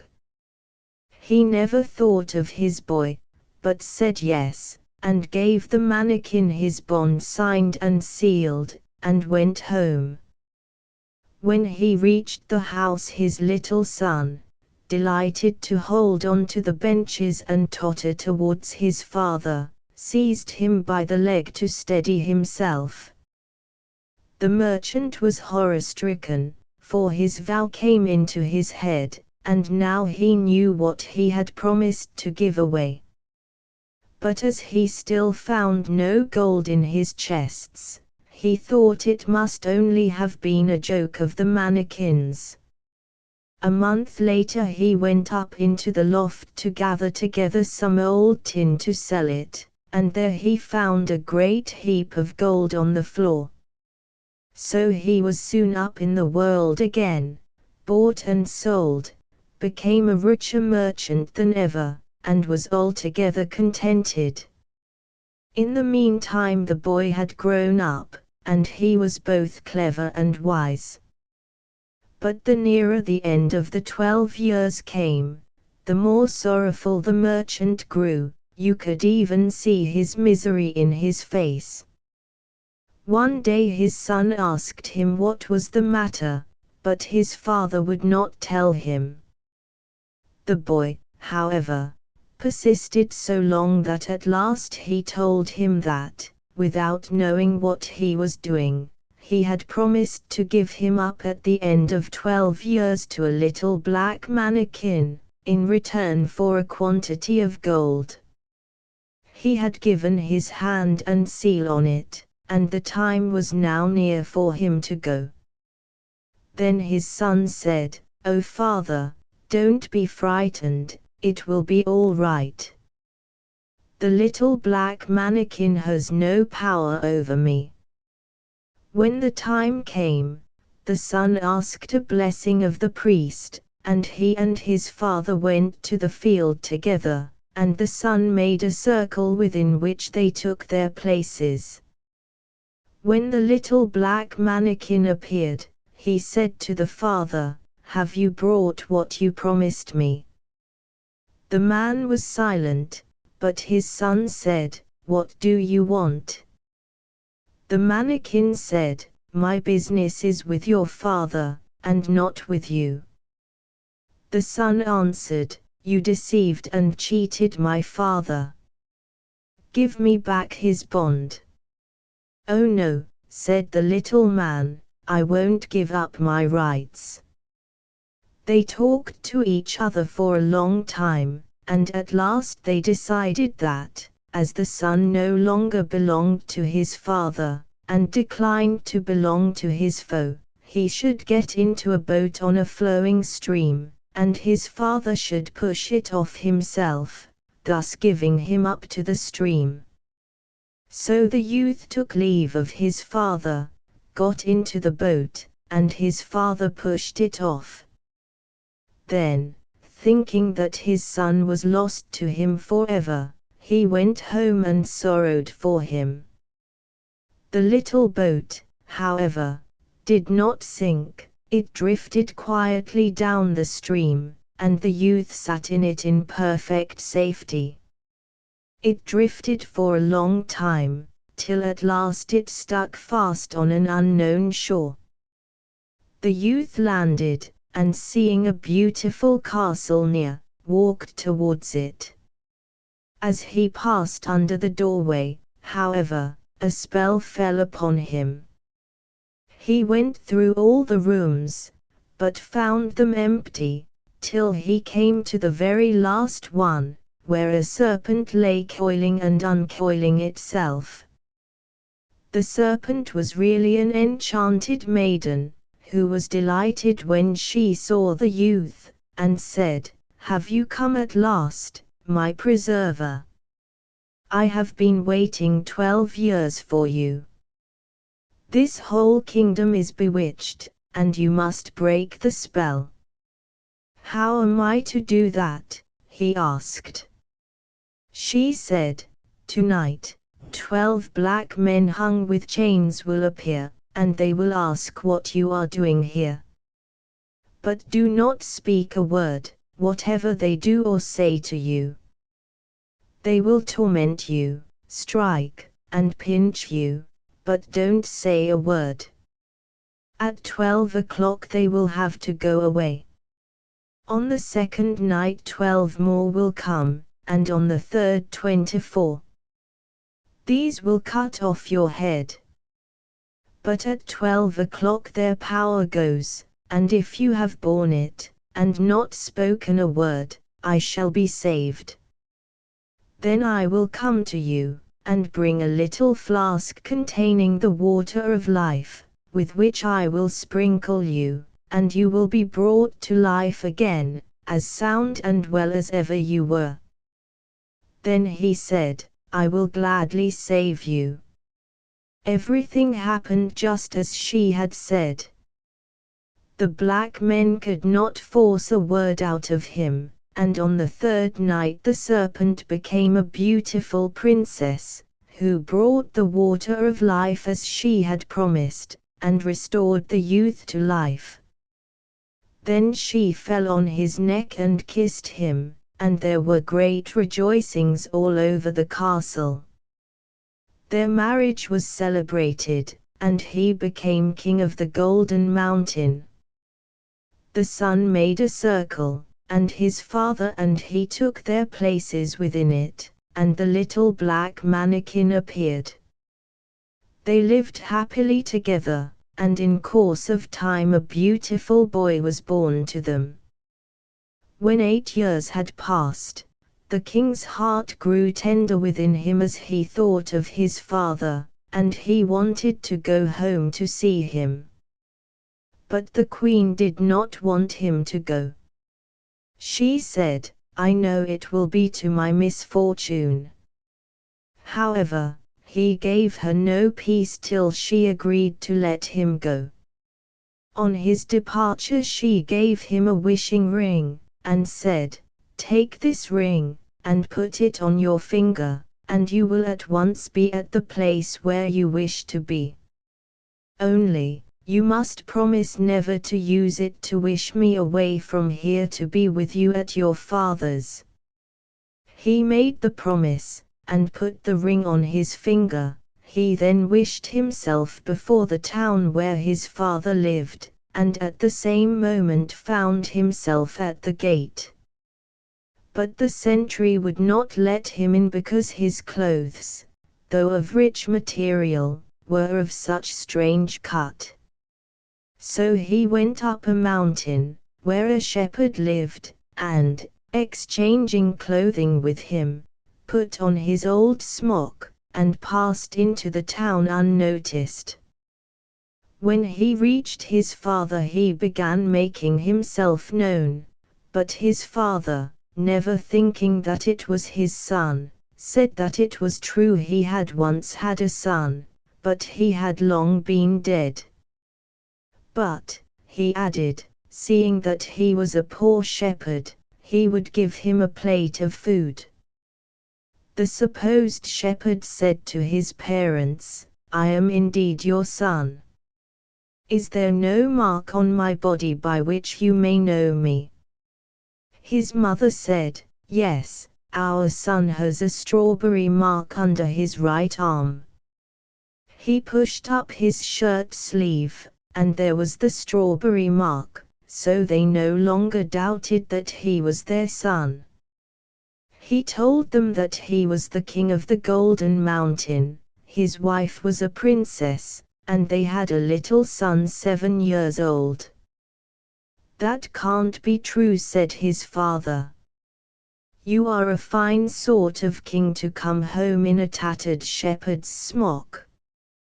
His son grew angry, and, without stopping to reflect, turned his ring round and wished his wife and son to appear.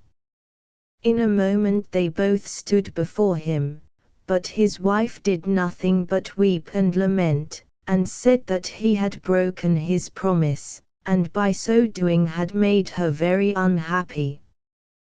He said, "I have acted incautiously, but from no bad motive," and he tried to soothe her.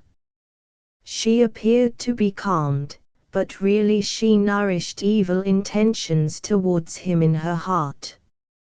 Shortly after he took her outside the town to the field, and showed her the stream down which he had drifted in the little boat.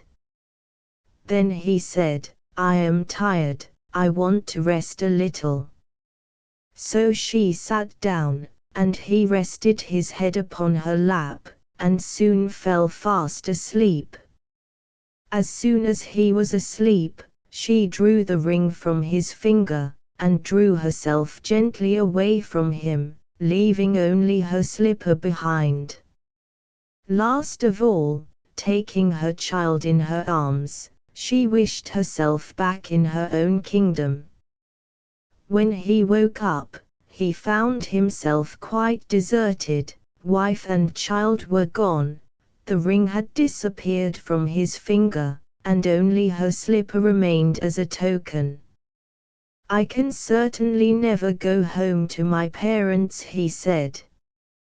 "They would say I was a sorcerer. I must go away and walk till I reach my own kingdom again." So he went away, and at last he came to a mountain, where 3 giants were quarreling about the division of their father's property. When they saw him passing, they called him up, and said, "Little people have sharp wits," and asked him to divide their inheritance for them.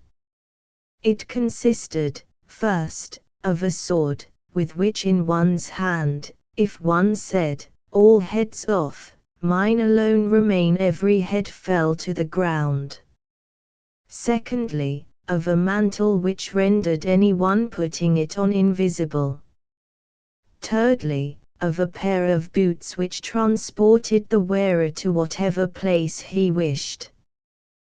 He said, "Give me the 3 articles so that I may see if they are all in good condition." So they gave him the mantle, and he at once became invisible. He took his own shape again, and said, "The mantle is good, now give me the sword." But they said, "No, we can't give you the sword. If you were to say, 'All heads off, mine alone remain,' all our heads would fall, and yours would be the only one left." At last, however, they gave it to him, on condition that he was to try it on a tree. He did as they wished, and the sword went through the tree trunk as if it had been a straw. Then he wanted the boots, but they said, "No, we won't give them away. If you were to put them on and wish yourself on the top of the mountain, we should be left standing here without anything." "No," said he, "I won't do that."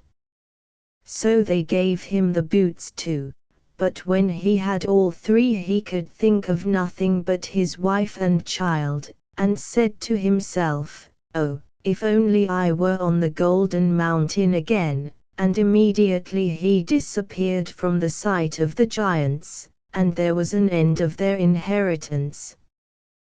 When he approached his castle he heard sounds of music, fiddles and flutes, and shouts of joy. People told him that his wife was celebrating her marriage with another husband. He was filled with rage, and said, "The false creature! She deceived me, and deserted me when I was asleep." Then he put on his mantle, and went to the castle, invisible to all.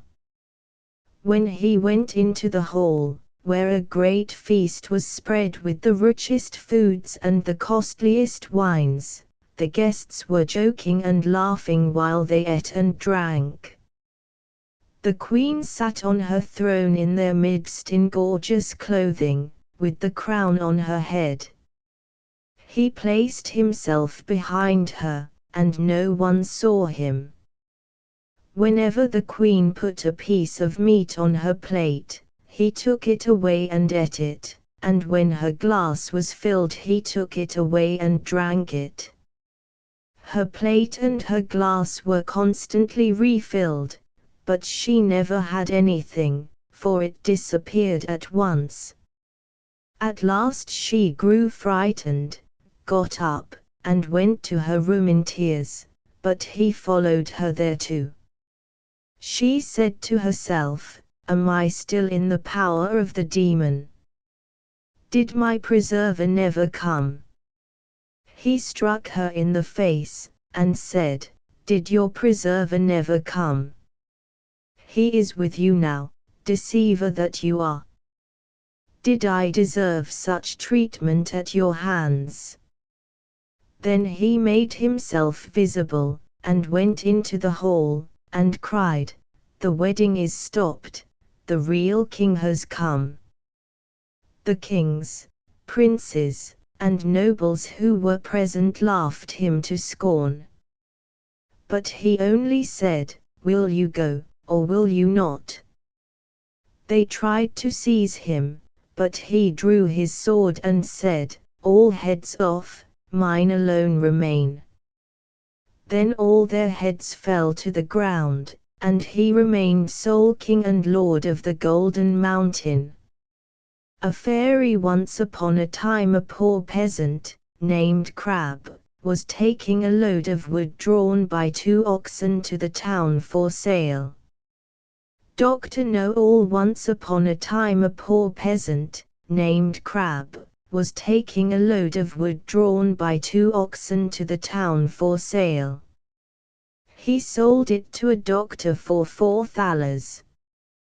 When the money was being paid to him, it so happened that the doctor was sitting at dinner. When the peasant saw how daintily the doctor was eating and drinking, he felt a great desire to become a doctor too. He remained standing and looking on for a time, and then asked if he could not be a doctor. "Oh yes," said the doctor, "that is easily managed." "What must I do?" asked the peasant. "First buy an ABC book, you can get one with a cock as a frontispiece. Secondly, turn your wagon and oxen into money, and buy with it clothes and other things suitable for a doctor. Thirdly, have a sign painted with the words, 'I am Dr. Know-all,' and have it nailed over your door." The peasant did everything that he was told to do. Now when he had been doctoring for a while, not very long though, a rich nobleman had some money stolen from him. He was told about Dr. Know-all, who lived in such and such a village, who would be sure to know what had become of it. So the gentleman ordered his carriage and drove to the village. He stopped at the doctor's house, and asked Crab if he were Dr. Know-all. "Yes, I am." "Then you must go with me to get my stolen money back." "Yes, certainly, but Greth, my wife, must come too." The nobleman agreed, and gave both of them seats in his carriage, and they all drove off together. When they reached the nobleman's castle, the dinner was ready, and Crab was invited to sit down to table.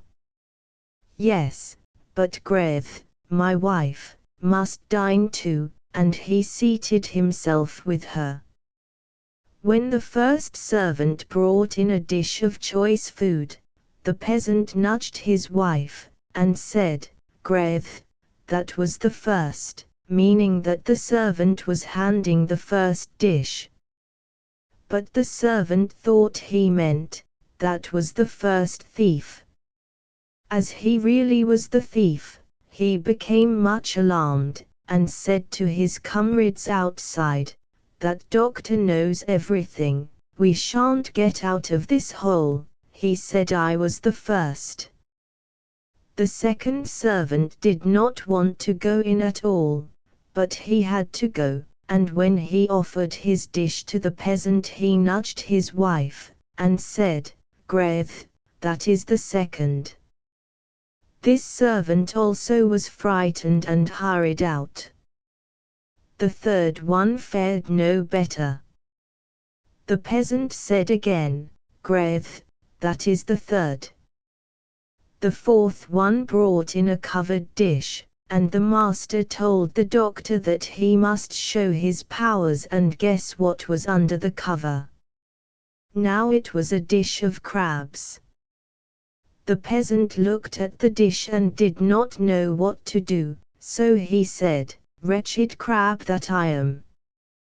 When the master heard him he cried, "There, he knows it. Then he knows where the money is too."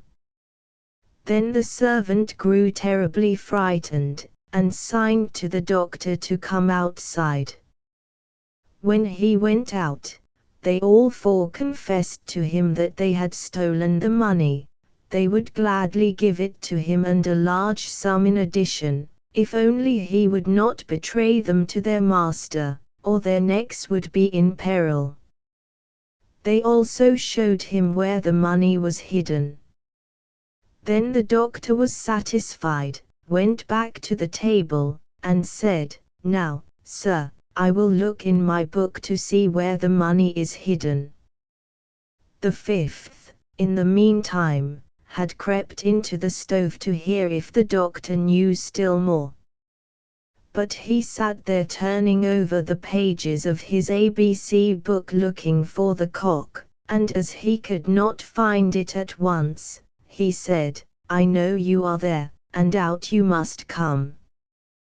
The man in the stove thought it was meant for him, and sprang out in a fright, crying, "The man knows everything." Then Dr. Know-all showed the nobleman where the money was hidden, but he did not betray the servants, and he received much money from both sides as a reward, and became a very celebrated man. The 7 ravens. There was once a man who had 7 sons, but never a daughter, however much he wished for one. At last, however, he had a daughter. His joy was great, but the child was small and delicate, and, on account of its weakness, it was to be christened at home. The father sent one of his sons in haste to the spring to fetch some water. The other 6 ran with him, and because each of them wanted to be the first to draw the water, between them the pitcher fell into the brook. There they stood and didn't know what to do, and not one of them ventured to go home. As they did not come back, their father became impatient, and said, "Perhaps the young rascals are playing about, and have forgotten it altogether." He became anxious lest his little girl should die unbaptized, and in hot vexation, he cried, "I wish the youngsters would all turn into ravens." Scarcely were the words uttered, when he heard a whirring in the air above his head, and, looking upwards, he saw 7 coal-black ravens flying away. The parents could not undo the spell, and were very sad about the loss of their 7 sons, but they consoled themselves in some measure with their dear little daughter, who soon became strong, and every day more beautiful. For a long time she was unaware that she had had any brothers, for her parents took care not to mention it. However, one day by chance she heard some people saying about her, "Oh yes, the girl's pretty enough, but you know she is really to blame for the misfortune to her 7 brothers." The good little sister cut off her own tiny finger, fitted it into the lock, and succeeded in opening it. Then she became very sad, and went to her father and mother and asked if she had ever had any brothers, and what had become of them. The parents could no longer conceal the secret. They said, however, that what had happened was by the decree of heaven, and that her birth was merely the innocent occasion. But the little girl could not get the matter off her conscience for a single day, and thought that she was bound to release her brothers again. She had no peace or quiet until she had secretly set out, and gone forth into the wide world to trace her brothers, wherever they might be, and to free them, let it cost what it might. She took nothing with her but a little ring as a remembrance of her parents, a loaf of bread against hunger, a pitcher of water against thirst, and a little chair in case of fatigue. She kept ever going on and on until she came to the end of the world. Then she came to the sun, but it was hot and terrible, it devoured little children. She ran hastily away to the moon, but it was too cold, and, moreover, dismal and dreary. And when the child was looking at it, it said, I smell man's flesh." Then she quickly made off, and came to the stars, and they were kind and good, and every one sat on his own special seat. But the morning star stood up, and gave her a little bone, and said, "Unless you have this bone, you cannot open the glass mountain, and in the glass mountain are your brothers." The girl took the bone, and wrapped it up carefully in a little kerchief, and went on again until she came to the glass mountain. The gate was closed, and she meant to get out the little bone. But when she undid the kerchief it was empty, and she had lost the good star's present. How, now, was she to set to work? She was determined to rescue her brothers, but had no key to open the glass mountain. The good little sister took a knife and cut off her own tiny finger, fitted it into the keyhole, and succeeded in opening the lock. When she had entered, she met a dwarf, who said, "My child, what are you looking for?" "I am looking for my brothers, the 7 ravens," she answered. The dwarf said, "My masters, the ravens, are not at home, but if you like to wait until they come, please to walk in." Thereupon the dwarf brought in the raven's supper, on 7 little plates, and in 7 little cups, and the little sister ate a crumb or 2 from each of the little plates, and took a sip from each of the little cups, but she let the ring she had brought with her fall into the last little cup. All at once a whirring and crying were heard in the air. Then the dwarf said, "Now my masters the ravens are coming home." Then they came in, and wanted to eat and drink, and began to look about for their little plates and cups. But they said one after another, "Hullo, who has been eating off my plate? Who has been drinking out of my cup? There has been some human mouth here." The dwarf stands under a rock archway. When she entered she met a dwarf. And when the 7th drank to the bottom of his cup, the ring rolled up against his lips. He looked at it, and recognized it as a ring belonging to his father and mother, and said, "God grant that our sister may be here, and that we may be delivered." But they said one after another, "Hullo! Who has been eating off my plate? Who has been drinking out of my cup?" As the maiden was standing behind the door listening, she heard the wish and came forward, and then all the ravens got back their human form again. And they embraced and kissed one another, and went joyfully home. The ravens flying in a loose group, the ravens coming home. The marriage of Mrs. Raynor. There was once an old fox who thought that his wife was not true to him, and determined to put her to the test. He stretched himself under the bank, lay motionless, and pretended to be as dead as a doornail. Mrs. Raynor went to her chamber, and shut herself in, and her servant, Mistress Cat, sat by the fire, and cooked the dinner. Now, when it became known that the old fox was dead, suitors began to announce themselves. Soon afterwards, the servant heard someone knocking at the front door. She went and opened the door, and there stood a young fox, who said, "What are ye doing, pray, Mistress Cat? Sleeping or waking? Or what are ye at?" She answered, "I'm not asleep, I'm wide awake." "Do ye want to know what now I make? I'm warming beer, with butter in it, I beg ye'll taste it in a minute."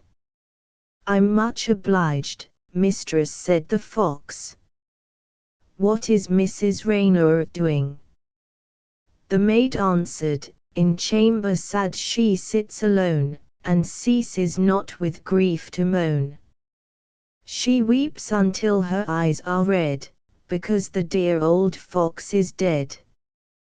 "Well, just tell her, mistress, that there's a young fox here, who would be glad to woo her."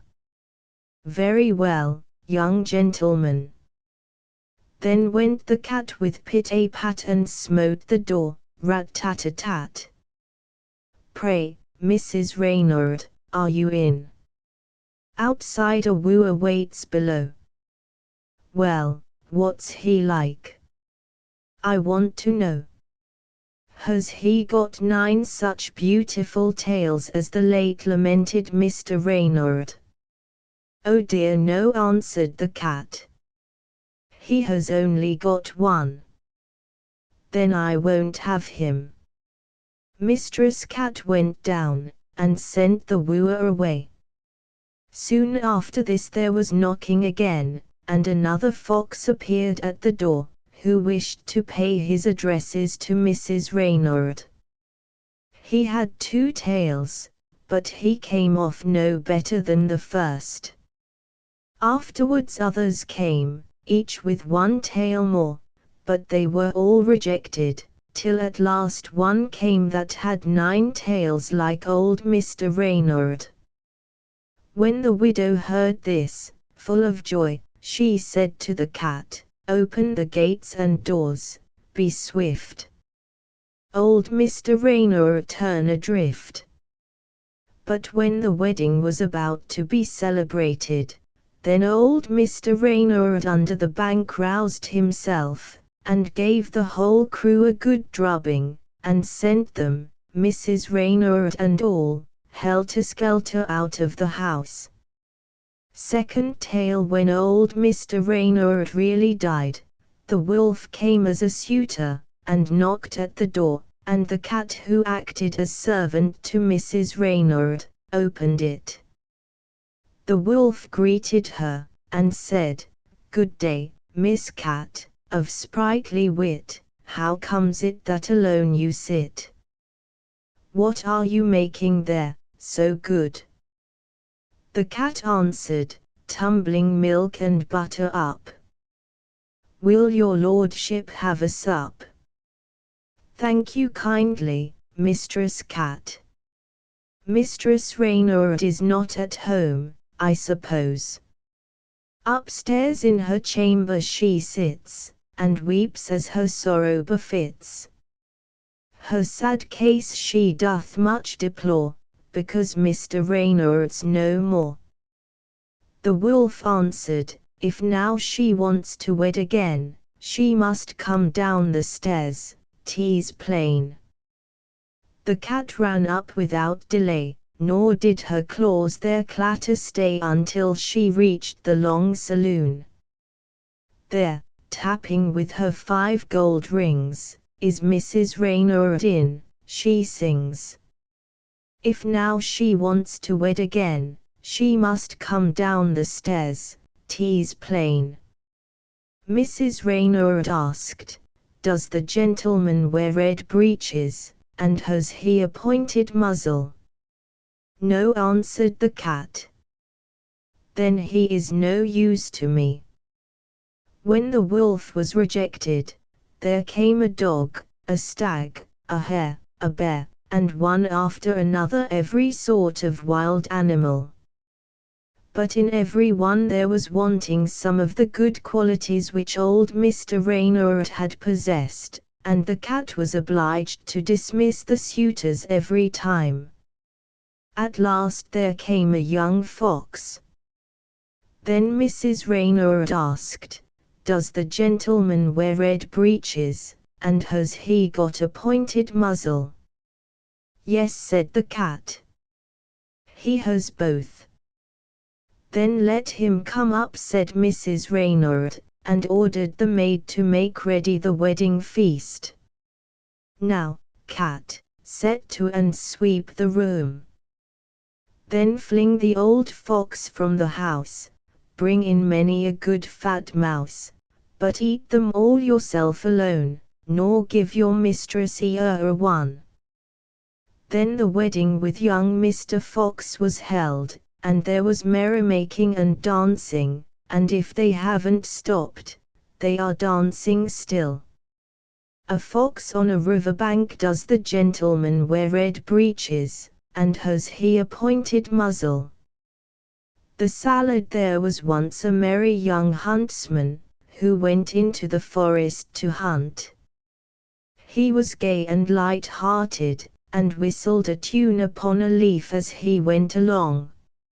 Suddenly an ugly old crone spoke to him, and said, "Good morning, dear huntsman, you are merry and happy enough, while I am hungry and thirsty. Pray give me an alms." The huntsman pitied the poor old woman, put his hand in his pocket, and made her a present according to his means.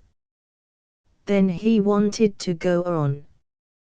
But the old woman held him back, and said, "Hark ye, dear huntsman, I will make you a present because of your good heart.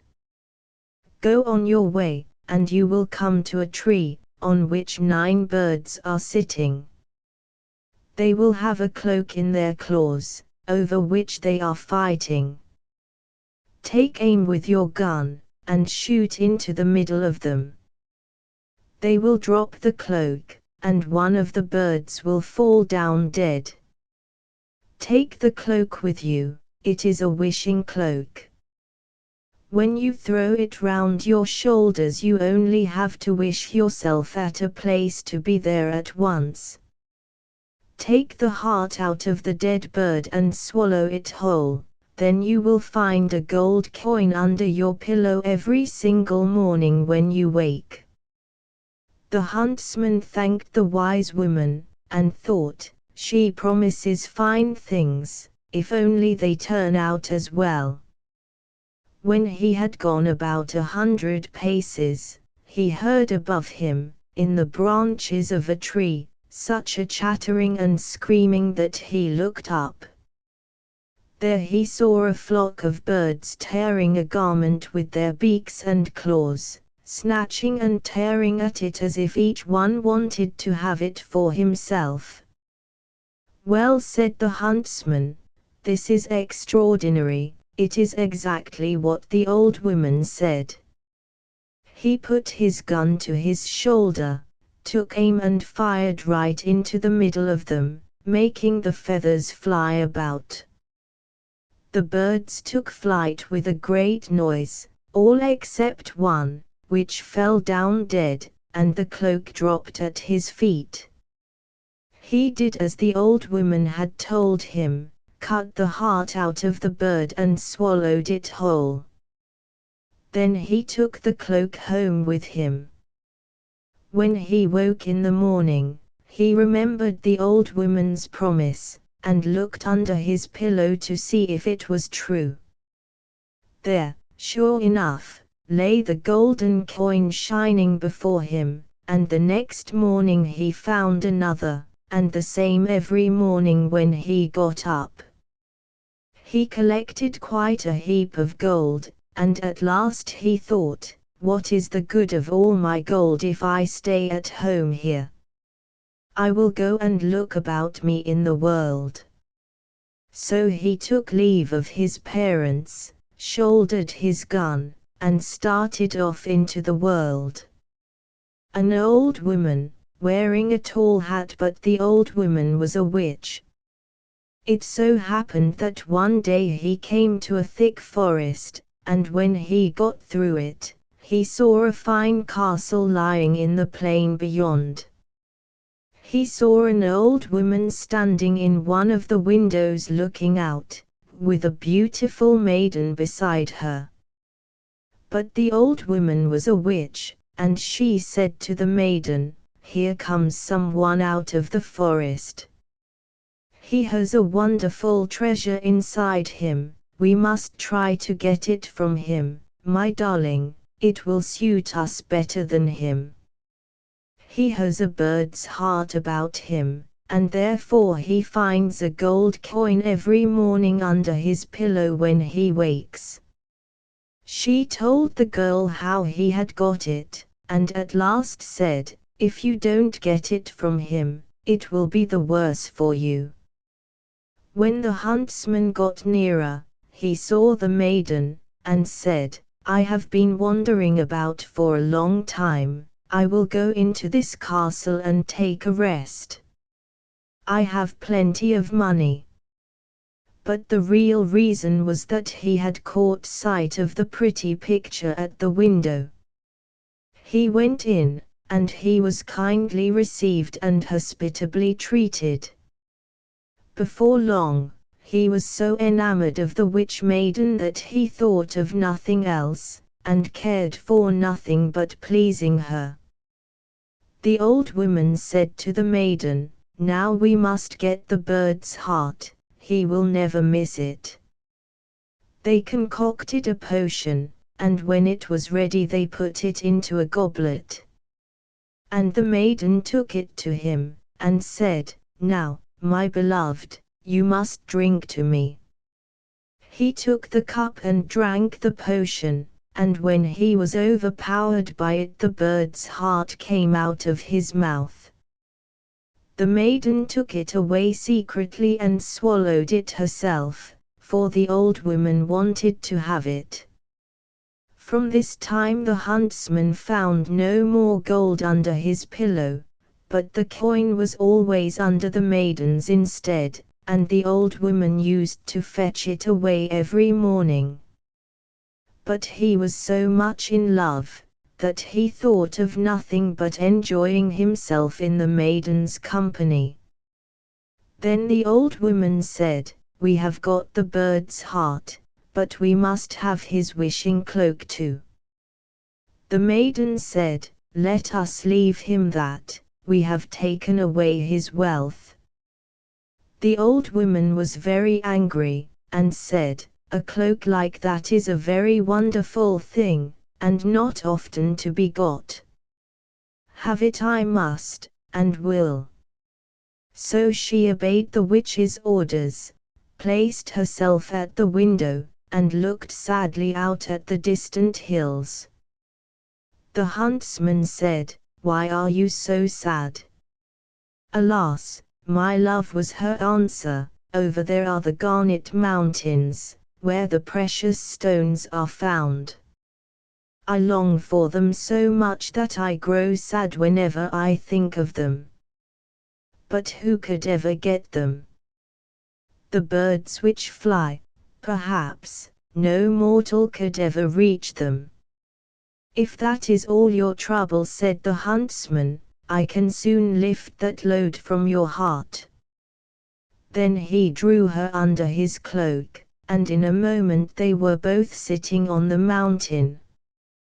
The precious stones were glittering around them, their hearts rejoiced at the sight of them, and they soon gathered together some of the finest and largest.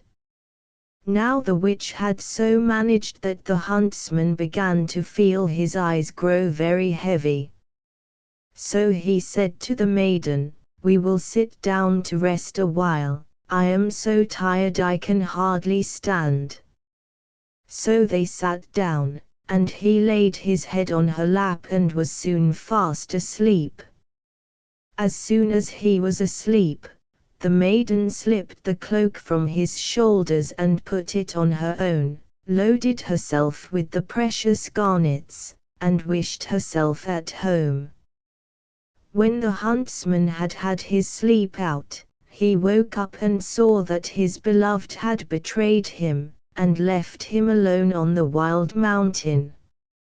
"Oh, what treachery there is in the world!" he exclaimed, as he sat down in grief, and did not know what to do. Now the mountain belonged to some wild and savage giants who lived on it, and before long he saw 3 of them striding along. He quickly lay down again and pretended to be fast asleep. The first one, as he came along, stumbled against him, and said, "What kind of earthworm is this?" The second said, "Tread on him and kill him." But the third said, "It isn't worth the trouble. Let him alone, he can't live here, and when he climbs higher up the mountain, the clouds will roll down and carry him off." Then they passed on, and as soon as they were gone, the huntsman, who had heard all they said, got up and climbed up to the top of the mountain. After he had sat there for a time, a cloud floated over him, and carried him away. At first he was swept through the air, but then he was gently lowered and deposited within a large walled garden, upon a soft bed of lettuces and other herbs. He looked around him and said, "If only I had something to eat, I am so hungry. And it will be difficult to get away from here. I see neither apples nor pears, nor any other fruit, nothing but salad and herbs." At last, however, he thought, "At the worst, I can eat some of this salad, it does not taste very good, but it will, at least, be refreshing." He picked out a fine head of lettuce, and began eating it. But he had hardly swallowed a little piece, when he began to feel very odd, and quite changed. He felt 4 legs growing, a big head, and 2 long ears, and he saw to his horror that he was changed into an ass. As he at the same time felt as hungry as ever, and the juicy salad was now very much to his taste, he went on eating greedily. At last he reached another kind of salad, which he had hardly tasted when he felt a new change taking place, and found himself back in his human shape. After this he lay down and slept off his fatigue. When he woke next morning he broke off a head of the bad salad, and a head of the good, and thought, "These will help me to regain my own, and also to punish the traitors." He put the salad into his wallet, climbed over the wall, and went off to find the castle of his beloved. After wandering about for a few days, he was fortunate enough to find it. Then he stained his face, and disguised himself so that his own mother would not have known him, and went to the castle to ask for shelter. "I am so tired," he said, "I cannot go any further." The witch said, "Who are you, countryman, and what do you want?" He answered, "I am a messenger from the king. He sent me to find the rarest salad which grows under the sun. I have been lucky enough to find it, and I carry it with me. But the sun is so burning, that I am afraid the tender plant will be withered, and I don't know if I shall be able to take it any further." When the old witch heard about the rare salad, she felt a great desire to have some, and said, "Good countryman, let me try the wonderful salad." "By all means," he answered. "I have 2 heads with me, and you shall have 1. So saying, he opened his sack, and handed her the bad one. The witch had no suspicions, and her mouth so watered for the new dish, that she went to the kitchen herself to prepare it. When it was ready, she could not wait till it was put upon the table, but put a few leaves into her mouth at once. Hardly had she swallowed them, when she lost her human shape, and ran out into the courtyard, as an old she-ass. Then the maid came into the kitchen, saw the salad standing ready, and was about to put it on the table.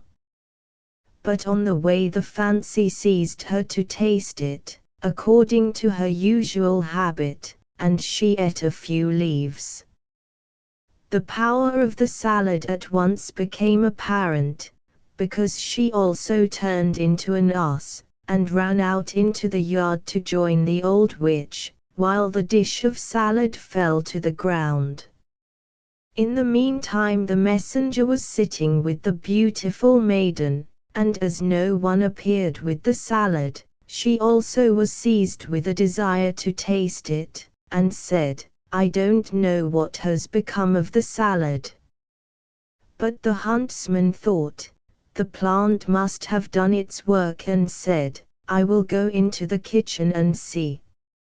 As soon as he got downstairs he saw the 2 asses running about, and the salad lying on the ground. "This is all right," he said, "2 of them are done for." Then he picked up the leaves, put them on a dish, and took them to the maiden. "I am bringing the precious food to you myself," said he, "so that you may not have to wait any longer." She ate some, and, like the others, was immediately changed into an ass, and ran out to them in the yard. The huntsman driving the 3 asses, he tied them all together and drove them along till he came to a mill. When the huntsman had washed his face so that the transformed creatures might know him, he went into the courtyard, and said, "Now, you shall be paid for your treachery." He tied them all together with a rope, and drove them along till he came to a mill. He tapped at the window, and the miller put his head out and asked what he wanted. "I have 3 bad animals here," he said, "that I want to get rid of. If you will take them and feed them, and treat them as I wish, I will pay you what you like to ask." "Why not?" said the miller. "How do you want them treated?" The huntsman said he wanted the old she-ass, the witch, to be well beaten 3 times a day and fed once. The younger one, which was the maid, beaten once and fed 3 times. The youngest of all, who was the beautiful maiden, was to be fed 3 times, and not beaten at all. He could not find it in his heart to have her beaten. Then he went back to the castle and found everything he wanted in it.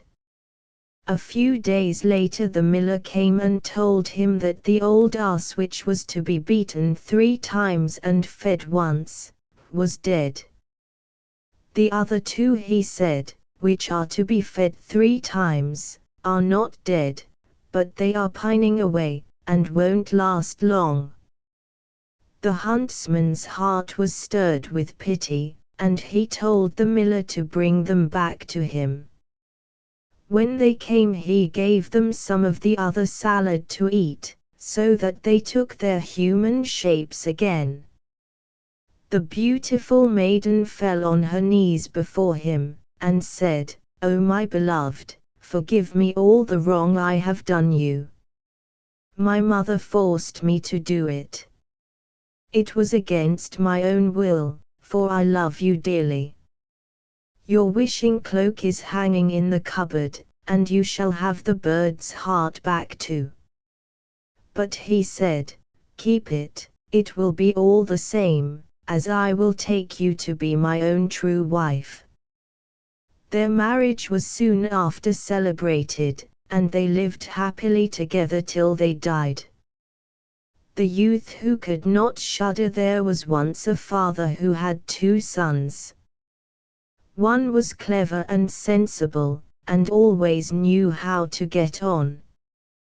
But the younger one was stupid, and could not learn anything, and he had no imagination. When people saw him, they said, "His father will have plenty of trouble with him." Whenever there was anything to be done, the eldest one always had to do it.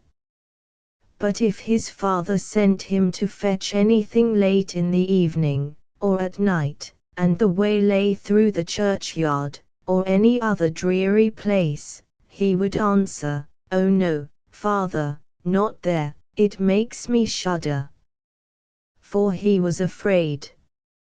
In the evening, when stories were being told round the fire which made one's flesh creep, and the listeners said, "Oh, you make me shudder," the youngest son, sitting in the corner listening, could not imagine what they meant.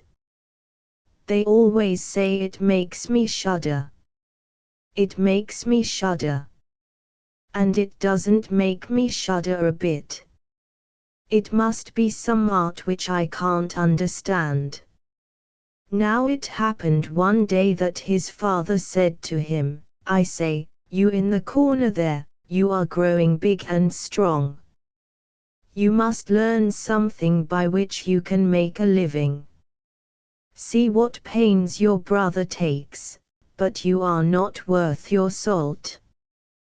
"Well, father," he answered, "I am quite ready to learn something, nay, I should very much like to learn how to shudder, for I know nothing about that." The elder son laughed when he heard him, and thought, "Good heavens, what a fool my brother is, he will never do any good as long as he lives." But his father sighed, and answered, "You will easily enough learn how to shudder, but you won't make your bread by it." Soon after, the sexton came to the house on a visit, and the father confided his troubles about his son to him. He told him how stupid he was, and how he never could learn anything. Would you believe that when I asked him how he was going to make his living, he said he would like to learn how to shudder. "If that's all," said the sexton, "he may learn that from me. Just let me have him, and I'll soon put the polish on him." The father was pleased, for he thought, anyhow, the lad will gain something by it. So the sexton took him home with him, and he had to ring the church bells.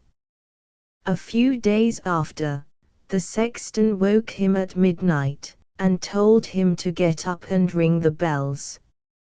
"You shall soon be taught how to shudder," he thought, as he crept stealthily up the stairs beforehand. When the lad got up into the tower, and turned round to catch hold of the bell rope, he saw a white figure standing on the steps opposite the belfry window. "Who is there?" he cried, but the figure neither moved nor answered. "Answer," cried the lad, "or get out of the way. You have no business here in the night." But so that the lad should think he was a ghost, the sexton did not stir. The lad cried for the second time, "What do you want here? Speak if you are an honest fellow, or I'll throw you down the stairs." The sexton did not think he would go to such lengths, so he made no sound, and stood as still as if he were made of stone. Then the lad called to him the third time, and, as he had no answer, he took a run and threw the ghost down the stairs. It fell down 10 steps, and remained lying in a corner. Then he rang the bells, went home, and, without saying a word to anybody, went to bed and was soon fast asleep. The sexton's wife waited a long time for her husband, but, as he never came back, she got frightened, and woke up the lad. "Don't you know what has become of my husband?" she asked. "He went up into the church tower before you." "No," answered the lad. "There was somebody standing on the stairs opposite the belfry window, and, as he would neither answer me nor go away, I took him to be a rogue and threw him downstairs. Go and see if it was your husband, I should be sorry if it were." The woman hurried away and found her husband lying in the corner, moaning, with a broken leg. She carried him down, and then hastened with loud cries to the lad's father. "Your son has brought about a great misfortune, he has thrown my husband downstairs and broken his leg. Take the good-for-nothing fellow away, out of our house." The father was horrified, and, going back with her, gave the lad a good scolding. "What is the meaning of this inhuman prank? The evil one must have put it into your head." "Father," answered the lad, "just listen to me. I am quite innocent." He stood there in the dark, like a man with some wicked design. I did not know who it was, and I warned him 3 times to speak, or to go away. "Alas," said his father, "you bring me nothing but disaster. Go away out of my sight. I will have nothing more to do with you. Gladly, father. Only wait till daylight, then I will go away, and learn to shudder. Then, at least, I shall have one art to make my living by. Learn what you like, said his father. It's all the same to me. Here are 50 thalers for you. Go out into the world, and don't tell a creature where you come from, or who your father is, for you will only bring me to shame. Just as you please, father. If that is all you want, I can easily fulfill your desire. At daybreak, the lad put his 50 thalers into his pocket, and went out along the high road, repeating over and over to himself as he went, if only I could shudder, if only I could shudder.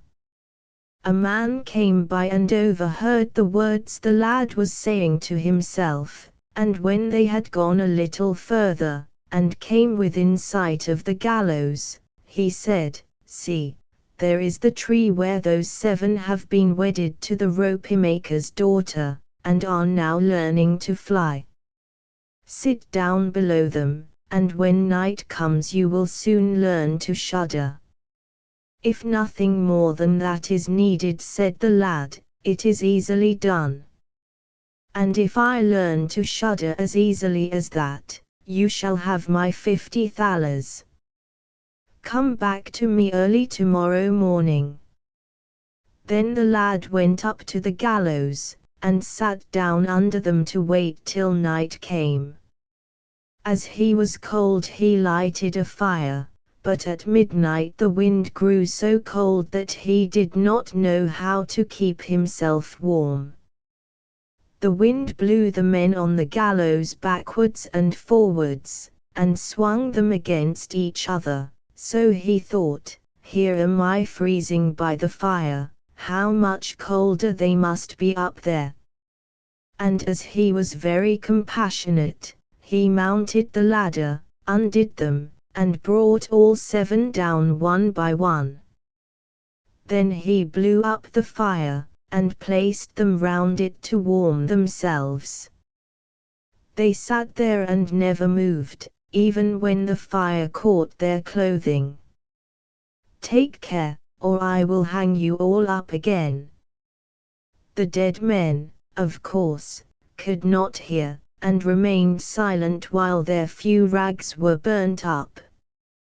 Then he grew angry, and said, If you won't take care of yourselves, I can't help you, and I won't be burnt with you. So he hung them all up again in a row, and sat down by the fire and went to sleep again. Next morning, the man, wanting to get his 50 thalers, came to him and said, Now do you know what shuddering means? No, he said, how should I have learnt it? Those fellows up there never opened their mouths, and they were so stupid that they let the few poor rags they had about them burn. Then the man saw that no thalers would be his that day, and he went away, saying, Never in my life have I seen such a fellow as this. The lad also went on his way, and again began saying to himself, Oh, if only I could learn to shudder, if only I could learn to shudder. A carter, walking behind him, heard this, and asked, Who are you? I don't know, answered the youth. Who is your father? That I must not say. What are you always mumbling in your beard? Ah, answered the youth, I want to learn to shudder, but no one can teach me. Stop your silly chatter, said the carter. Just you come with me, and I'll see that you have what you want. The youth went with the carter, and in the evening they reached an inn, where they meant to pass the night. he said quite loud, as they entered. "Oh, if only I could learn to shudder, if only I could learn to shudder." The landlord, who heard him, laughed, and said, "If that's what you want, there should be plenty of opportunity for you here." "I will have nothing to say to it," said the landlady. "So many a prying fellow has already paid the penalty with his life. It would be a sin and a shame if those bright eyes should not see the light of day again." But the youth said, "I will learn it somehow, however hard it may be. I have been driven out for not knowing it." He gave the landlord no peace till he told him that there was an enchanted castle a little way off, where anyone could be made to shudder, if he would pass 3 nights in it. The king had promised his daughter to wife to anyone who dared do it, and she was the prettiest maiden the sun had ever shone on. There were also great treasures hidden in the castle, watched over by evil spirits, enough to make any poor man rich who could break the spell. Already many had gone in, but none had ever come out. Next morning the youth went to the king, and said, "By your leave, I should like to pass 3 nights in the enchanted castle." The king looked at him, and, as he took a fancy to him, he said, "You may ask 3 things to take into the castle with you, but they must be lifeless things." He answered, "Then I ask for a fire, a turning lathe, and a cooper's bench with the knife." The king had all 3 carried into the castle for him. When night fell, the youth went up to the castle and made a bright fire in one of the rooms. He put the cooper's bench with the knife near the fire, and seated himself on the turning lathe. "Oh, if only I could shudder," he said, "but I shan't learn it here either."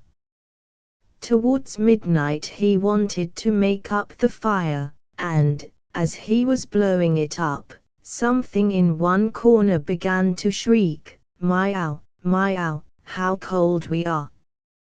"You fools," he cried. "What do you shriek for? If you are cold, come and warm yourselves by the fire." As he spoke, 2 big black cats bounded up and sat down, one on each side of him, and stared at him with wild, fiery eyes. After a time, when they had warmed themselves, they said, "Comrade, shall we have a game of cards?" "Why not?" he answered, "but show me your paws first." Then they stretched out their claws. "Why," he said, "what long nails you've got! Wait a bit, I must cut them for you." He seized them by the scruff of their necks, lifted them onto the cooper's bench, and screwed their paws firmly to it. The animals ran towards the youth. Crowds of black cats and dogs swarmed out of every corner. "I have looked at your fingers, and the desire to play cards with you has passed." Then he killed them and threw them out into the moat. But no sooner had he got rid of these 2 cats, and was about to sit down by his fire again, than crowds of black cats and dogs swarmed out of every corner, more and more of them. They howled horribly, and trampled on his fire, and tried to put it out. For a time he looked quietly on, but when it grew too bad he seized his cooper's knife, and cried, "Away with you, you rascally pack, and let fly among them right and left." Some of them sprang away, the others he killed, and threw them out into the water. When he came back he scraped the embers of his fire together again, and warmed himself. He could hardly keep his eyes open, and felt the greatest desire to go to sleep. He looked round, and in one corner he saw a big bed. "That's the very thing," he said, and lay down in it. As soon as he closed his eyes, the bed began to move, and soon it was tearing round and round the castle. "Very good," he said. "The faster the better." The bed rolled on as if it were dragged by 6 horses, over thresholds and stairs, up and down. Suddenly it went hop, hop, hop, and turned topsy-turvy, so that it lay upon him like a mountain. But he pitched the pillows and blankets into the air, slipped out of it, and said, "Now anyone may ride who likes." Then he lay down by his fire and slept till daylight. In the morning the king came, and when he saw him lying on the floor, he thought the ghosts had killed him, and he was dead. So he said, "It's a sad pity, for such a handsome fellow." But the youth heard him, and sat up, saying, "It has not come to that yet." The king was surprised and delighted, and asked him how he had got on. "Pretty well," he answered. "One night is gone, I suppose I shall get through the others too." When the landlord saw him he opened his eyes, and said, "I never thought I should see you alive again. Have you learned how to shudder now?" "No," he answered, "it's all in vain. If only someone would tell me how." The second night came, and up he went again and sat down by the fire, and began his old song, "Oh, if only I could learn to shudder."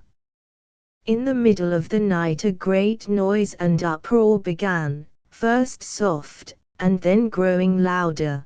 Then for a short time there would be silence.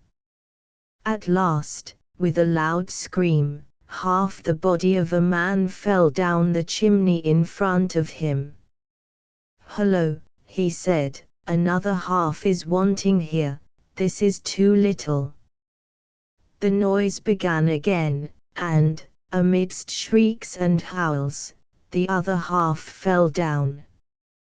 "Wait a bit," he said, "I'll blow up the fire." When this was done, and he looked round, the 2 halves had come together, and a hideous man sat in his place. "We didn't bargain for that," said the youth. "The bench is mine." The man wanted to push him out of the way, but the youth would not have it, flung him aside, and took his own seat. Then more men fell down the chimney, one after the other, and they fetched 9 human shin bones and 2 skulls, and began to play skittles. The youth felt inclined to join them, and cried, "I say, can I play too?" "Yes, if you've got any money." "Money enough," he answered, "but your balls aren't quite round." Then he took the skulls and turned them on the lathe till they were quite round. "Now they will roll better," he said. "Here goes. The more, the merrier." So he played with them, and lost some money, but when it struck 12 everything disappeared. He lay down, and was soon fast asleep. Next morning the king came again to look after him, and said, "Well, how did you get on this time?" "I played skittles," he answered, "and lost a few coins." "Didn't you learn to shudder?" "Not I. I only made merry." "Oh, if I could but find out how to shudder." On the third night he again sat down on his bench, and said quite savagely, "If only I could shudder." When it grew late, 6 tall men came in, carrying a bier, and he said, "Hello there. That must be my cousin who died a few days ago." And he beckoned and said, "Come along, cousin, come along." The men put the coffin on the floor, and he went up and took the lid off, and there lay a dead man. He felt the face, and it was as cold as ice. "Wait," he said, "I will warm him." Then he went to the fire and warmed his hand, and laid it on his face, but the dead man remained cold. He took him out of the coffin, sat down by the fire, and took him on his knees, and rubbed his arms to make the blood circulate. But it was all no good. Next, it came into his head that if 2 people were in bed together, they warmed each other. So he put the dead man in the bed, covered him up, and lay down beside him. After a time the dead man grew warm, and began to move. Then the youth said, "There, you see, cousin mine, have I not warmed you?" But the man rose up, and cried, "Now, I will strangle you." "What," said he, "are those all the thanks I get?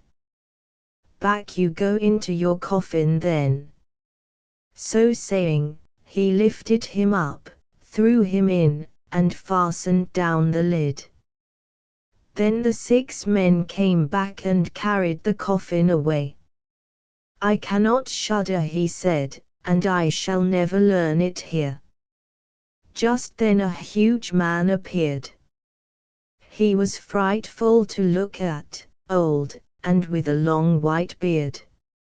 "Oh, you miserable wight," he cried. "You shall soon learn what shuddering is, for you shall die." "Not so fast," said the youth. "If I am to die, I must be present." "I will make short work of you," said the old monster. "Softly, softly, don't you boast. I am as strong as you, and very likely much stronger." "We shall see about that," said the old man. "If you are the stronger, I will let you go. Come, we will try." Then he led him through numberless dark passages to a smithy, took an axe, and with one blow struck one of the anvils into the earth. "I can better that," said the youth, and went to the other anvil. The old man placed himself near to see, and his white beard hung over. Then the youth took the axe and split the anvil with one blow, catching in the old man's beard at the same time. "Now, I have you fast," said the youth, "and you will be the one to die." Then he seized an iron rod, and belabored the old man with it, till he shrieked for mercy, and promised him great riches if he would stop. Then the youth pulled out the axe and released him, and the old man led him back into the castle, and showed him 3 chests of gold in a cellar. "One is for the poor," he said, "one for the king, and one for you." The clock struck 12, and the ghost disappeared, leaving the youth in the dark. "I must manage to get out somehow," he said, and groped about till he found his way back to his room, where he lay down by the fire and went to sleep. Next morning the king came and said, "Now you must have learned how to shudder." Then the youth took the axe and split the anvil with one blow, catching in the old man's beard at the same time. "No," said he. "What can it be? My dead cousin was there, and an old man with a beard came and showed me a lot of gold. But what shuddering is, that no man can tell me." Then said the king, "You have broken the spell on the castle, and you shall marry my daughter." "That is all very well," he said, "but still I don't know what shuddering is." The gold was got out of the castle, and the marriage was celebrated, but, happy as the young king was, and much as he loved his wife, he was always saying, "Oh, if only I could learn to shudder, if only I could learn to shudder." At last his wife was vexed by it, and her waiting woman said, "I can help you, he shall be taught the meaning of shuddering." And she went out to the brook which ran through the garden and got a pail full of cold water and little fishes. At night, when the young king was asleep, his wife took the coverings off and poured the cold water over him, and all the little fishes flopped about him. Then he woke up, and cried, "Oh, how I am shuddering! Dear wife, how I am shuddering! Now I know what shuddering is." King Thrushbeard. There was once a king who had a daughter. She was more beautiful than words can tell, but at the same time so proud and haughty that no man who came to woo her was good enough for her. She turned away one after another, and even mocked them. One day her father ordered a great feast to be given, and invited to it all the marriageable young men from far and near. They were all placed in a row, according to their rank and position. First came kings, then princes, then dukes, earls, and barons.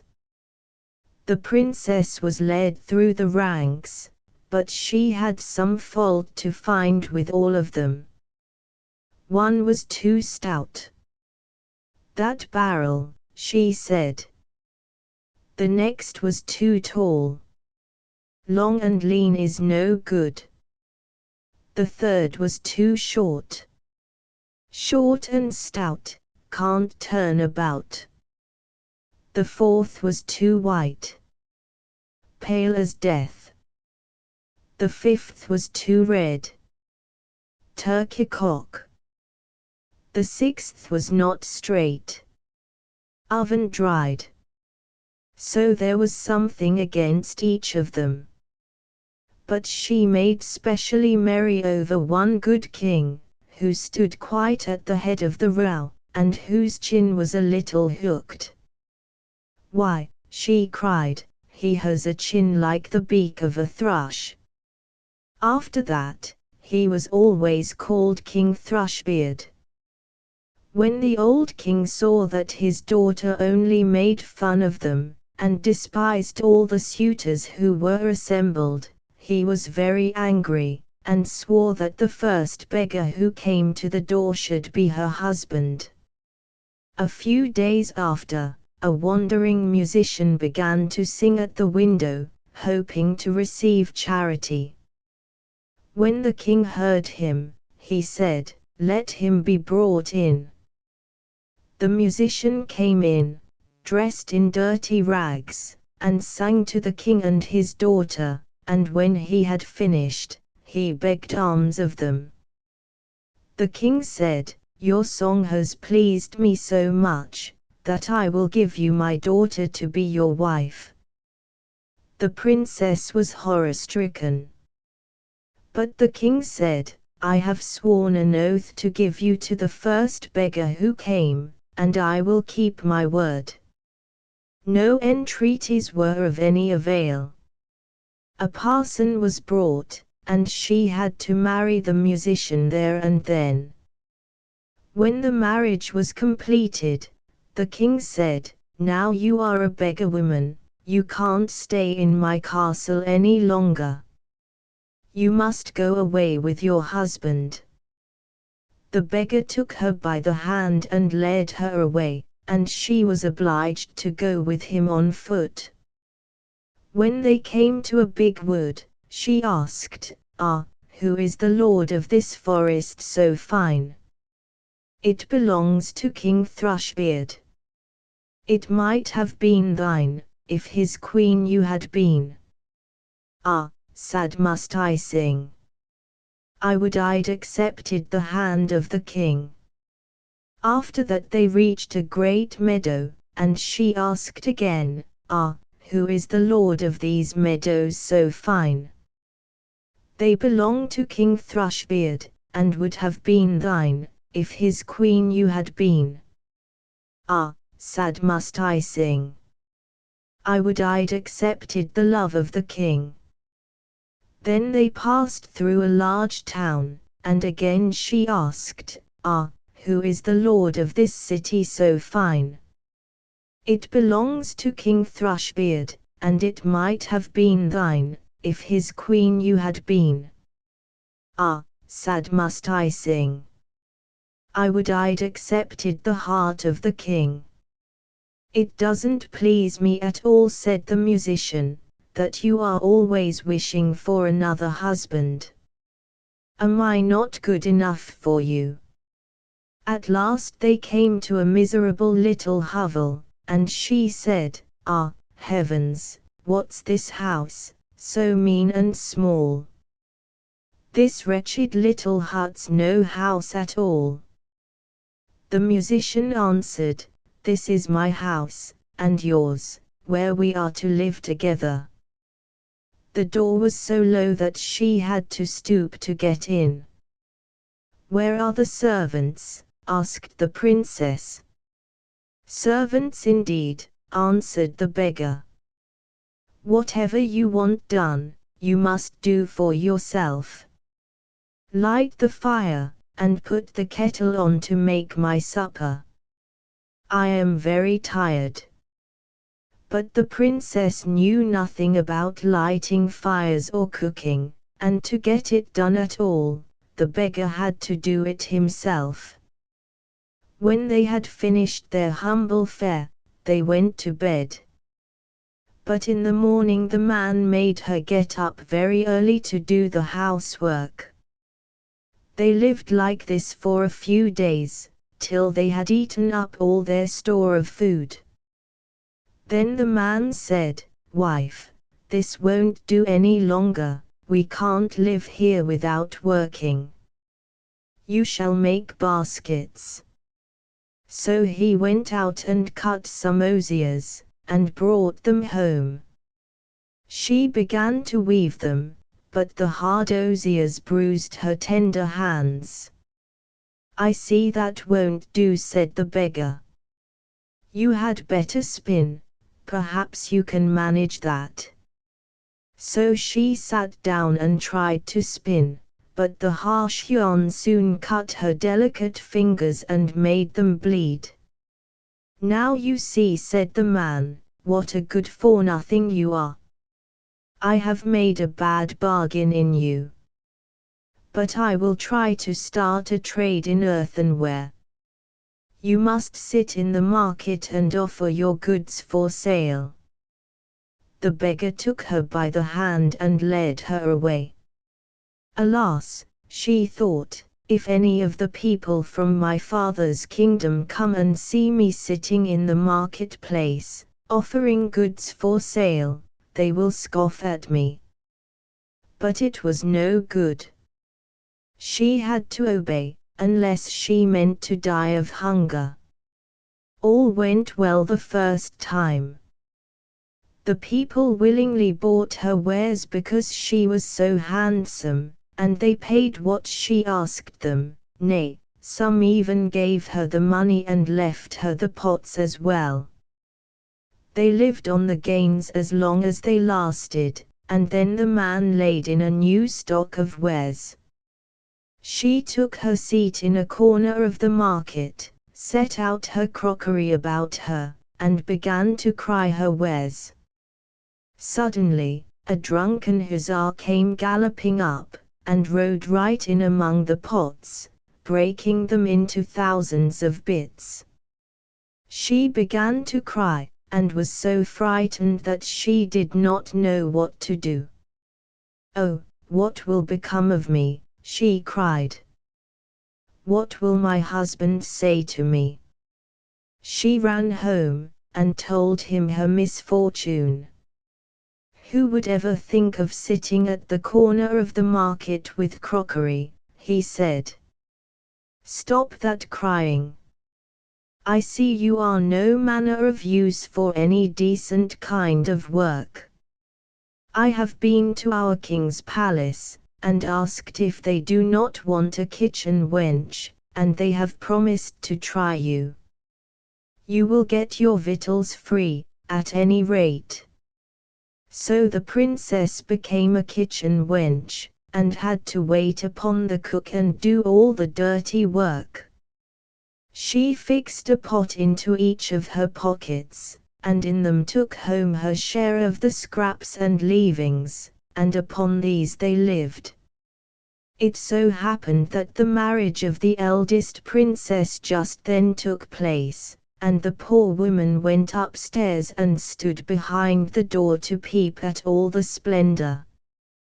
When the rooms were lighted up, and she saw the guests streaming in, one more beautiful than the other, and the scene grew more and more brilliant, she thought, with a heavy heart, of her sad fate. She cursed the pride and haughtiness which had been the cause of her humiliation, and of her being brought to such depths. Every now and then the servants would throw her bits from the savory dishes they were carrying away from the feast, and these she put into her pots to take home with her. All at once the king's son came in. He was dressed in silk and velvet, and he had a golden chain round his neck. When he saw the beautiful woman standing at the door, he seized her by the hand, and wanted to dance with her. But she shrank and refused, because she saw that it was King Thrushbeard, who had been one of the suitors for her hand, and whom she had most scornfully driven away. Her resistance was no use, and he dragged her into the hall. The string by which her pockets were suspended broke. Down fell the pots, and the soup and savory morsels were spilled all over the floor. When the guests saw it, they burst into shouts of mocking laughter. She was so ashamed, that she would gladly have sunk into the earth. She rushed to the door, and tried to escape, but on the stairs a man stopped her and brought her back. When she looked at him, it was no other than King Thrushbeard again. He spoke kindly to her, and said, "Do not be afraid. I and the beggar man, who lived in the poor little hovel with you, are one and the same. For love of you I disguised myself, and I was also the hussar who rode among your pots. All this I did to bend your proud spirit, and to punish you for the haughtiness with which you mocked me." She wept bitterly, and said, "I was very wicked, and I am not worthy to be your wife." But he said, "Be happy. Those evil days are over. Now we will celebrate our true wedding." The waiting women came and put rich clothing upon her, and her father, with all his court, came and wished her joy on her marriage with King Thrushbeard. Then, in truth, her happiness began. I wish we had been there to see it. You and I, Iron Hands. There was once a king whose castle was surrounded by a forest full of game. One day he sent a huntsman out to shoot a deer, but he never came back. "Perhaps an accident has happened to him," said the king. Next day he sent out 2 more huntsmen to look for him, but they did not return either. On the 3rd day he sent for all his huntsmen, and said to them, "Search the whole forest without ceasing, until you have found all 3. But not a single man of all these, or one of the pack of hounds they took with them, ever came back. From this time forth no one would venture into the forest, so there it lay, wrapped in silence and solitude, with only an occasional eagle or hawk circling over it. This continued for several years, and then one day a strange huntsman sought an audience of the king, and offered to penetrate into the dangerous wood. The king, however, would not give him permission, and said, "It's not safe, and I am afraid if you go in that you will never come out again, any more than all the others." The huntsman answered, "Sire, I will take the risk upon myself. I do not know fear." So the huntsman went into the wood with his dog. Before long the dog put up some game, and wanted to chase it, but hardly had he taken a few steps when he came to a deep pool, and could go no further. A naked arm appeared out of the water, seized him, and drew him down. When the huntsman saw this, he went back and fetched 3 men with pails to empty the pool. When they got to the bottom they found a wild man, whose body was as brown as rusty iron, and his hair hanging down over his face to his knees. They bound him with cords, and carried him away to the castle. There was great excitement over the wild man, and the king had an iron cage made for him in the courtyard. He forbade anyone to open the door of the cage on pain of death, and the queen had to keep the key in her own charge. After this, anybody could walk in the forest with safety. The king had a little son 8 years old, and one day he was playing in the courtyard. In his play his golden ball fell into the cage. The boy ran up, and said, "Give me back my ball." "Not until you have opened the door," said the wild man. "No, I can't do that," said the boy. "My father has forbidden it," and then he ran away. Next day he came again, and asked for his ball. The man said, "Open my door," but he would not. On the 3rd day the king went out hunting, and the boy came again, and said, "Even if I would, I could not open the door. I have not got the key." Then the wild man said, "It is lying under your mother's pillow. You can easily get it." The boy, who was very anxious to have his ball back, threw his scruples to the winds, and fetched the key. The door was very stiff, and he pinched his fingers in opening it. As soon as it was open the wild man came out, gave the boy his ball, and hurried away. The boy was now very frightened, and cried out, "O wild man, don't go away, or I shall be beaten." The wild man turned back, picked up the boy, put him on his shoulder, and walked hurriedly off into the wood. When the king came home he saw at once the cage was empty, and asked the queen how it had come about. She knew nothing about it, and went to look for the key, which was of course gone. They called the boy, but there was no answer. The king sent people out into the fields to look for him, but all in vain, he was gone. The king easily guessed what had happened, and great grief fell on the royal household. When the wild man got back into the depths of the dark forest, he took the boy down off his shoulder, and said, "You will never see your father and mother again, but I will keep you here with me, because you had pity on me and set me free. If you do as you are told, you will be well treated. I have treasures and gold enough and to spare, more than anybody in the world."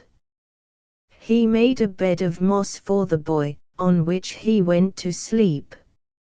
Next morning the man led him to a spring, and said, "You see, this golden well is bright and clear as crystal. You must sit by it, and take care that nothing falls into it, or it will be contaminated. I shall come every evening to see if you have obeyed my orders." The boy sat down on the edge of the spring to watch it. Sometimes he would see a goldfish or a golden snake darting through it, and he guarded it well, so that nothing should fall into it.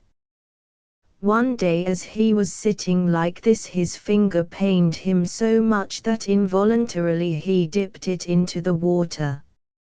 He drew it out very quickly, but saw that it was gilded, and although he tried hard to clean it, it remained golden. In the evening Iron Hans came back, looked at the boy, and said, "What has happened to the well today?" "Nothing, nothing," he answered, keeping his finger behind his back, so that Iron Hans should not see it. But he said, "You have dipped your finger into the water. It does not matter this time, but take care that nothing of the kind occurs again." Early next morning the boy took his seat by the spring again to watch. His finger still hurt very much, and he put his hand up above his head, but, unfortunately, in so doing he brushed a hair into the well. He quickly took it out, but it was already gilded.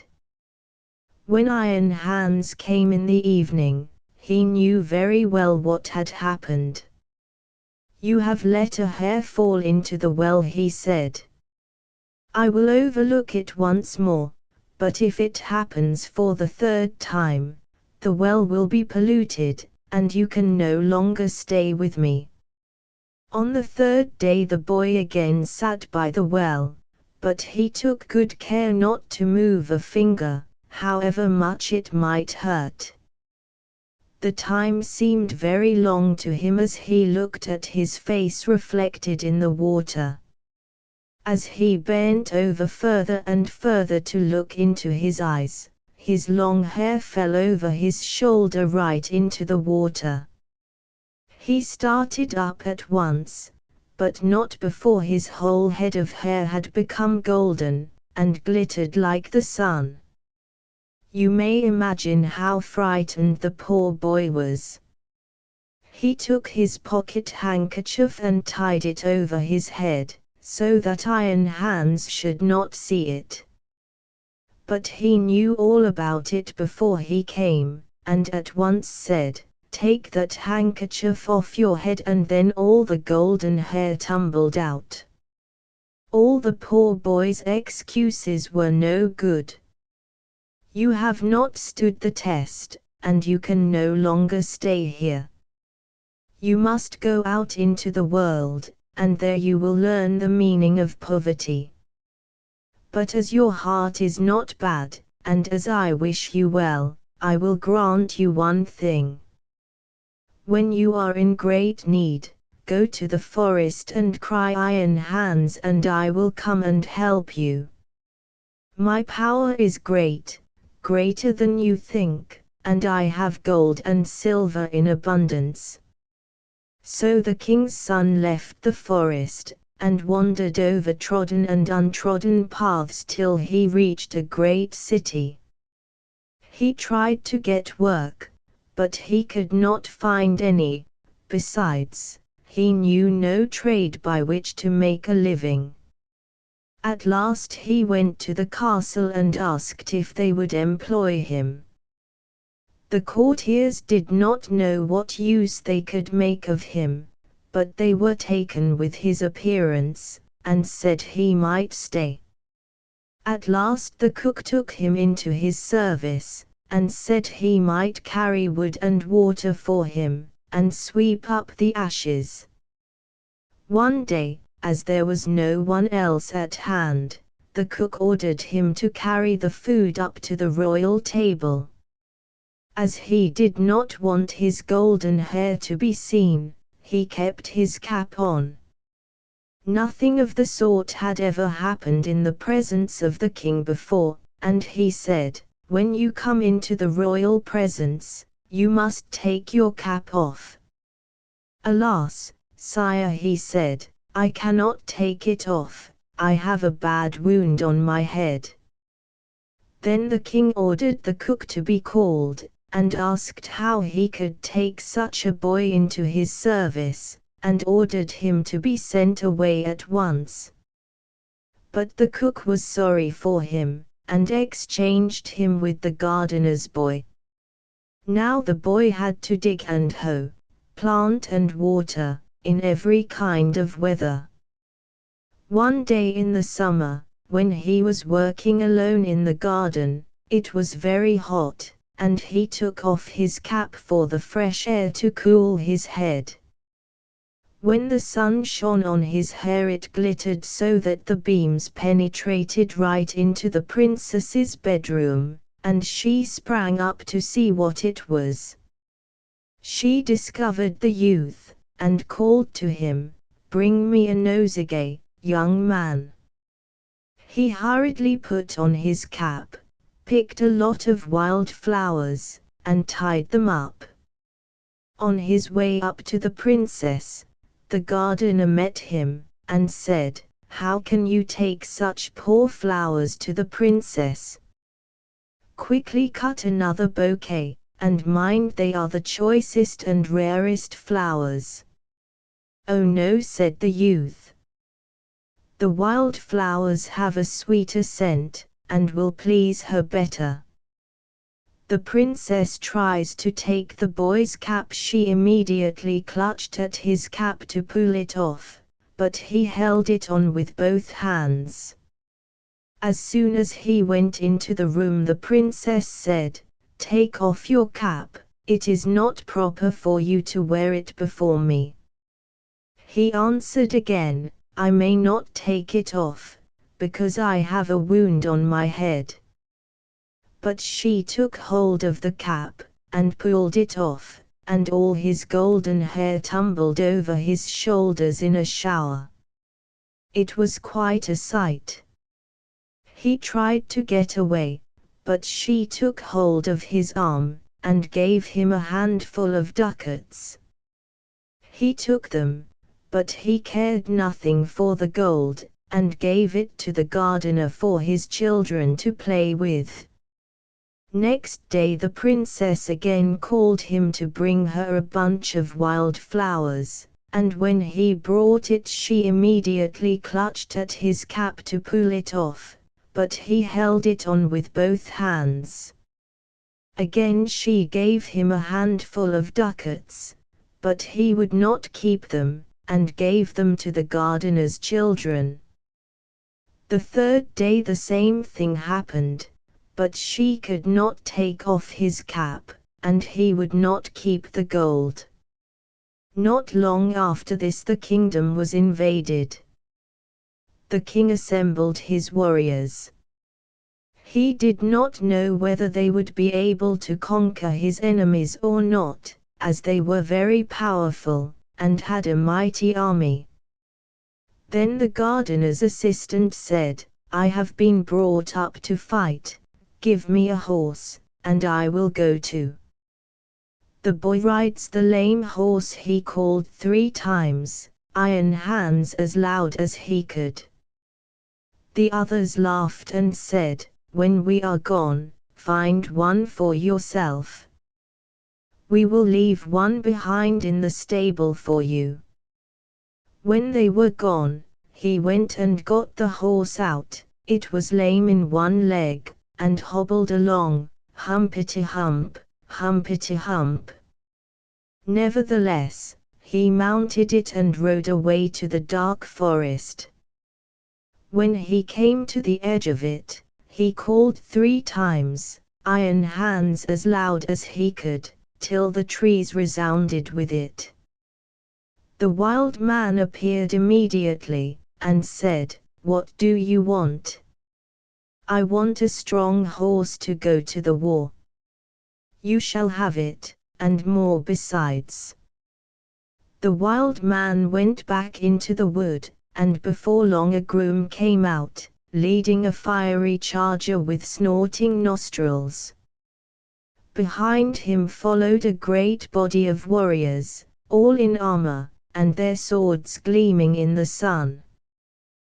The youth handed over his 3-legged steed to the groom, mounted the other, and rode away at the head of the troop.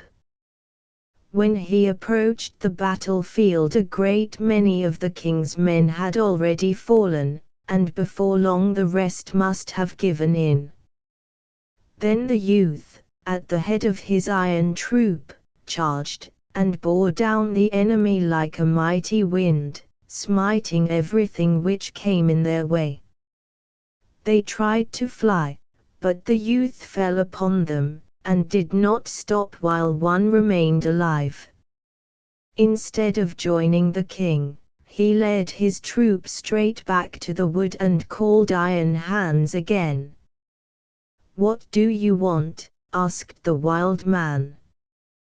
"Take back your charger and your troop, and give me back my 3-legged steed." His request was granted, and he rode his 3-legged steed home. When the king returned to the castle, his daughter met him and congratulated him on his victory. "It was not I who won it," he said, "but a strange knight, who came to my assistance with his troop." His daughter asked who the strange knight was, but the king did not know, and said, "He pursued the enemy, and I have not seen him since." She asked the gardener about his assistant, but he laughed, and said, "He has just come home on his 3-legged horse," and the others made fun of him, and said, "Here comes our hobbler back again," and asked which hedge he had been sleeping under. He answered, "I did my best, and without me things would have gone badly." Then they laughed at him more than ever. The king said to his daughter, "I will give a great feast lasting 3 days, and you shall throw a golden apple. Perhaps the unknown knight will come among the others to try and catch it." When notice was given of the feast, the youth went to the wood and called Iron Hands. "What do you want?" he asked. "I want to secure the king's golden apple," he said. "It is as good as yours already," answered Iron Hands. "You shall have a tawny suit, and ride a proud chestnut." When the day arrived, the youth took his place among the other knights, but no one knew him. The princess stepped forward and threw the apple among the knights, and he was the only one who could catch it. As soon as he had it, he rode away. On the 2nd day, Iron Hands fitted him out as a white knight, riding a gallant grey. Again he caught the apple, but he did not stay a minute, and, as before, hurried away. The king now grew angry, and said, "This must not be. He must come before me and give me his name." He gave an order that if the knight made off again, he was to be pursued and brought back. On the 3rd day the youth received from Iron Hands a black outfit, and a fiery black charger. Again he caught the apple, but as he was riding off with it the king's people chased him, and one came so near that he wounded him in the leg. Still he escaped, but his horse galloped so fast that his helmet fell off, and they all saw that he had golden hair. So they rode back, and told the king what they had seen. Next day the princess asked the gardener about his assistant. "He is working in the garden. The queer fellow went to the feast, and he only came back last night. He has shown my children 3 golden apples which he won." The king ordered him to be brought before him. When he appeared he still wore his cap. But the princess went up to him and took it off. Then all his golden hair fell over his shoulders, and it was so beautiful that they were all amazed by it. "Are you the knight who came to the feast every day in a different color, and who caught the 3 golden apples?" asked the king. "Yes," he answered, "and here are the apples," bringing them out of his pocket, and giving them to the king. "If you want further proof, here is the wound in my leg given me by your people when they pursued me. But I am also the knight who helped you to conquer the enemy. If you can do such deeds you are no gardener's boy. Tell me, who is your father?" "My father is a powerful king, and I have plenty of gold, as much as ever I want." "I see very well," said the king, "that we owe you many thanks. Can I do anything to please you?" "Yes," he answered, "indeed, you can. Give me your daughter to be my wife." The maiden laughed, and said, "He does not beat about the bush, but I saw long ago that he was no gardener's boy." Then she went up to him and kissed him. His father and mother came to the wedding, and they were full of joy, for they had long given up all hope of ever seeing their dear son again. As they were all sitting at the wedding feast, the music suddenly stopped, the doors flew open, and a proud king walked in at the head of a great following. He went up to the bridegroom, embraced him, and said, "I am Iron Hans, who was bewitched and changed into a wild man, but you have broken the spell and set me free. All the treasure that I have is now your own." Printed in Great Britain by T. and a Constable, Printers to His Majesty at the University Press, Edinburgh. Transcriber's note: minor punctuation errors have been repaired. Capitalization and hyphen usage has been made consistent within individual stories.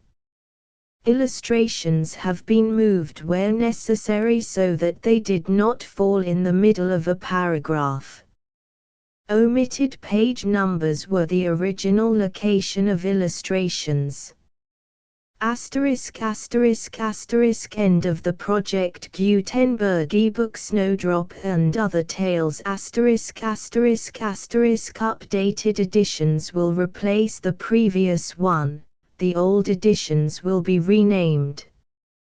Creating the works from print editions not protected by U.S. copyright law means that no one owns a United States copyright in these works, so the Foundation, and you, can copy and distribute it in the United States without permission and without paying copyright royalties.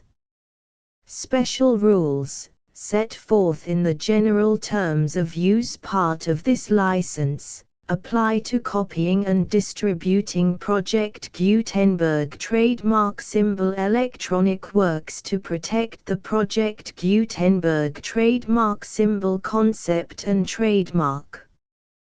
Project Gutenberg is a registered trademark, and may not be used if you charge for an ebook, except by following the terms of the trademark license, including paying royalties for use of the Project Gutenberg trademark. If you do not charge anything for copies of this ebook, complying with the trademark license is very easy. You may use this ebook for nearly any purpose, such as creation of derivative works, reports, performances and research. Project Gutenberg ebooks may be modified and printed and given away. You may do practically anything in the United States with ebooks not protected by U.S. copyright law.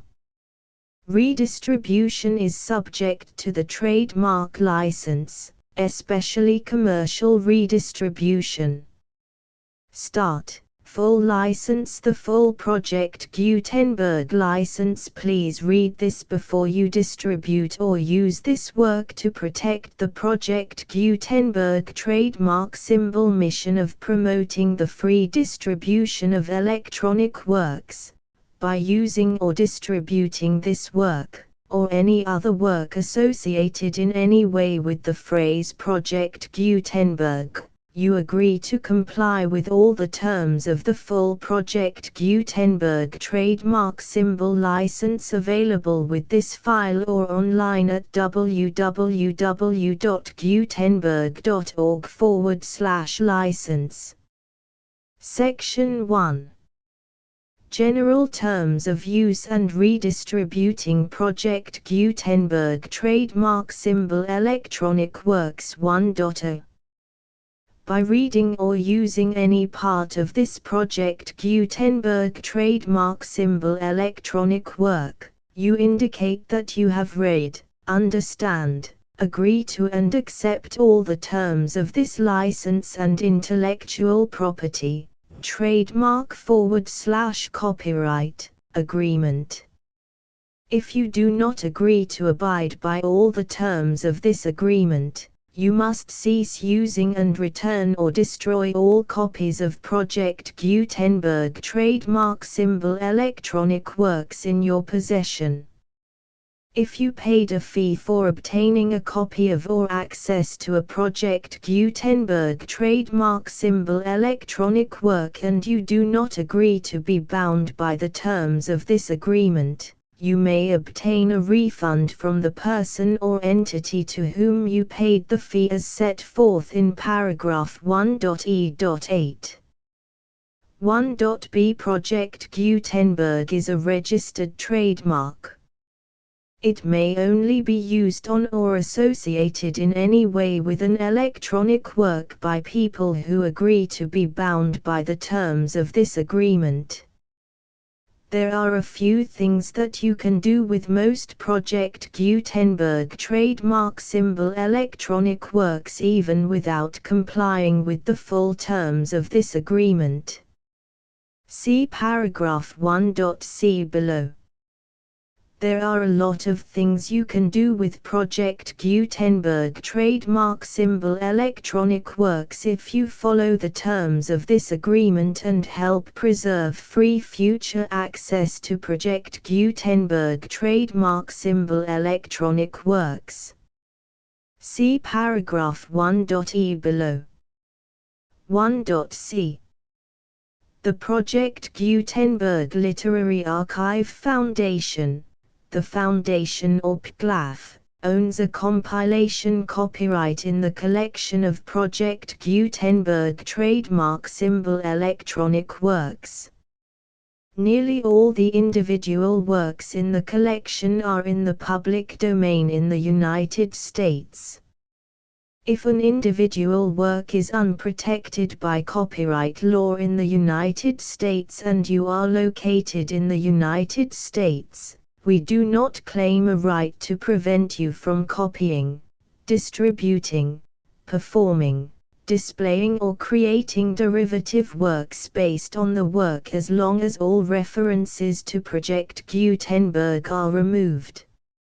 Of course, We hope that you will support the Project Gutenberg trademark symbol mission of promoting free access to electronic works by freely sharing Project Gutenberg trademark symbol works in compliance with the terms of this agreement for keeping the Project Gutenberg trademark symbol name associated with the work. You can easily comply with the terms of this agreement by keeping this work in the same format with its attached full Project Gutenberg trademark symbol license when you share it without charge with others. 1.d. The copyright laws of the place where you are located also govern what you can do with this work. Copyright laws in most countries are in a constant state of change. If you are outside the United States, check the laws of your country in addition to the terms of this agreement before downloading, copying, displaying, performing, distributing or creating derivative works based on this work or any other Project Gutenberg trademark symbol work.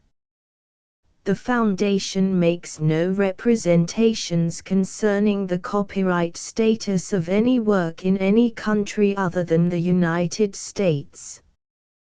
1.e. Unless you have removed all references to Project Gutenberg, 1.e.1.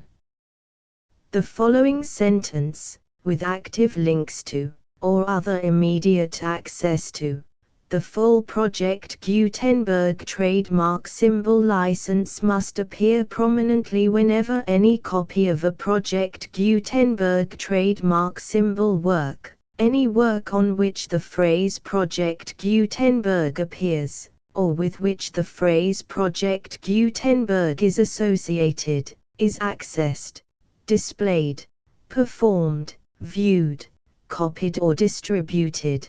This ebook is for the use of anyone anywhere in the United States and most other parts of the world at no cost and with almost no restrictions whatsoever. You may copy it, give it away or reuse it under the terms of the Project Gutenberg license included with this ebook or online at www.gutenberg.org.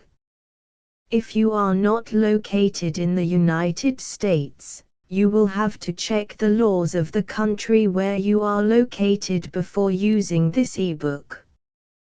1.e.2.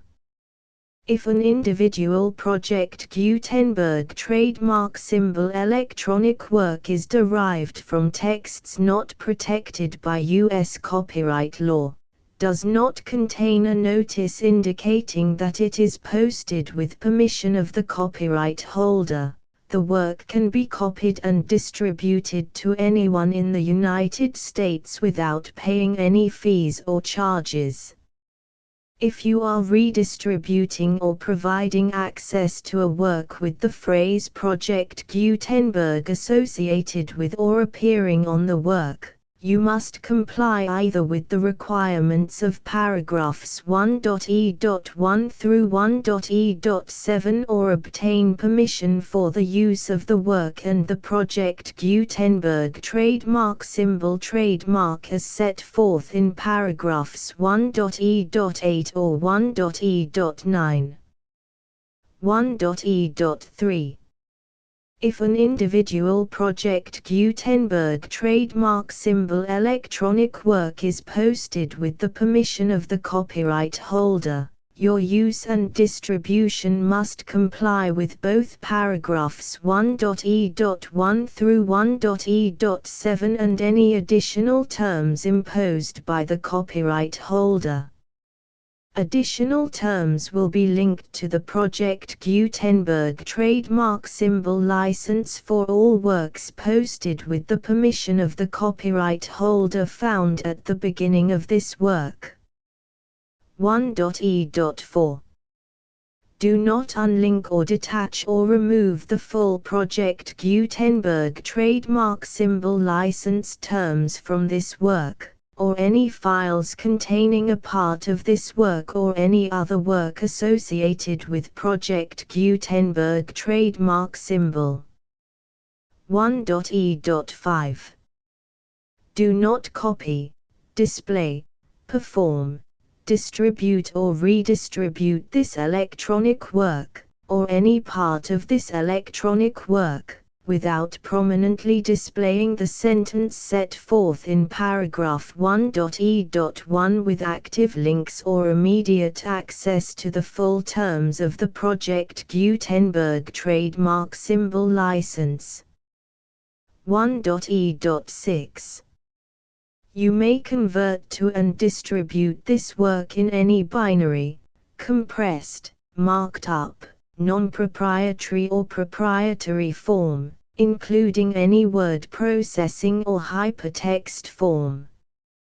However, if you provide access to or distribute copies of a Project Gutenberg trademark symbol work in a format other than plain vanilla ASCII or other format used in the official version posted on the official Project Gutenberg trademark symbol website, www.gutenberg.org, you must, at no additional cost, fee or expense to the user, provide a copy, a means of exporting a copy, or a means of obtaining a copy upon request, of the work in its original plain vanilla ASCII or other form.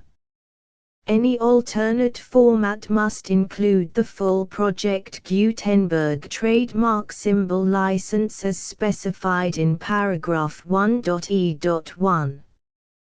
1.e.7 Do not charge a fee for access to, viewing, displaying, performing, copying or distributing any Project Gutenberg trademark symbol works unless you comply with paragraph 1.e.8 or 1.e.9.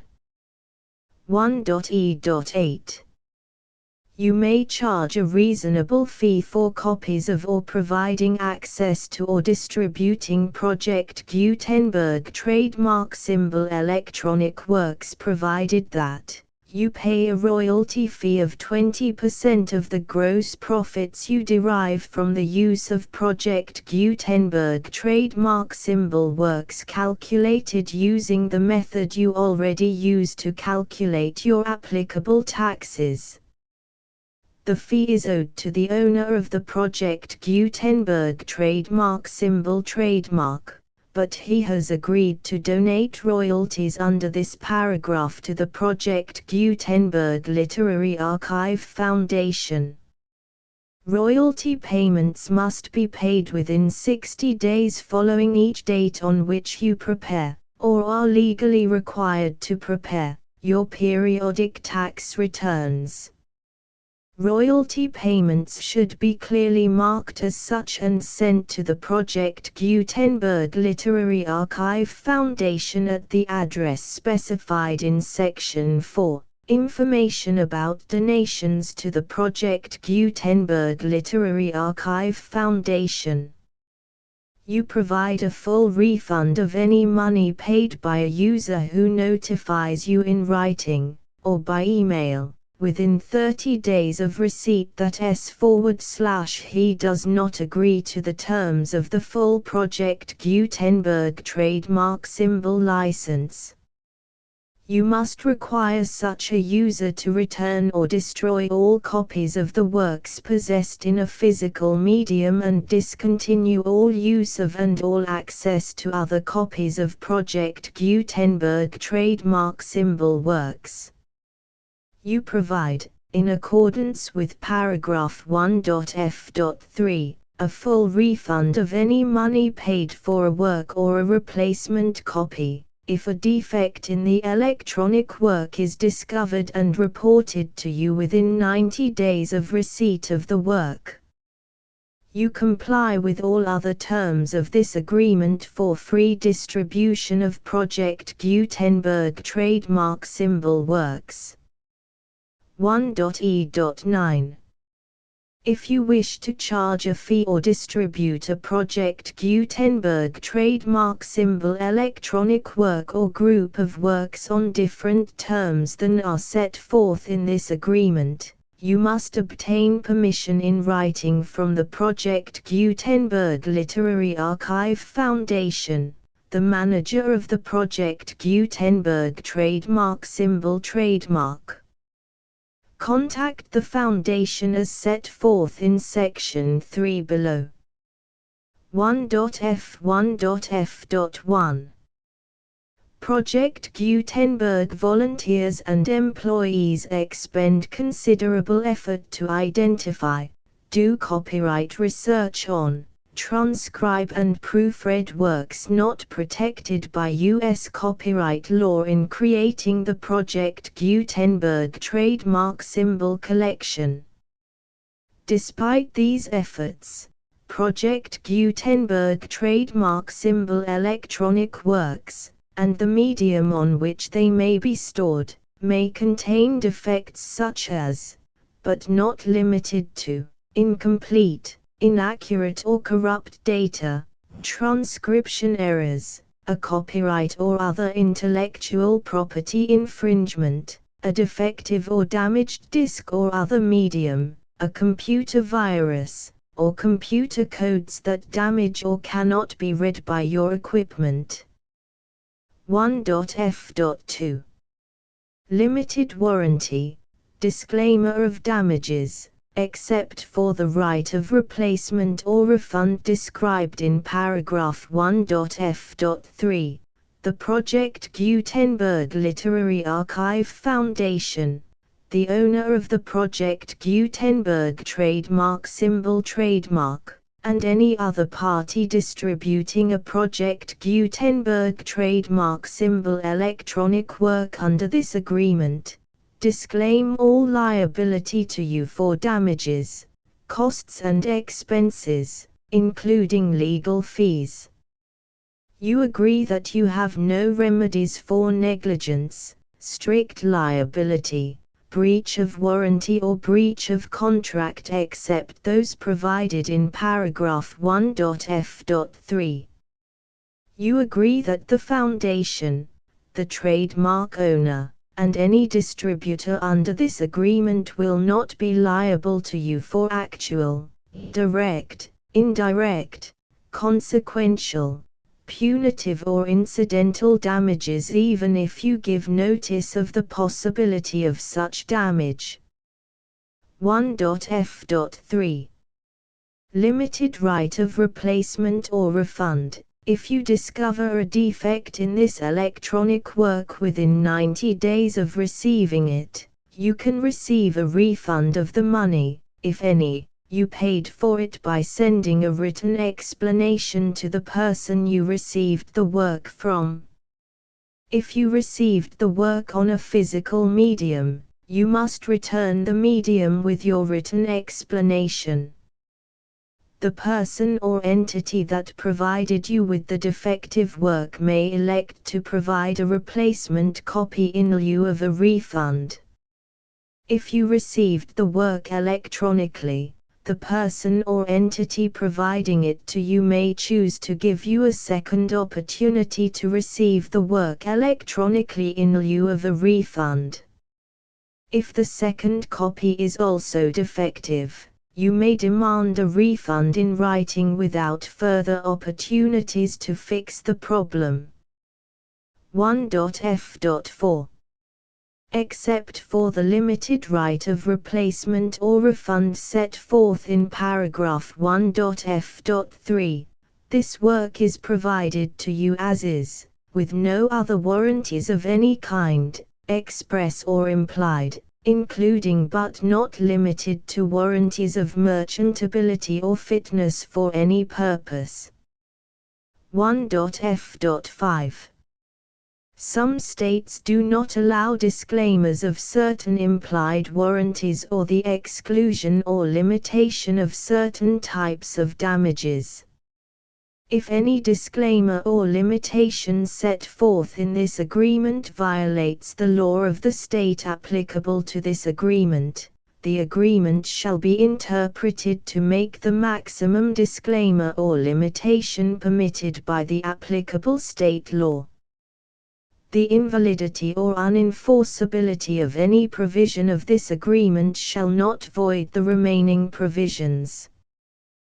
1.f.6 Indemnity. You agree to indemnify and hold the foundation, the trademark owner, any agent or employee of the foundation, anyone providing copies of Project Gutenberg trademark symbol electronic works in accordance with this agreement, and any volunteers associated with the production, promotion and distribution of Project Gutenberg trademark symbol electronic works, harmless from all liability, costs and expenses, including legal fees, that arise directly or indirectly from any of the following which you do or cause to occur. A.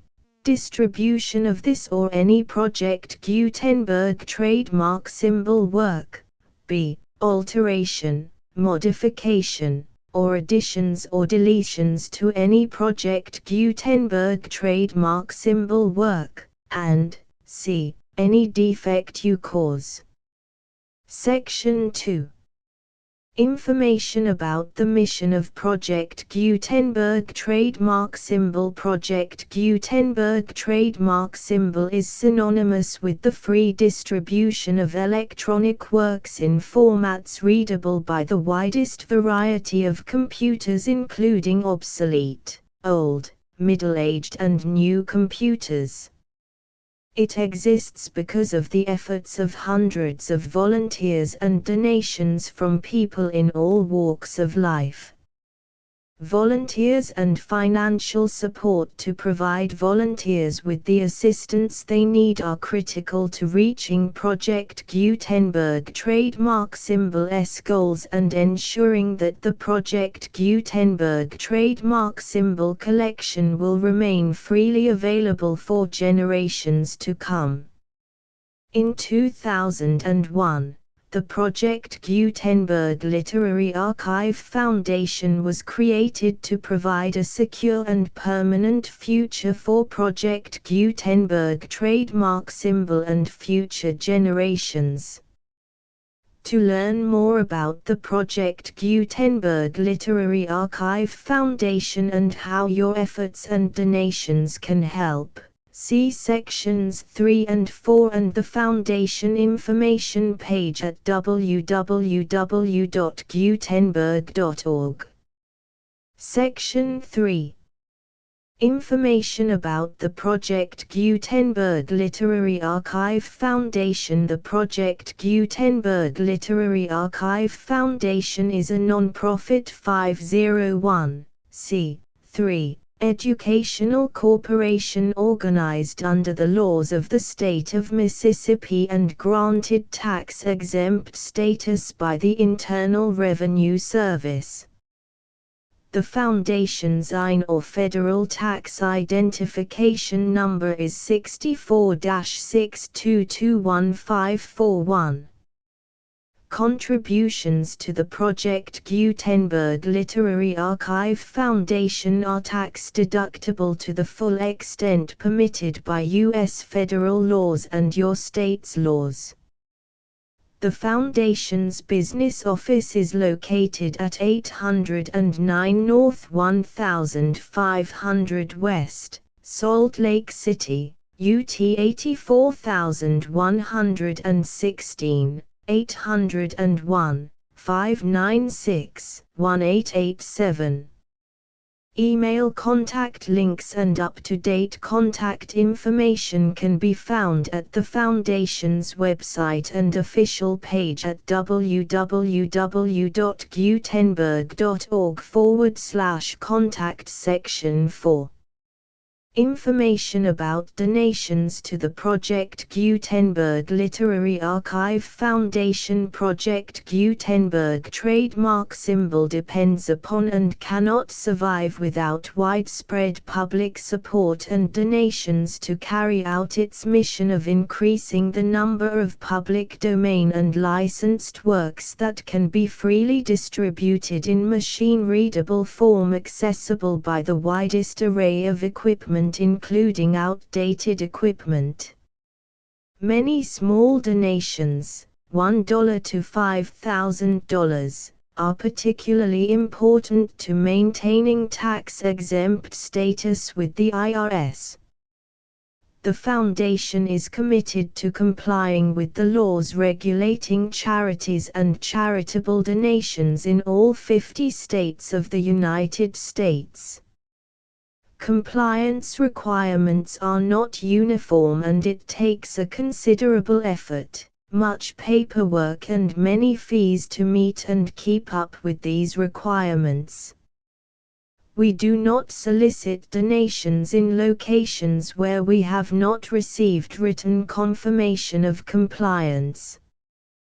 To send donations or determine the status of compliance for any particular state, visit www.gutenberg.org/donate. While we cannot and do not solicit contributions from states where we have not met the solicitation requirements, we know of no prohibition against accepting unsolicited donations from donors in such states who approach us with offers to donate. International donations are gratefully accepted, but we cannot make any statements concerning tax treatment of donations received from outside the United States. U.S. laws alone swamp our small staff. Please check the Project Gutenberg web pages for current donation methods and addresses. Donations are accepted in a number of other ways, including checks, online payments and credit card donations. To donate, please visit www.gutenberg.org/donate. Section 5. General information about Project Gutenberg trademark symbol. Electronic Works. Professor Michael S. Hart was the originator of the Project Gutenberg trademark symbol concept of a library of electronic works that could be freely shared with anyone. For 40 years, he produced and distributed Project Gutenberg trademark symbol ebooks with only a loose network of volunteer support.